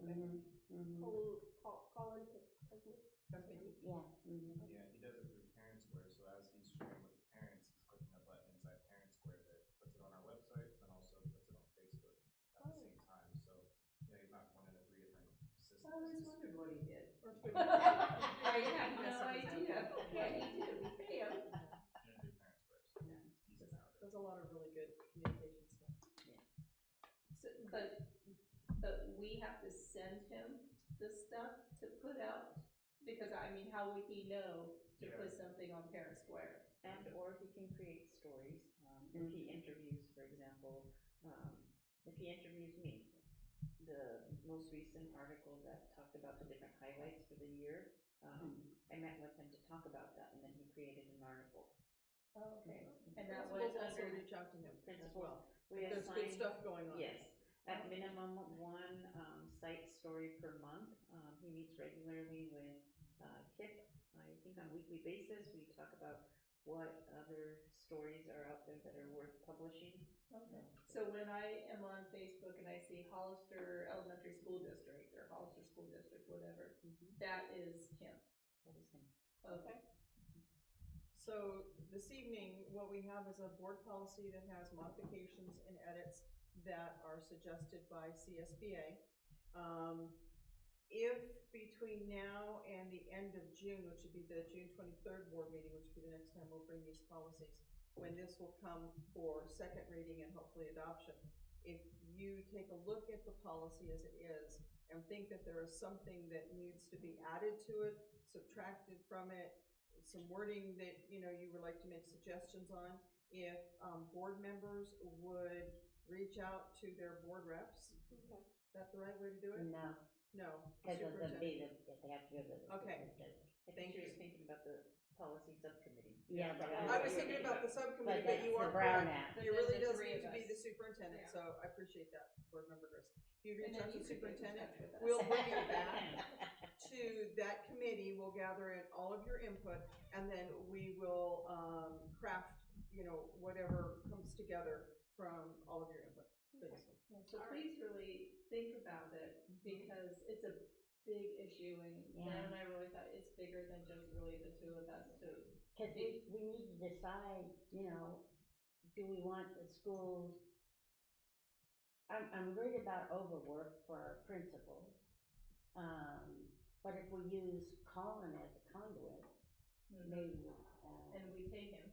well, maybe We we are. have to, yeah, but maybe that's the avenue to do. But I don't think we should have some on and some off. Right.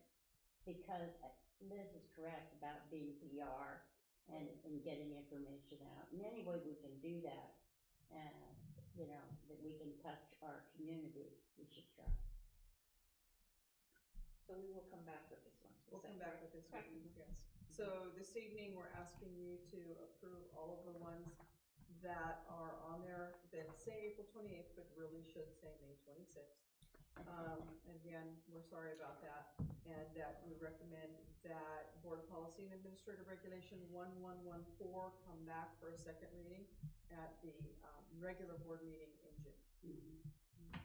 So moved. Yeah. What she said. I'll second What she that. said. What she said. Who made the motion? Okay, board member And Martinez. Kim made the second. So, for that, Mrs. O'Connor? Aye. And Mrs. Toski? And Ms. Weir? Aye. And Mrs. Martinez? Aye. And I'm an aye. Okay. So now where we're at. A discussion and action and review of an approval of the monthly financial report. Thank you. The monthly financial report, there's actually 2 of them in there based on feedback that we received from board members at some recent meetings. And again, we're mixing it up and we're providing different looks at information. So the first one I would like you to look at, please, is the one that says facilities funds. We've heard from Director Bezetta earlier this evening on some of the things that he's doing. At our last study session on facilities, there was questions about where's that money coming from, and hopefully this section actually answers some of those questions. So for the facility funds, we start with deferred maintenance, that's the first page, but if you go to the second page of that attachment, We don't have it on our screen. we don't have it. There we go. There we have it on the All screen. right. I'm so sorry. Thinking you have Thank you. screens, but you're seeing this. Yes. Yeah. So if you go to the second page, scroll down, you can see that I have put red boxes around some numbers. The first one at the top tells you it is deferred maintenance. We contribute $600,000 annually to the deferred maintenance fund. During the early days of LCFF and even before that, when the state was in a pretty good recession and one of those other periods of time when there were budget challenges, the state stopped funding deferred maintenance, and so districts who, in order to receive state funding, had to make a contribution. That was one of those things that went away. We brought it back in most recent years, and so right now in the deferred maintenance fund, we've got a budget to spend $1.9 million. That includes the $600,000 that's going to be, and it's actually been transferred in this year, plus a little bit of interest. We're probably not going to spend it all, but if you go down to the bottom of that page, which we just scroll down just a little bit more, the amount that will roll over into next year, if nothing changes right now, and things will change, but probably not significantly, will be about $633,000. If we leave our contribution the same, and I do not have a recommendation to increase that contribution because we seem to be keeping up on it and having just a little bit of extra money in case something happens. There'll be another $600,000, so we'll have $1.2 million that we can apply towards deferred maintenance. And what would be deferred maintenance? Of those things that we talked about, locker room modernizations, flooring changes, whether or not it's the flooring in a gym or flooring in individual classrooms, electrical and roofing projects, those are all examples of things that would be deferred maintenance. Now, when we decide whether or not we're going to use deferred maintenance versus one of the bond funds, we look at the volume and the amount that's going to be contributed to the project. And in order to continue to use deferred maintenance and have it there for some of those things that just pop up, we will tend to take larger projects and move them over into the bond funds. Now, how did we determine the 600,000? I threw a number at a wall based on the size that the district was back in 2022. Okay, And so it's- we have the new school in. You already have the new school. Okay, and have you found that the 600,000 has been enough? It appears to be enough because we're going to roll over 600,000, which means we've got 1 year's worth of funding. If Right. nothing changes based on the time I pull this report, which it will, we'll have 600,000 that'll roll to next year, so we're 1 year ahead, and then we'll get 600,000 as a contribution going in there next year. Now, each year we might spend a little bit more than 600 and a little less than 600. Will you add COLA to the 600,000? Nope.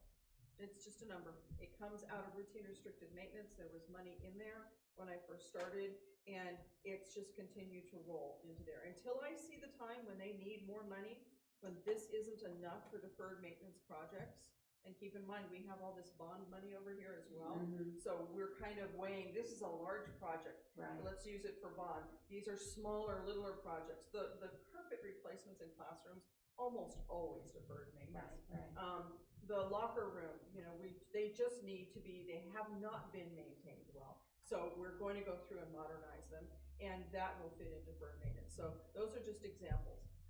As we get larger, as we get more classrooms, we might want to revisit that and see, where that might be. But right now, based on what you see on this screen, I don't think they need more than $600,000 annually.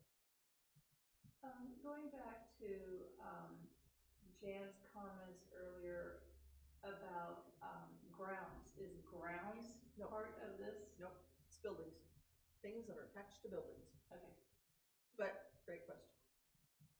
Where's grounds? Where do we get the Grounds money is for that? in the unrestricted general fund, and it's in routine restricted maintenance. Deferred maintenance, routine restricted maintenance, that's where the grounds guys are. Okay. That's something that you have to do, but deferred maintenance is attached to buildings. Okay. So rolling through this one, next we end up on page 3 with the bond fund, and if you'll just scroll to page 4 on the bottom. The first bond fund, we have a requirement with our city contract for facilities to put in a share of money for a field house. It's been there for a long time. It's not going anywhere. We can't use that. I don't believe we can use that money for anything else because we made a commitment. Right, it's in the. I don't know that the city is gonna have money to contribute to it, but we did make a commitment, so that 300,000 earns a little bit of interest every year. It gets no other money in there, and so it sits there. So if we scroll to page, let's go to 7, we're in the more recent Measure M bond. And you can see that at the end of the year, they'll probably have $27.6 million. Now that's an accumulation of money that we used on older projects before the state gave us their match for both modernization and new construction, Rancho Santana. And then when the state paid us our share back, because that first set of modernization took about 7 or 8 years to get, Rancho Santana not quite so long. That money, because it was bond money that we advanced when it came back, it's now bond money. And so it goes on any of those projects that is listed in the bond, and maintenance is in the bond. So our larger maintenance projects can go in there. Any new facilities, new classrooms will come out of there. And so pretty much I did write all other projects that don't fit elsewhere. Well, deferred maintenance has got a definition, and the field house has a definition. Because the bond was written, the original bond, not the Rancho Santana bond, was written fairly broadly, and I believe it was done on purpose because we could take a look at, we have older facilities that are going to need to be modernized and upgraded and stuff. And so there's a lot of latitude in there. So $27.6 million there. And then if we scroll down to page 9, you're in the capital facilities, also known as developer fee fund. And the bottom of that one has got $11.7 million accumulated as of the time that I pulled this report. That is only to be used for growth projects. But as we've been talking about new classrooms, those are growth projects. Also, as we take what wasn't ours and make it a classroom and need to buy furniture for it, that is growth. Because somebody else was using it and we didn't need it, but now we're expanding. As we add TKs and we need furniture, even though the room exists, but we need TK specific furniture, that is growth. So growth projects are not, this is something else that you should keep in mind. We are fortunate enough that we are a growing district, but even if we weren't a growing district, maybe we were somewhat flat, but we had a bubble, and that bubble ended up going to 8th grade, and now we needed larger classrooms for 8th grade. That's growth in the 8th grade section. Okay. Or growth at a school site. So if we move our 6th, 7th, and 8th graders off of elementary campuses and move them to middle school campuses, that could be considered growth in that cohort, in that school, for the needs that they haven't had. Right. Okay. So growth projects is specific, but it does have a little bit of flexibility in it. Okay. So, and that is the end of the facility report. So that totals about 38 million and change, right? 11, 38. I took the 27 and the 11. And then, yeah, $38, $39 million. Yeah. Now, I said 38, what is not in here is you don't have the central kitchen, because that decision has already been made and it's segregated. And so we've already paid for that? No, we've already segregated. The decision has already been made, so you don't have a choice on that, and it's over in the reserve for capital outlay. Okay. So that project is set aside there. That's out of the 27. No, you don't see it in here at all. Oh, it is, okay. and then there's another 6 million. Okay, gotcha. So there's also the RDA fees that we get, the redevelopment agency fees that we get from the city of Hollister. You don't see that because those are dedicated right now for the repayment of our share of the loan that we took from the student nutritional services. So that's off the table because we've earmarked that in order to pay back that debt over 10 years. Okay?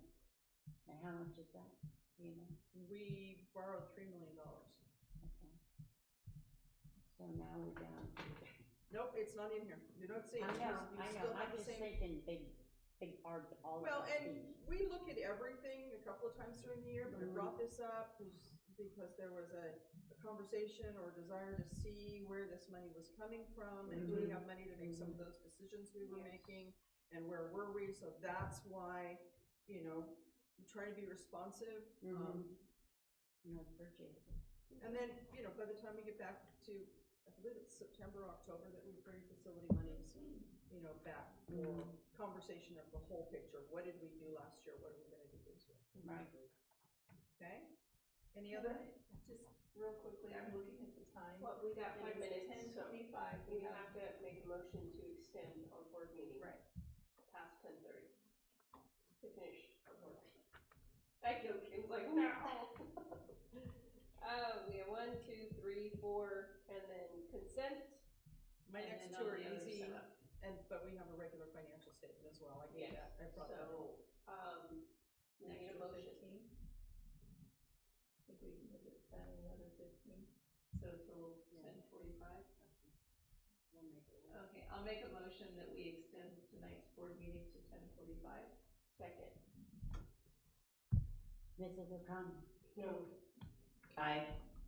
Mrs. Rhea? Aye. Aye. Aye. 4-1. You're going back. Okay, in the spirit of, you've seen this all before, this is the usual financial statement that we were bringing at the beginning of the year and that we've brought in the last couple of years. The format is exactly the same. It is as of April. There was some comments or concerns or desires to have input on budget. This is both the unrestricted general fund and the restricted general fund. And if I may be so bold, if I could suggest that if board members have any input that they would like to have on budget development based on some of this stuff, if you would communicate that to the superintendent, or we can discuss it now. It's your board meeting. I don't have anything. Does anybody have anything to discuss? No. I'm good with them. Okay, so we need to make a motion here to accept the monthly financial report. Right, I'm here, right? Yes. And that would be reports. Reports. So I'll make a motion to accept the monthly financial reports as presented. Second?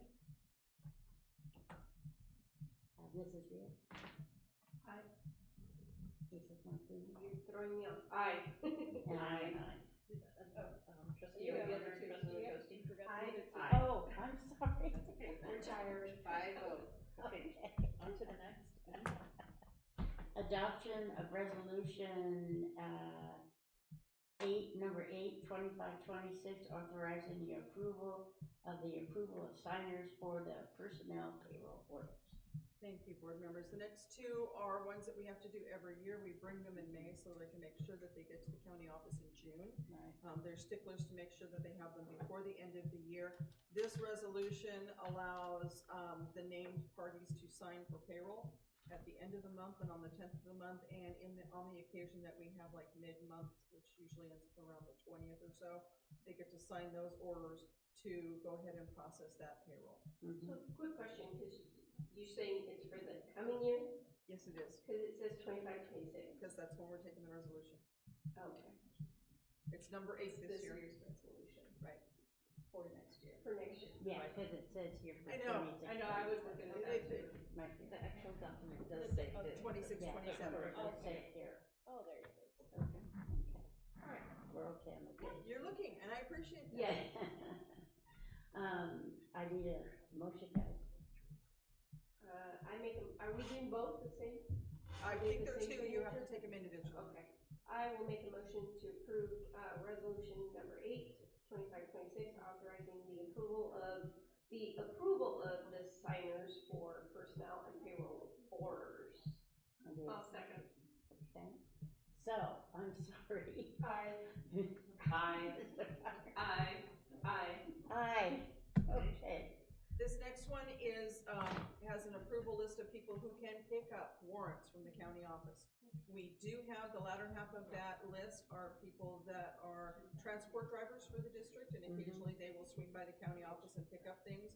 We'll let them know they need to pick them up. Some of them just know to go by on certain days to pick up those orders, and then, or pick up any checks that might be there, and then it's the staff in my department. Any discussion? Okay, I need a motion, please.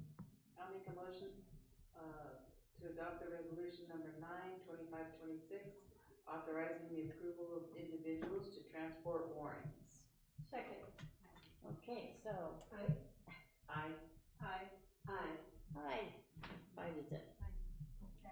Okay, discussion and approval of Proposition 28, Arts and Music in School Funding Report. It is my pleasure to be the shortest report of the day. This is an annual report that has to be done this month, so I'm so happy that we continued on. I'm sorry, Trustee O'Connor. This is our annual report for the Prop 28 funds that is specific for arts and music. 80% have to be spent on staffing, 20% on materials. This is the report to the board on the staffing and who we serve and at what schools. Any discussion? No. I need a motion. I make a motion to approve Proposition 28, Arts and Music in School Funding Report. Second. Aye. Aye. Aye. Aye. Aye. Okay. Number 8, discussion and approval of the memorandum of understanding MOU between HESTA and HSD regarding middle school grading changes. Any questions on this one? This is an MOU that was reached with HESTA for the gradebook changes that were inspired by the Math on Track with our 8th grade collaboration with the 9th grade teachers. So I know that this is an MOU and looking at having some training, correct?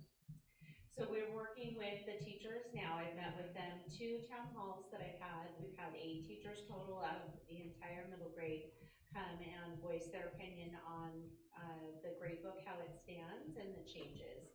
And so from those 2 meetings, we have created a survey so that we, and a commitment from HESTA members that they will get all of the middle school teachers to submit their opinion on the grade book. And then what do they need as far as professional development, or whether it's teacher or parent education or student education, those things. So it's to be determined. Are these things that could maybe have been done at the beginning of the year? So, because this is causing great confusion and frustration between teachers and parents, because parents see one grade when they go online and teachers think it's another grade because of how, and I don't understand it, but, right, and I think you're speaking with the few that have attended the town halls, and there's a different perspective from others, so that's why we're trying to collect the various perspectives so that we can move forward and provide PD for teachers, for parents, and students. And those are some specific things that were brought up in the town halls and the virtual meeting. So then from there, we will be able to design that for the summer. And I think if I missed anything, Ms. Rodden had participated in that. So it's to be determined. We're trying to identify where do we need to move forward and, which direction. So I need to ask that on the pay, the 3 hours per semester, is that something that is just for this year, obviously, because it's a 1-year MOU? Yes. But I don't understand what it's for. Is it for getting the grading in, or? The ask was because it was it took additional time to put in those grades. even though it was less periods to enter grades 4.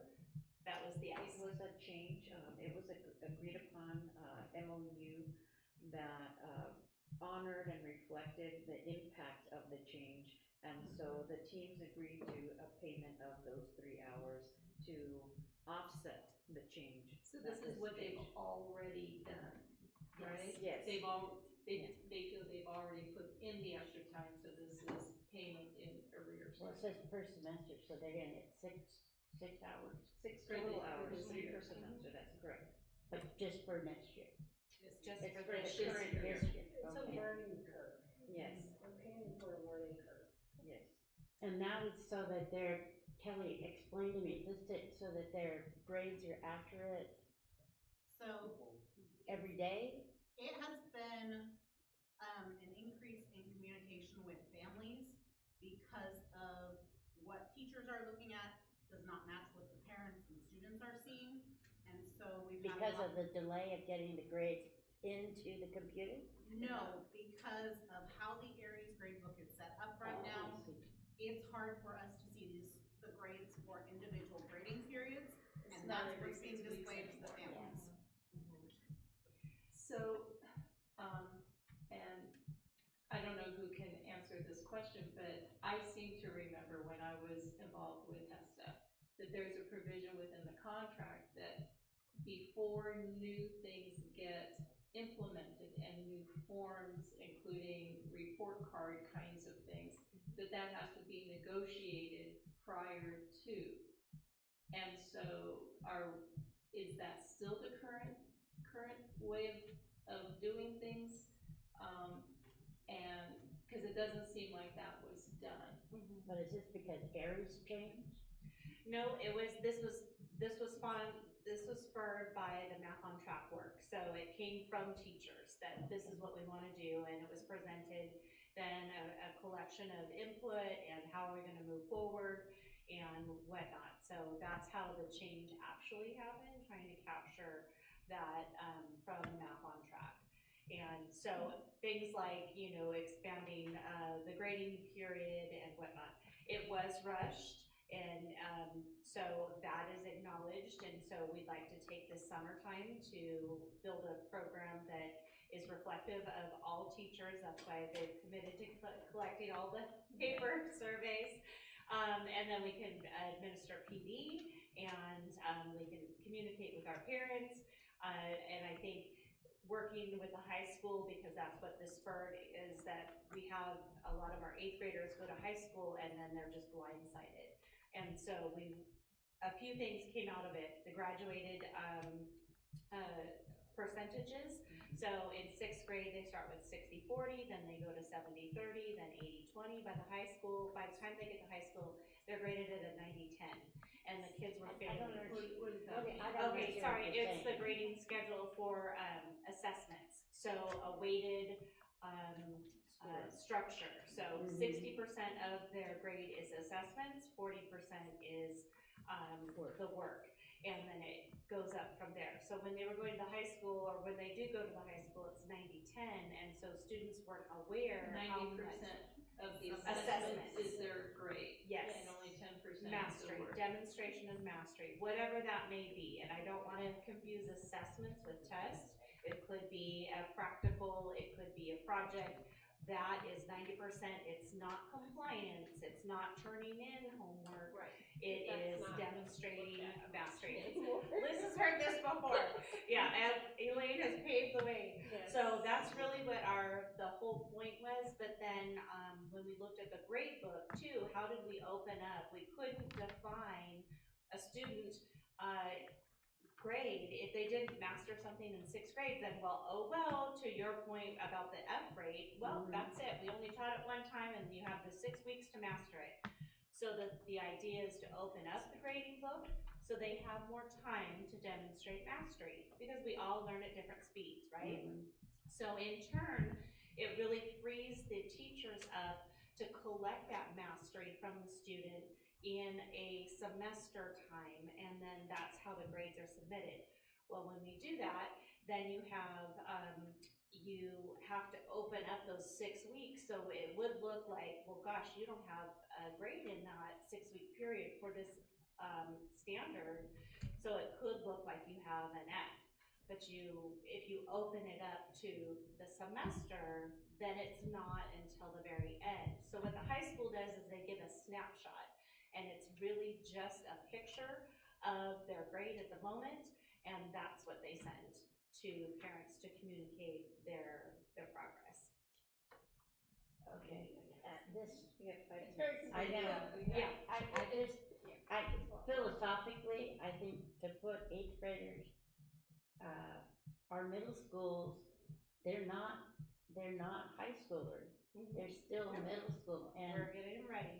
yeah, but I don't know, I think that 9 is 10. So I'm excited to provide a summary for you of the 2 meetings that we have, and then of the survey. So if you just Right. give me a minute, I can have something prepared for you next week that will capture hopefully the majority of teachers' viewpoints, and then what we plan to move forward. Yes, no, that sounds good. I like that, Colleen. I appreciate that. Yeah.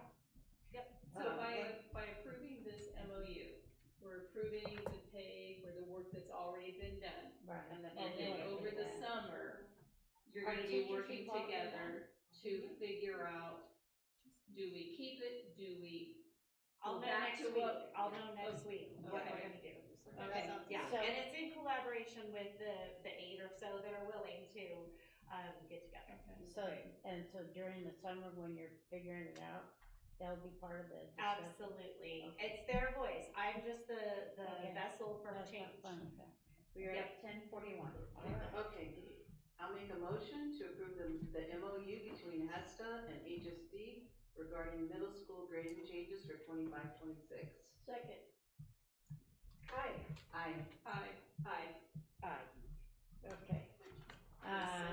Yes. So, now we're gonna do consent items. Yes, I make a motion to approve consent items 16A through I. Second? Aye. Aye. Aye. Aye. Aye. That went quick. Okay, so now, board member reports. Ms. Farr? I have nothing to report right now. I did visit Lad Lane, and it looks like Janine has a plan for all of her empty classrooms. I don't have anything to report right now. Nothing to report. No, I'm okay too. Future agenda items. I do have a couple of things, and I'll talk fast. You know, listening to the comments, public comments today, I would like to, kind of get a picture of what our class sizes will be looking like at the different sites next year. I know we don't have all of the enrollment numbers, but if because principals are already making decisions based on projections, and so we are having teacher moves and cancellations, and at middle schools, we're losing a math teacher or a English teacher or something like that. And so I'd kind of like to get a snapshot of what. Is that something that the trustees would like, the majority of the trustees? Yeah. Yes. Okay. Then I have another one, looking a revenue source that we don't talk about very much, and that's the LEA, Medi-Cal money. You know, I'd kind of like to see what the revenues and expenditures were for this year, kind of a thing. You know, where our money came from, because I know we have very few people who generate. I love that. Let's do that. Yes. Yes. Work on that. Okay. 10:43. Okay, so, announcements or reminders from anybody? I do have I will not be able to go to the promotion ceremony. This will be the first time, but it's just, I can't do it. Okay. I'd kind of like to know if the board is paying for a taco truck or next time? I didn't know anything That about was that. for, making up for the Maze field trip. Yes. Oh, I If you didn't know remember. anything about it. Yes. If you could just let us know Yeah. so that we can I next know, time. it was Okay. okay. I make a motion to adjourn. All in favor?